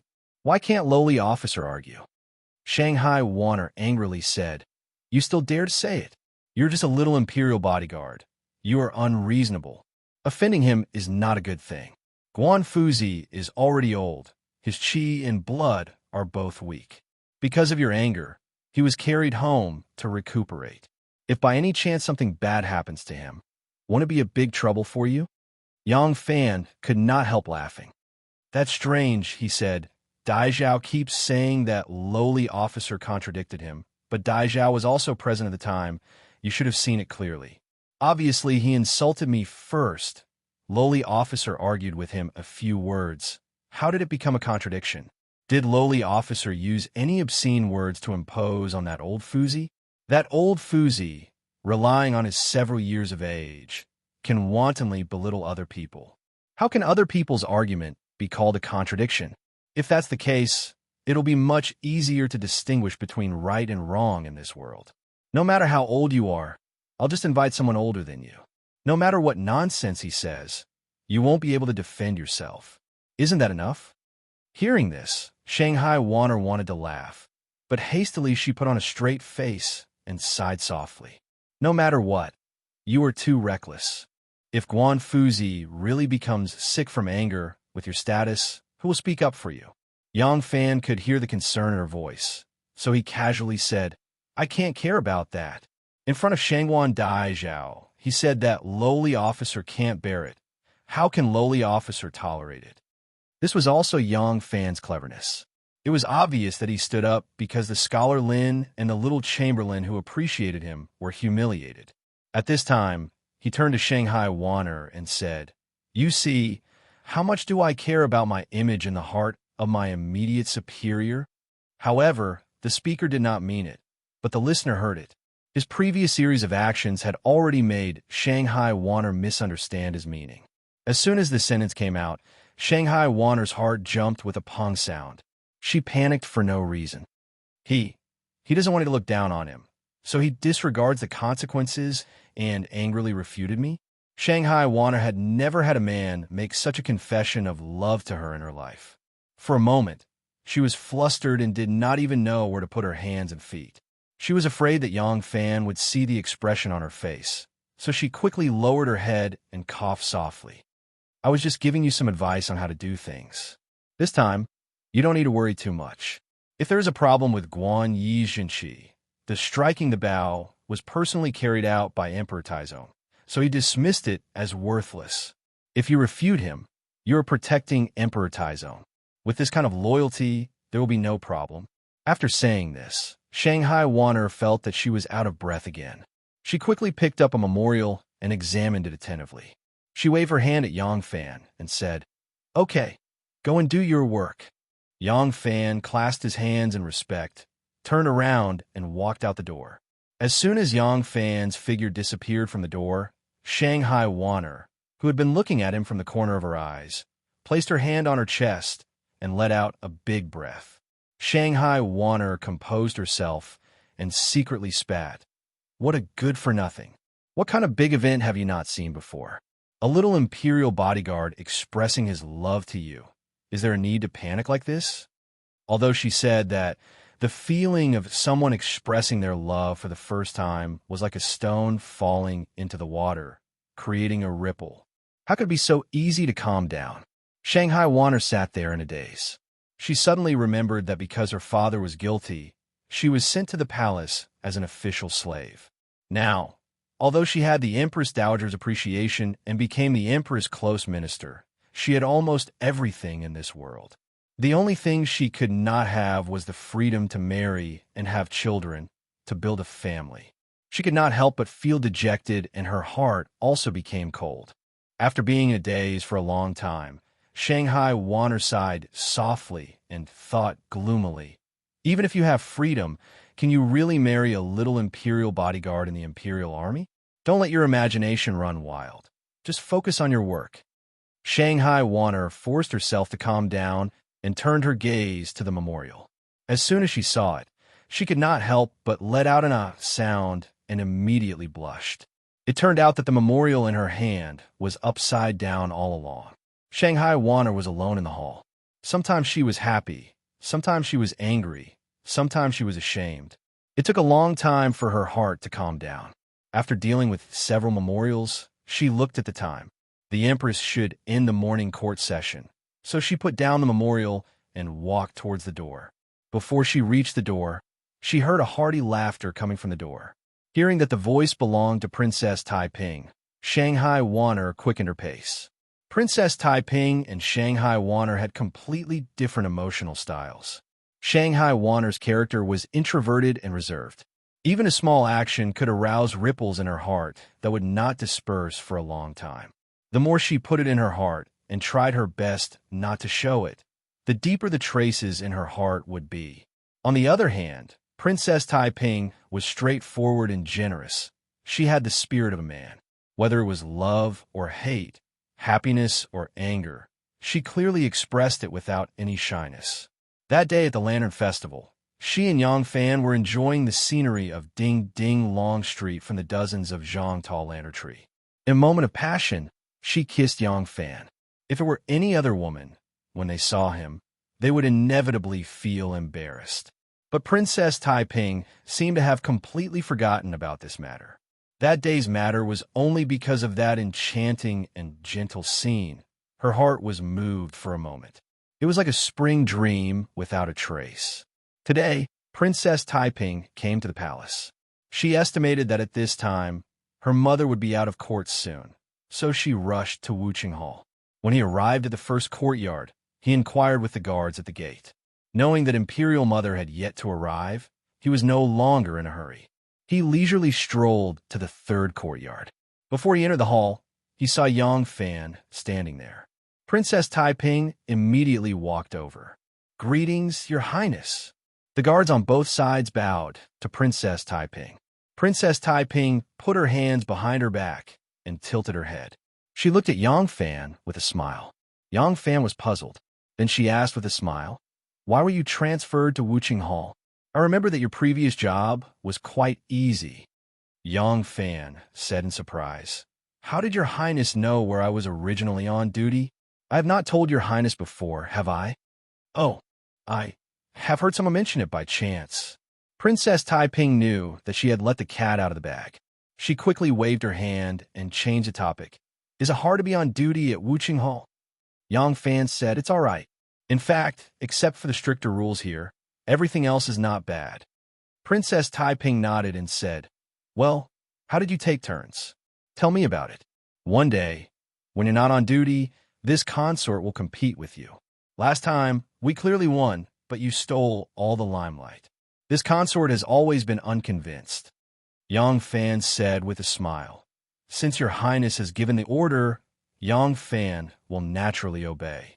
Speaking of which, Your Highness and Shangwan Daijiao's kudu skills, Yang Fan also admires them very much." "Oh." Hearing this, Princess Taiping became interested. She smiled and said, "In the Imperial Palace, I and Wanner have always been regarded as the best in the art of kudu. However, there has never been a conclusion as to who is better between the two of us. In your opinion, between me and Wanner, whose art of kudu is better?" Chapter 153. At this time, just as Shanghai Wanner turned around the door, she saw Princess Taiping and Yang Fan standing face to face, smiling sweetly. Because Yang Fan's back was facing the main hall, she could not see his expression. But it could be imagined that whoever stood in front of such a stunning and enchanting beauty must also be smiling brilliantly. Not knowing why, Shanghai Wanner felt somewhat uncomfortable in her heart. With his back to Shangwan Wanner, Yang Fan said, "When I was playing Kuju with the Imperial Guards that day, I deeply felt that your Highness's Kuju technique is extremely exquisite. Although I've only been playing Kuju for a short time, I've seen many first-class Kuju masters. Among these Kuju masters that I've met, your Highness can be called." Princess Taiping was facing the main hall. She had already seen Shanghai Wanner coming out. Her eyes flashed, slightly rippling with a touch of mischievousness. She and Shanghai were both good at Kuju, but the two of them had never really competed with each other. They had always been equally famous. At present, Yang Fan was recognized as the #1 Kuju master. If Yang Fan said that she played better than Wanner, she would firmly surpass Wanner. She was confident that her Kuju was not worse than Shanghai Wanner's. Moreover, when she asked this question in front of her, even if Yang Fan was just pretending, he had to admit that her Kuju skill was better than Shanghai Wanner's. At this time, Shanghai Wanner happened to be behind Yang Fan. When he found out that Shanghai Wanner was also there, his embarrassment must be very interesting. Who would have thought that Yang Fan was also very quick-witted? When Shanghai Wanner came out, she did not deliberately cover her footsteps. Moreover, she did not know martial arts, so it was not easy to conceal the sound of her footsteps from Yang Fan. When Yang Fan heard the sound of footsteps behind him and saw the mischievous look in Princess Taiping's eyes, how could he not know that Shanghai Wanner had come out? Yang Fan's expression did not change, but his tone changed abruptly. He continued, "Among all the Kuju masters I've met, your Highness can be called the second." Huh? Princess Taiping's smile froze on her face. She looked at Yang Fan and blinked her eyes as if she had misheard and asked, "Second? Not bad." Duke Taiping straightened his face and said, "Then who is first?" Yang Fan said, "In Zaixia's opinion, among the people of the Imperial Palace, Her Highness the Princess, Shangwan Daizhao, and Xie Duwei. 3 people are the best." Xie Duwei fought fiercely, charging to the front. Almost no one can stop him, and can be called a brave general. Princess is in the middle, commanding the whole situation, can attack and defend, and is a wise commander. Shangwan Daizhao can advance as a general, retreat as a commander, and has both of your strengths. Therefore, I think among everyone, Shangwan Daizhao's Kuju skill is the best. Shanghai Wanner heard Yang Fan's words clearly. The uncomfortable feeling in her heart was swept away, and a shallow smile appeared on her face. Yang Fan's expression did not change as he finished his speech. He secretly sighed. "That was close. I was almost fooled by you, the princess. If I want to find that Miao Shinka's whereabouts, I need to start with Shanghai Wanner. If I offend her, I will not have any chance in the future. If I do not hug her thigh, do you think I will hug yours?"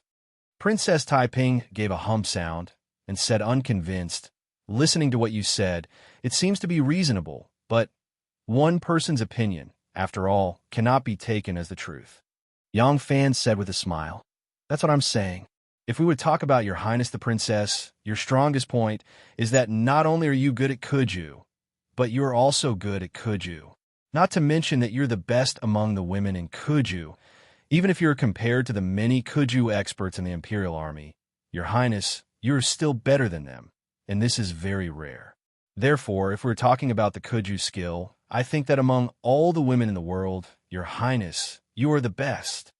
When Princess Taiping heard this, she giggled, rolled her eyes at him, and said, "At least you know how to talk. You will not offend anyone."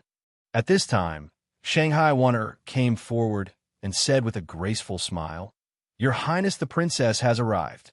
Although Shanghai Wanner was the daughter of an official, she was now the Empress Dowager's favorite, and her power was much greater than Princess Taiping's. Just like how Wu Sanxi and Wu Chengxi had to try their best to flatter Xue Huai, even though Princess Taiping had no request for Shangwan Wanner, the two of them still called each other by their names in private and were on equal footing. However, in public, Shanghai Wanner paid attention to each other's identity and always insisted on meeting each other with the etiquette of a princess. Princess Taiping smiled. "Yes, I am here to see my mother." Shanghai Wanner said, "The Empress must have already left the court, but she has not yet arrived at Wuching Hall. Princess, please sit in the hall for a while. Just as she said this, a little eunuch shouted from afar, "The Empress has arrived!" Shanghai Wanner exclaimed, "The Empress has arrived? You and I should quickly welcome her." As she said this, she lifted the skirt of her robe and went out to welcome her. Princess Taiping rolled her eyes at Yang Fan and said with some displeasure, "Little rascal, under her control, you dare not offend her, right? Humph! Why don't you think about who brought you into the palace? Shangguan can't be provoked, but can Taiping?" In Tao Guanyuan, next to the observation platform, a group of people were playing football. There were both men and women playing football. Most of the men were bodyguards and eunuchs who were not on duty at the moment, and most of the women were palace maids and beauties. Among the crowd, the three most dazzling stars were, of course, Princess Taiping, Shanghai Wan and Yang Fan. Since they were here, of course, they were the red flowers, and the others naturally became the green leaves. The wind was blowing gently, faintly bringing with it the feeling of spring. At this moment, they were playing for nothing. Playing for nothing mainly demonstrated the control of the ball, a bit like playing football. Everyone gathered in a circle, and after catching the ball, they used all kinds of technical movements to bounce the ball, displaying their skills to the fullest. When they were about to be unable to hold on, they passed the ball to the next person in time. In this way, the three of them, Yang Fan, Shanghai Wan and Li Lingyue, were exceptionally eye-catching. When the ball was under their feet, the three of them displayed their skills, kicking the ball in a variety of ways, dazzling the eyes. From time to time, there were bursts of cheers on the field. Amazing! It's the same ball, but how come when it's under Erlang's feet, it's so beautiful? Xiaoman, look up. This kick is so beautiful. Gao Ying clenched her fist, standing on the sidelines, staring at Yang Fan. That excited look made her look like a little love-struck fool. Xie Xiaoman listened to her shouting and helplessly rolled her eyes. Xiaoman had just stepped down from the field, her face slightly flushed, and there was some sweat on her forehead. She had been playing for a long time, competing with Yang Fan for a long time, but unfortunately, she couldn't gain any advantage. When Princess Taiping and Shanghai Wanner arrived together, she took the opportunity to step down. Yang Fan looked a little less serious and heroic when he was in his military uniform, but a little more naughty and chic. Bucci had to admit that his high-spirited appearance was very pleasing to the eye, especially when matched with his handsome kicking movements, which made him even more charming. Xiaoman glanced at Gao Ying and saw her staring at Yang Fan with a look of joy. She couldn't help but ask worriedly, "Xiao Ying, do you like him?" Yes. I love him so much. He's so handsome, so cute." "Ah, this ball is great." Xiaoman suddenly became worried and said uneasily, "Xiao Ying, you must be careful about your marriage. I always feel that this person has a romantic temperament and is not a good man to entrust your life to. Don't you see that he is not serious all day long, always flirting with those little palace maids?" Gao Ying was startled, turned back to look at her, and said with a smile, "What are you talking about? I said I like him I like him. Do you have to marry a person just because you like him? Besides, when did he flirt? It was those little girls who pestered him, okay?" She looked at Xie Xiaoman, slowly revealed a strange look, and said, "Oh, I heard from Xiao Miao that you seem to like him very much, right?" Xiaoman's face suddenly turned red, and she said angrily, "What nonsense are you talking about? How can I like him?" Gao Ying said suspiciously, "Really?" Xiaoman said firmly, "Absolutely not. In this Luoyang city, there is no man who can enter my eyes." Gao Ying said happily, "That's good." "Huh." Listening to what you said, Gao Ying pinched her chin, narrowed her eyes, and looked at Yang Fan in the distance, and said lecherously, "I really want to make him my man." Xiaoman said, "Men are afraid of entering the wrong profession. Women are afraid of marrying the wrong man. A man is fine with everything else, but a bad character. Once he trusts the wrong person for life, his life will be ruined." Gao Ying said with a smile, "Xiaoman, why are you so prejudiced against him? I have never seen him flirt, especially recently. He has been on duty in Wucheng Hall all day. Has he had a chance to hit on women? Xiaoman thought for a moment and said, Well, this I have not found, Gao Ying said with a smile. That's right, Gao Ying said with a smile, turned her head, and looked at the court again. This time, her voice suddenly stuttered. Yang Fan had just walked off the court, probably wanting a rest for a while, and Shangwan Daizhao also walked off the court with him. The two walked to the stone bench on the side of the court. Yang Fan first took a futon, brushed it with his sleeves, put it back, and politely made a gesture to invite them to sit. Shangwan Daizhao nodded sweetly and sat down leisurely. Yang Fan also picked up a futon and sat down. The two talked and laughed. Except for Princess Taiping, when had Shangwan Daizhao ever sat with others on equal footing and greeted them with a smile?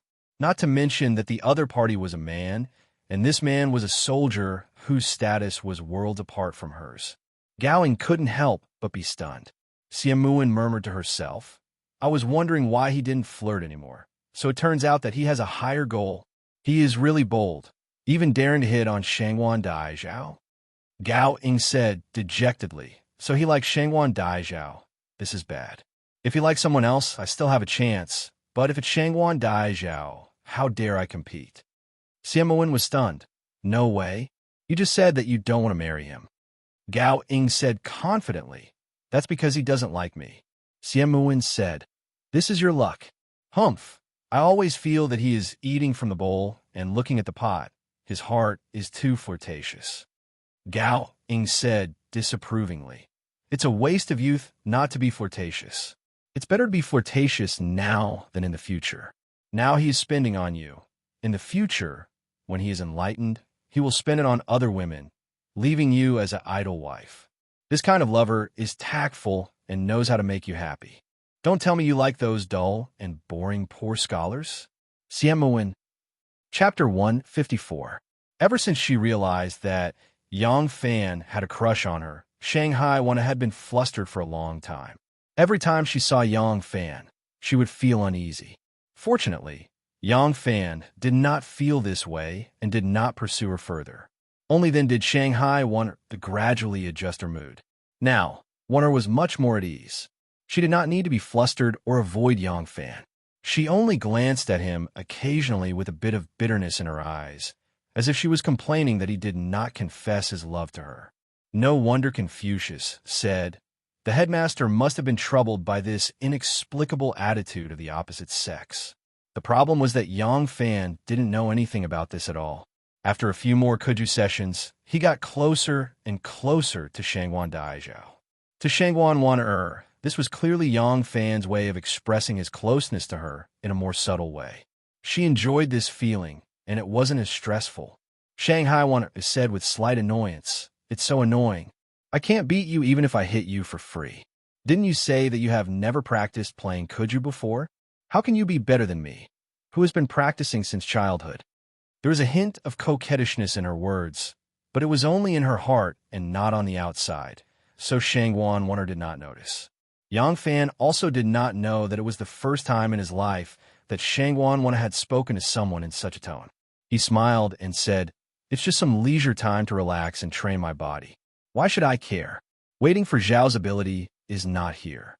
In fact, Yang Fan also did not want everyone to say that this young man is good at playing football. I'm a soldier now. I still want to fight on the battlefield and make great achievements. That is the style of a man. Shanghai Wan said with a smile, Yes, this is the ambition of a man. I thought that you had been flattered by those palace maids and eunuchs and got a little carried away. Yang Fan said, How could it be? In my heart, the person I admire the most is Great General Shui Rengue. Although Great General Shui is the 6th-generation grandson of Tuoba Wei clan's General Shui Andu, his family has already declined by his generation. He didn't borrow any power from his family, and he relied on his own abilities to make outstanding military achievements. Yang Fan secretly glanced at Shangwan Wan and sighed. It's a pity that Grand General Shui passed away too early, else I'd definitely request to be transferred to Grand General Shui if I had the opportunity to join the army. The general's 3 arrows set the heavenly mountain. The hero's long song entered the Han Pass. How awe-inspiring! There's also his good strategy to stop the war, his divine bravery to subdue Liaodong, his benevolent governance of Gaoli, his love for the people of Xiangzhou City, his removal of his hat to repel 10,000 enemies. Yang Fan recounted Shui Rengui's life's achievements and said regretfully, I remember that in the past, I've seen an inscription on a stone tablet that recounts Grand General Shui's life's achievements. These achievements are clearly recorded in the inscription. The words are magnificent. The blood is boiling. It's a pity that I didn't bring pen and paper at that time, so I couldn't record it down. Yang Fan's expression was one of deep regret. Shang Wanwaner couldn't help smiling and said, Are you talking about General Shui's inscription on the stone tablet? That was written by Grand Scholar Miao Shinke of Hong, Wenguan, for General Shui. General Shui's life's achievements are all recorded in the inscription. It's really a brilliant literary talent, heroic and intense. If you like it, I'll give you one. Speaking to this point, Shang Wanwaner smiled mysteriously and said, But it's written by Grand Scholar Miao himself. Really? Yang Fan was pleasantly surprised and said, That's great. This inscription on the stone tablet that recounts General Shui's victory is very well written. Although I'm not good at literature, I still love it so much that I can't bear to part with it. Turns out this was written by a grand scholar surnamed Miao. His writing is indeed extraordinary. Can Imperial Edict request a copy of this grand scholar Miao's calligraphy? Speaking to this point, Yang Fan slapped his forehead and pretended to have a sudden realization. He said, That's right. Imperial Edict, you are the one who presides over the arts and comments on the world's poetry and literature for the Imperial Court. Most of the scribes and officials in the world are gathered under Imperial Edict. This Grand Scholar Miao is certainly no exception. If Imperial Edict asks, Grand Scholar Miao naturally has no reason not to agree. Hearing him address her as Imperial Edict over and over again, Shang Wanwan unexpectedly felt that it was gradually grating on her ears. But how should she address Yang Fan? She couldn't say it, and her mood was somewhat dejected for no reason. So she said lightly, It's nothing much. It's just that I'm handling some paperwork for the Empress of Heaven. The original manuscript of Grand Scholar Miao Shinke's inscription on the stone tablet for General Shui is in my hands. Yang Fan made an O sound and said, Grand Scholar Miao's original manuscript. I believe it must be very precious. How can I snatch Imperial Edict's favorite? Is it possible to ask this Grand Scholar Miao to write a new one for me? I believe that if Imperial Edict you are willing to come forward, Grand Scholar Miao will definitely give you face.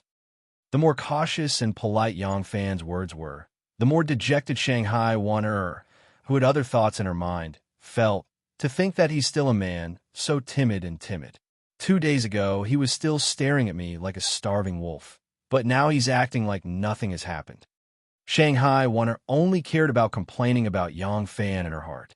What she saw was her slightly pursing her lips, staring blankly at the people on the court.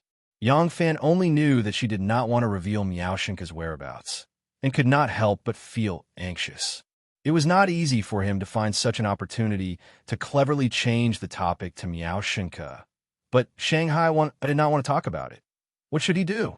Princess Taiping was playing happily when she suddenly saw Yang Fan and Shanghai Wan'er chatting and laughing.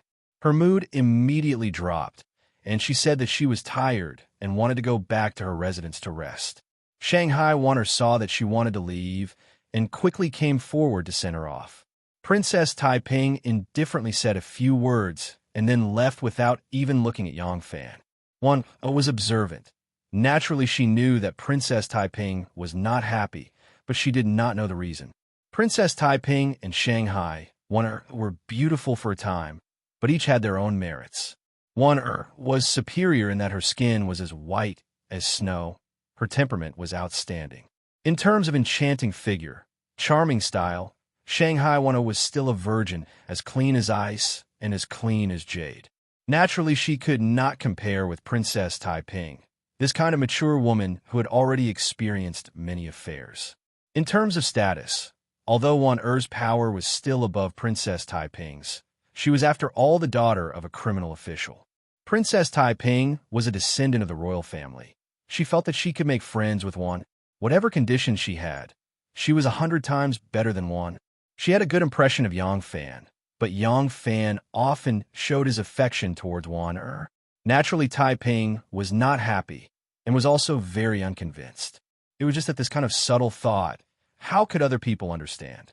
As the days passed, the flowers bloomed in the warm spring. The pure white snow unknowingly became lighter, thinner, until it completely disappeared. You would not notice which morning it completely disappeared from your sight, but when you looked carefully, it was already completely gone. In the cracks of the black bricks, the tenacious weeds quietly sprouted their tender green buds. Only when the tender buds opened their brittle leaves and turned into a fresh and tender little grass would you be surprised to find that the little life had actually stretched out. The branches were the same, with tender yellow leaves and crimson flower buds. When you found them, they were already swaying with the spring breeze, creating a misty spring feeling, like a layer of thin gauze covering the body of a beauty. That kind of feeling was very strange. It was like a silly little girl who appeared in front of you every day. Without you noticing, she had already grown into a graceful young girl, and you did not notice it at all. Until one day, when her face turned red, her hair swept up, and she smiled shyly, you would suddenly realize, she has grown up. Spring was a very tangled season. It was like the willow catkins that floated over from Luoyang, curling up and sticking to people's bodies. Gao Gong Gong, who had just changed into a new set of robes, would angrily slap them. Yang Fan was tangled. Every day he saw the beautiful figure of Shanghai want her come and go by his side. He clearly knew that Miao Shinka's whereabouts were in her hands, and she only needed to say one word to make him suddenly see the light, but he just could not ask. Shanghai Wanner was tangled. Sometimes, when she saw Yang Fan staring straight at her, she would inexplicably be happy for a long time. Sometimes, when she saw his expressionless face, she would be disappointed for a long time. Disappointment, joy, joy, disappointment. Her heart, following the changes in Yang Fan's expression, fluctuated up and down and became moody. Thus, the scholars in Hong, when library began to struggle. There would always be mistakes in writing. Today, when they made a mistake in their writing, Shangwan Daizhao only smiled gently and ordered them to rewrite. Tomorrow, when they accidentally smeared a bit of ink between the lines, Shangwan Daizhao did not say a word and directly deducted half a month's salary. The scholars stood by the bank of the Luo River, letting the annoying spring breeze blow their long beards like a clump of grass.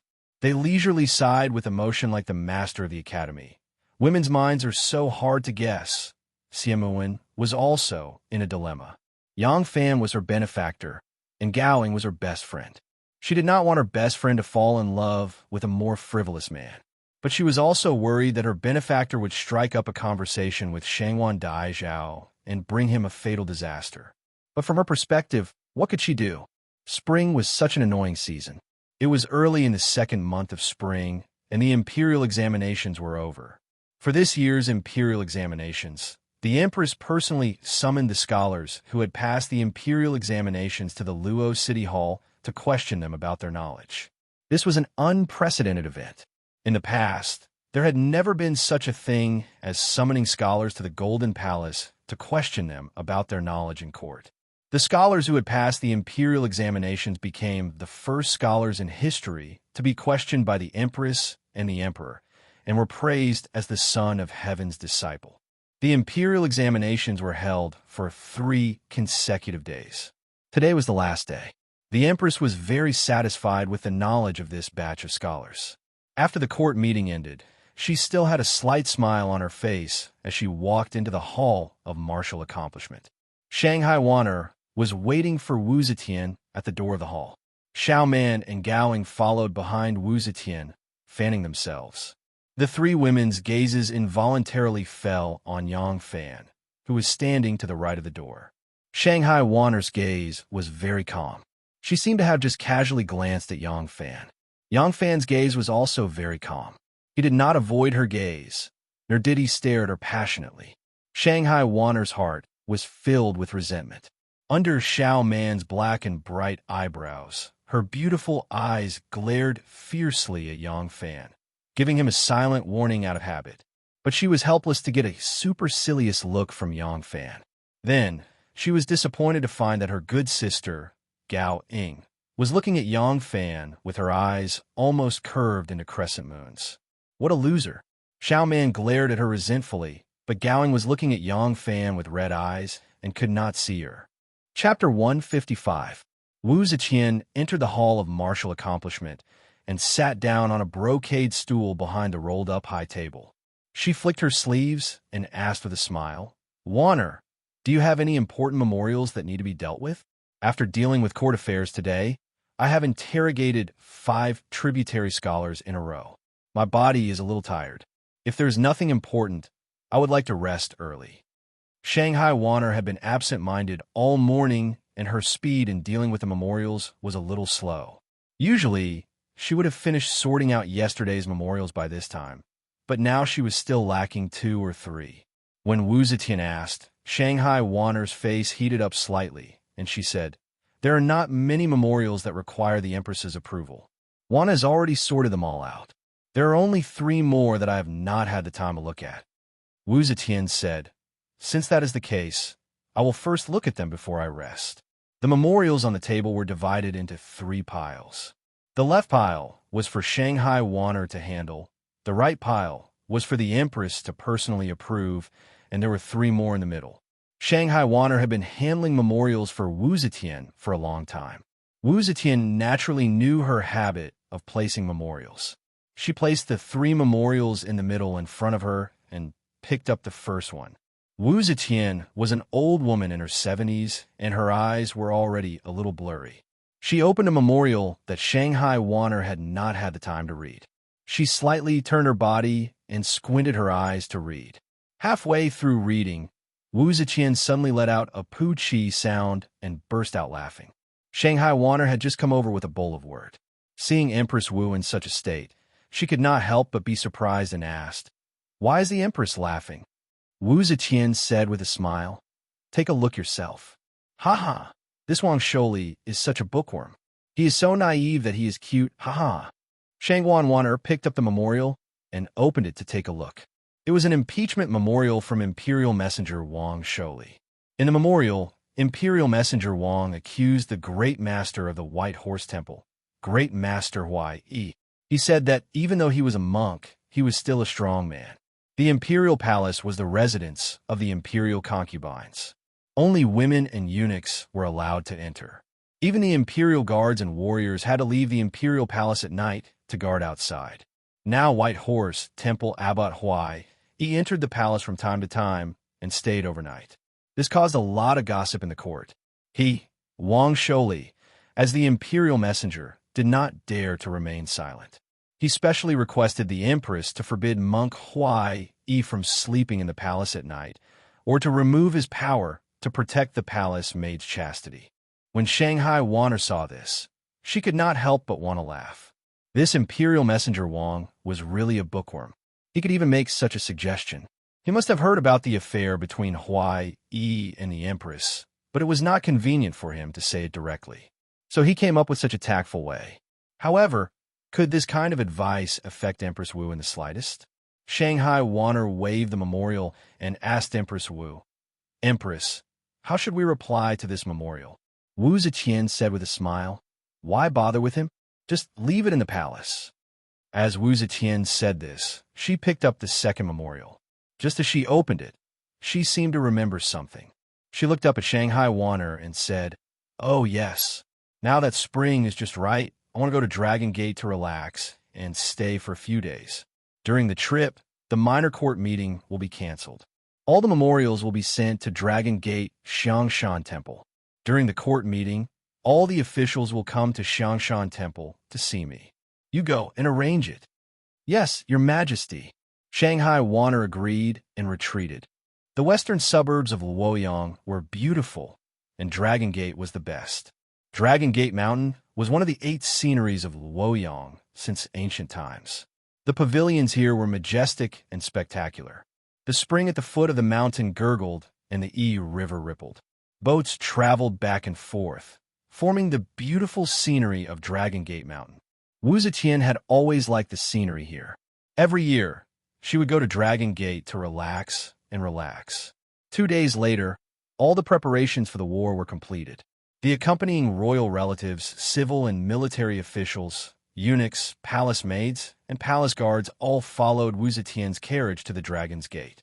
She also sent the Golden Guards and Xiao Shinji's troops to the Dragon's Gate to protect them. The large group of troops marched towards the Dragon's Gate. Beside the Tianjin Bridge, a medium-sized merchant ship that could carry 50 to 60 people was quietly anchored there. A man wearing a turban on his head and a blue robe stood at the bow of the ship. This man was about 25 or 26 years old and could not be considered handsome. He could only be said to be pleasing to the eye. He had a slightly dark complexion and a small beard on his chin. He had a rather ordinary face, but his pair of bright and spirited eyes revealed a sense of shrewdness and capability. This made his ordinary face appear extraordinary. He smiled and looked at the endless parade of carriages and horses on the bridge with a thoughtful expression. The ship shook slightly and the curtain was lifted. A woman walked out from the ship and stood beside the man in green. She used her hand to slightly cover her eyebrows and looked at the solemn parade of soldiers on the bridge. She laughed lightly and said, "We are really lucky. We have just arrived at Luoyang, and we already see the Empress on patrol. This kind of grandeur is really daunting." The man in green smiled slightly and did not reply. The woman who walked out from the cabin was wearing a cotton dress with a braided hairpin. She was dressed very ordinarily, but at a glance, there was a magnetic-like charm that could immediately attract the eyes of men. This was because she was very feminine. Women were women. All women were called women, but sometimes the word woman was used to describe one type of woman. That was a femme fatale. To put it nicely, it was called a stunner. She had a long and fair neck. Her facial features were not particularly exquisite. Her fair and wide forehead was a bit too high, her bright and clear eyes were a bit too big, and her lips were a bit too thick. This kind of facial features was by no means the most perfect combination and could not be considered flawless. However, it was this combination that gave men a very special feeling when they saw it. It was very easy for people to associate it with sex. Her facial features were not the most perfect, but when it was cleverly combined with her face, there was a kind of charm to it. The wonder of creation was truly indescribable. Her figure was the same. She was a round and smooth woman. She was slightly plump and did not have a slender charm. However, as she stood there, she exuded a charm from her bones. It gave people the urge to press her down and possess her. This femme fatale beauty was called Yang Shuarao. She was Shun Mu's woman. Shun Mu was the man in the green robe. What they saw was the tail of the procession. The large procession quickly passed by.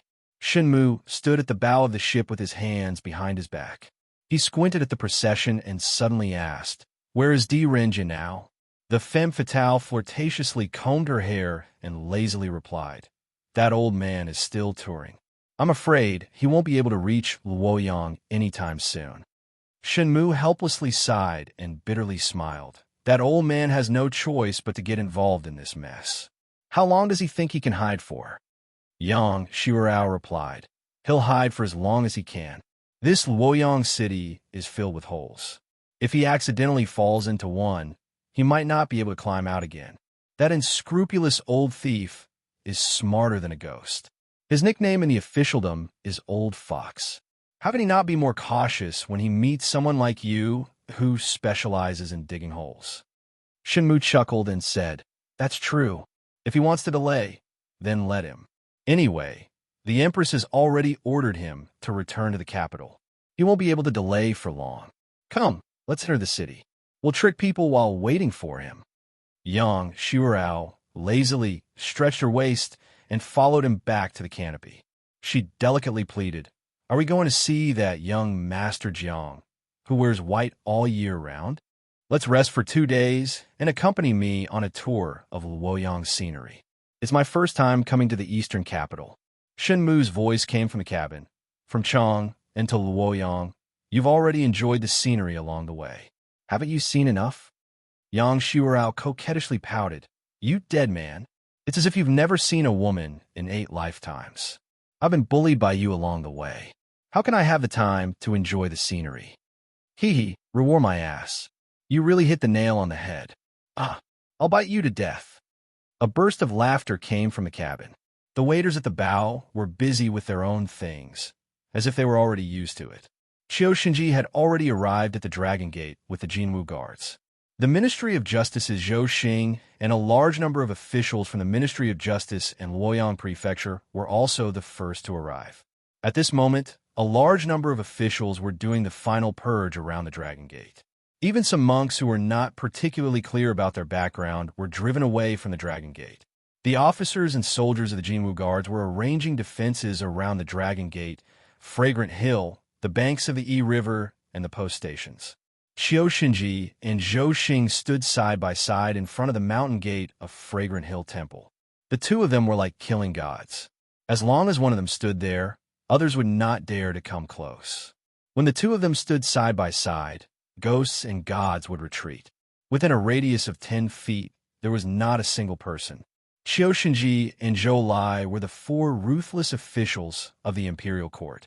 Qiu Shinji and Zhou Xing were officials who climbed up the official path, so they naturally formed a faction.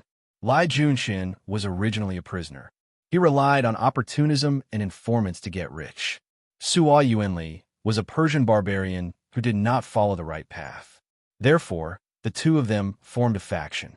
Wu Zetian's change of dynasty was imminent. Everyone could see that Empress Wu's ascension to the throne was unstoppable. However, Wu Zetian was old after all. She was a person who was almost 70 years old.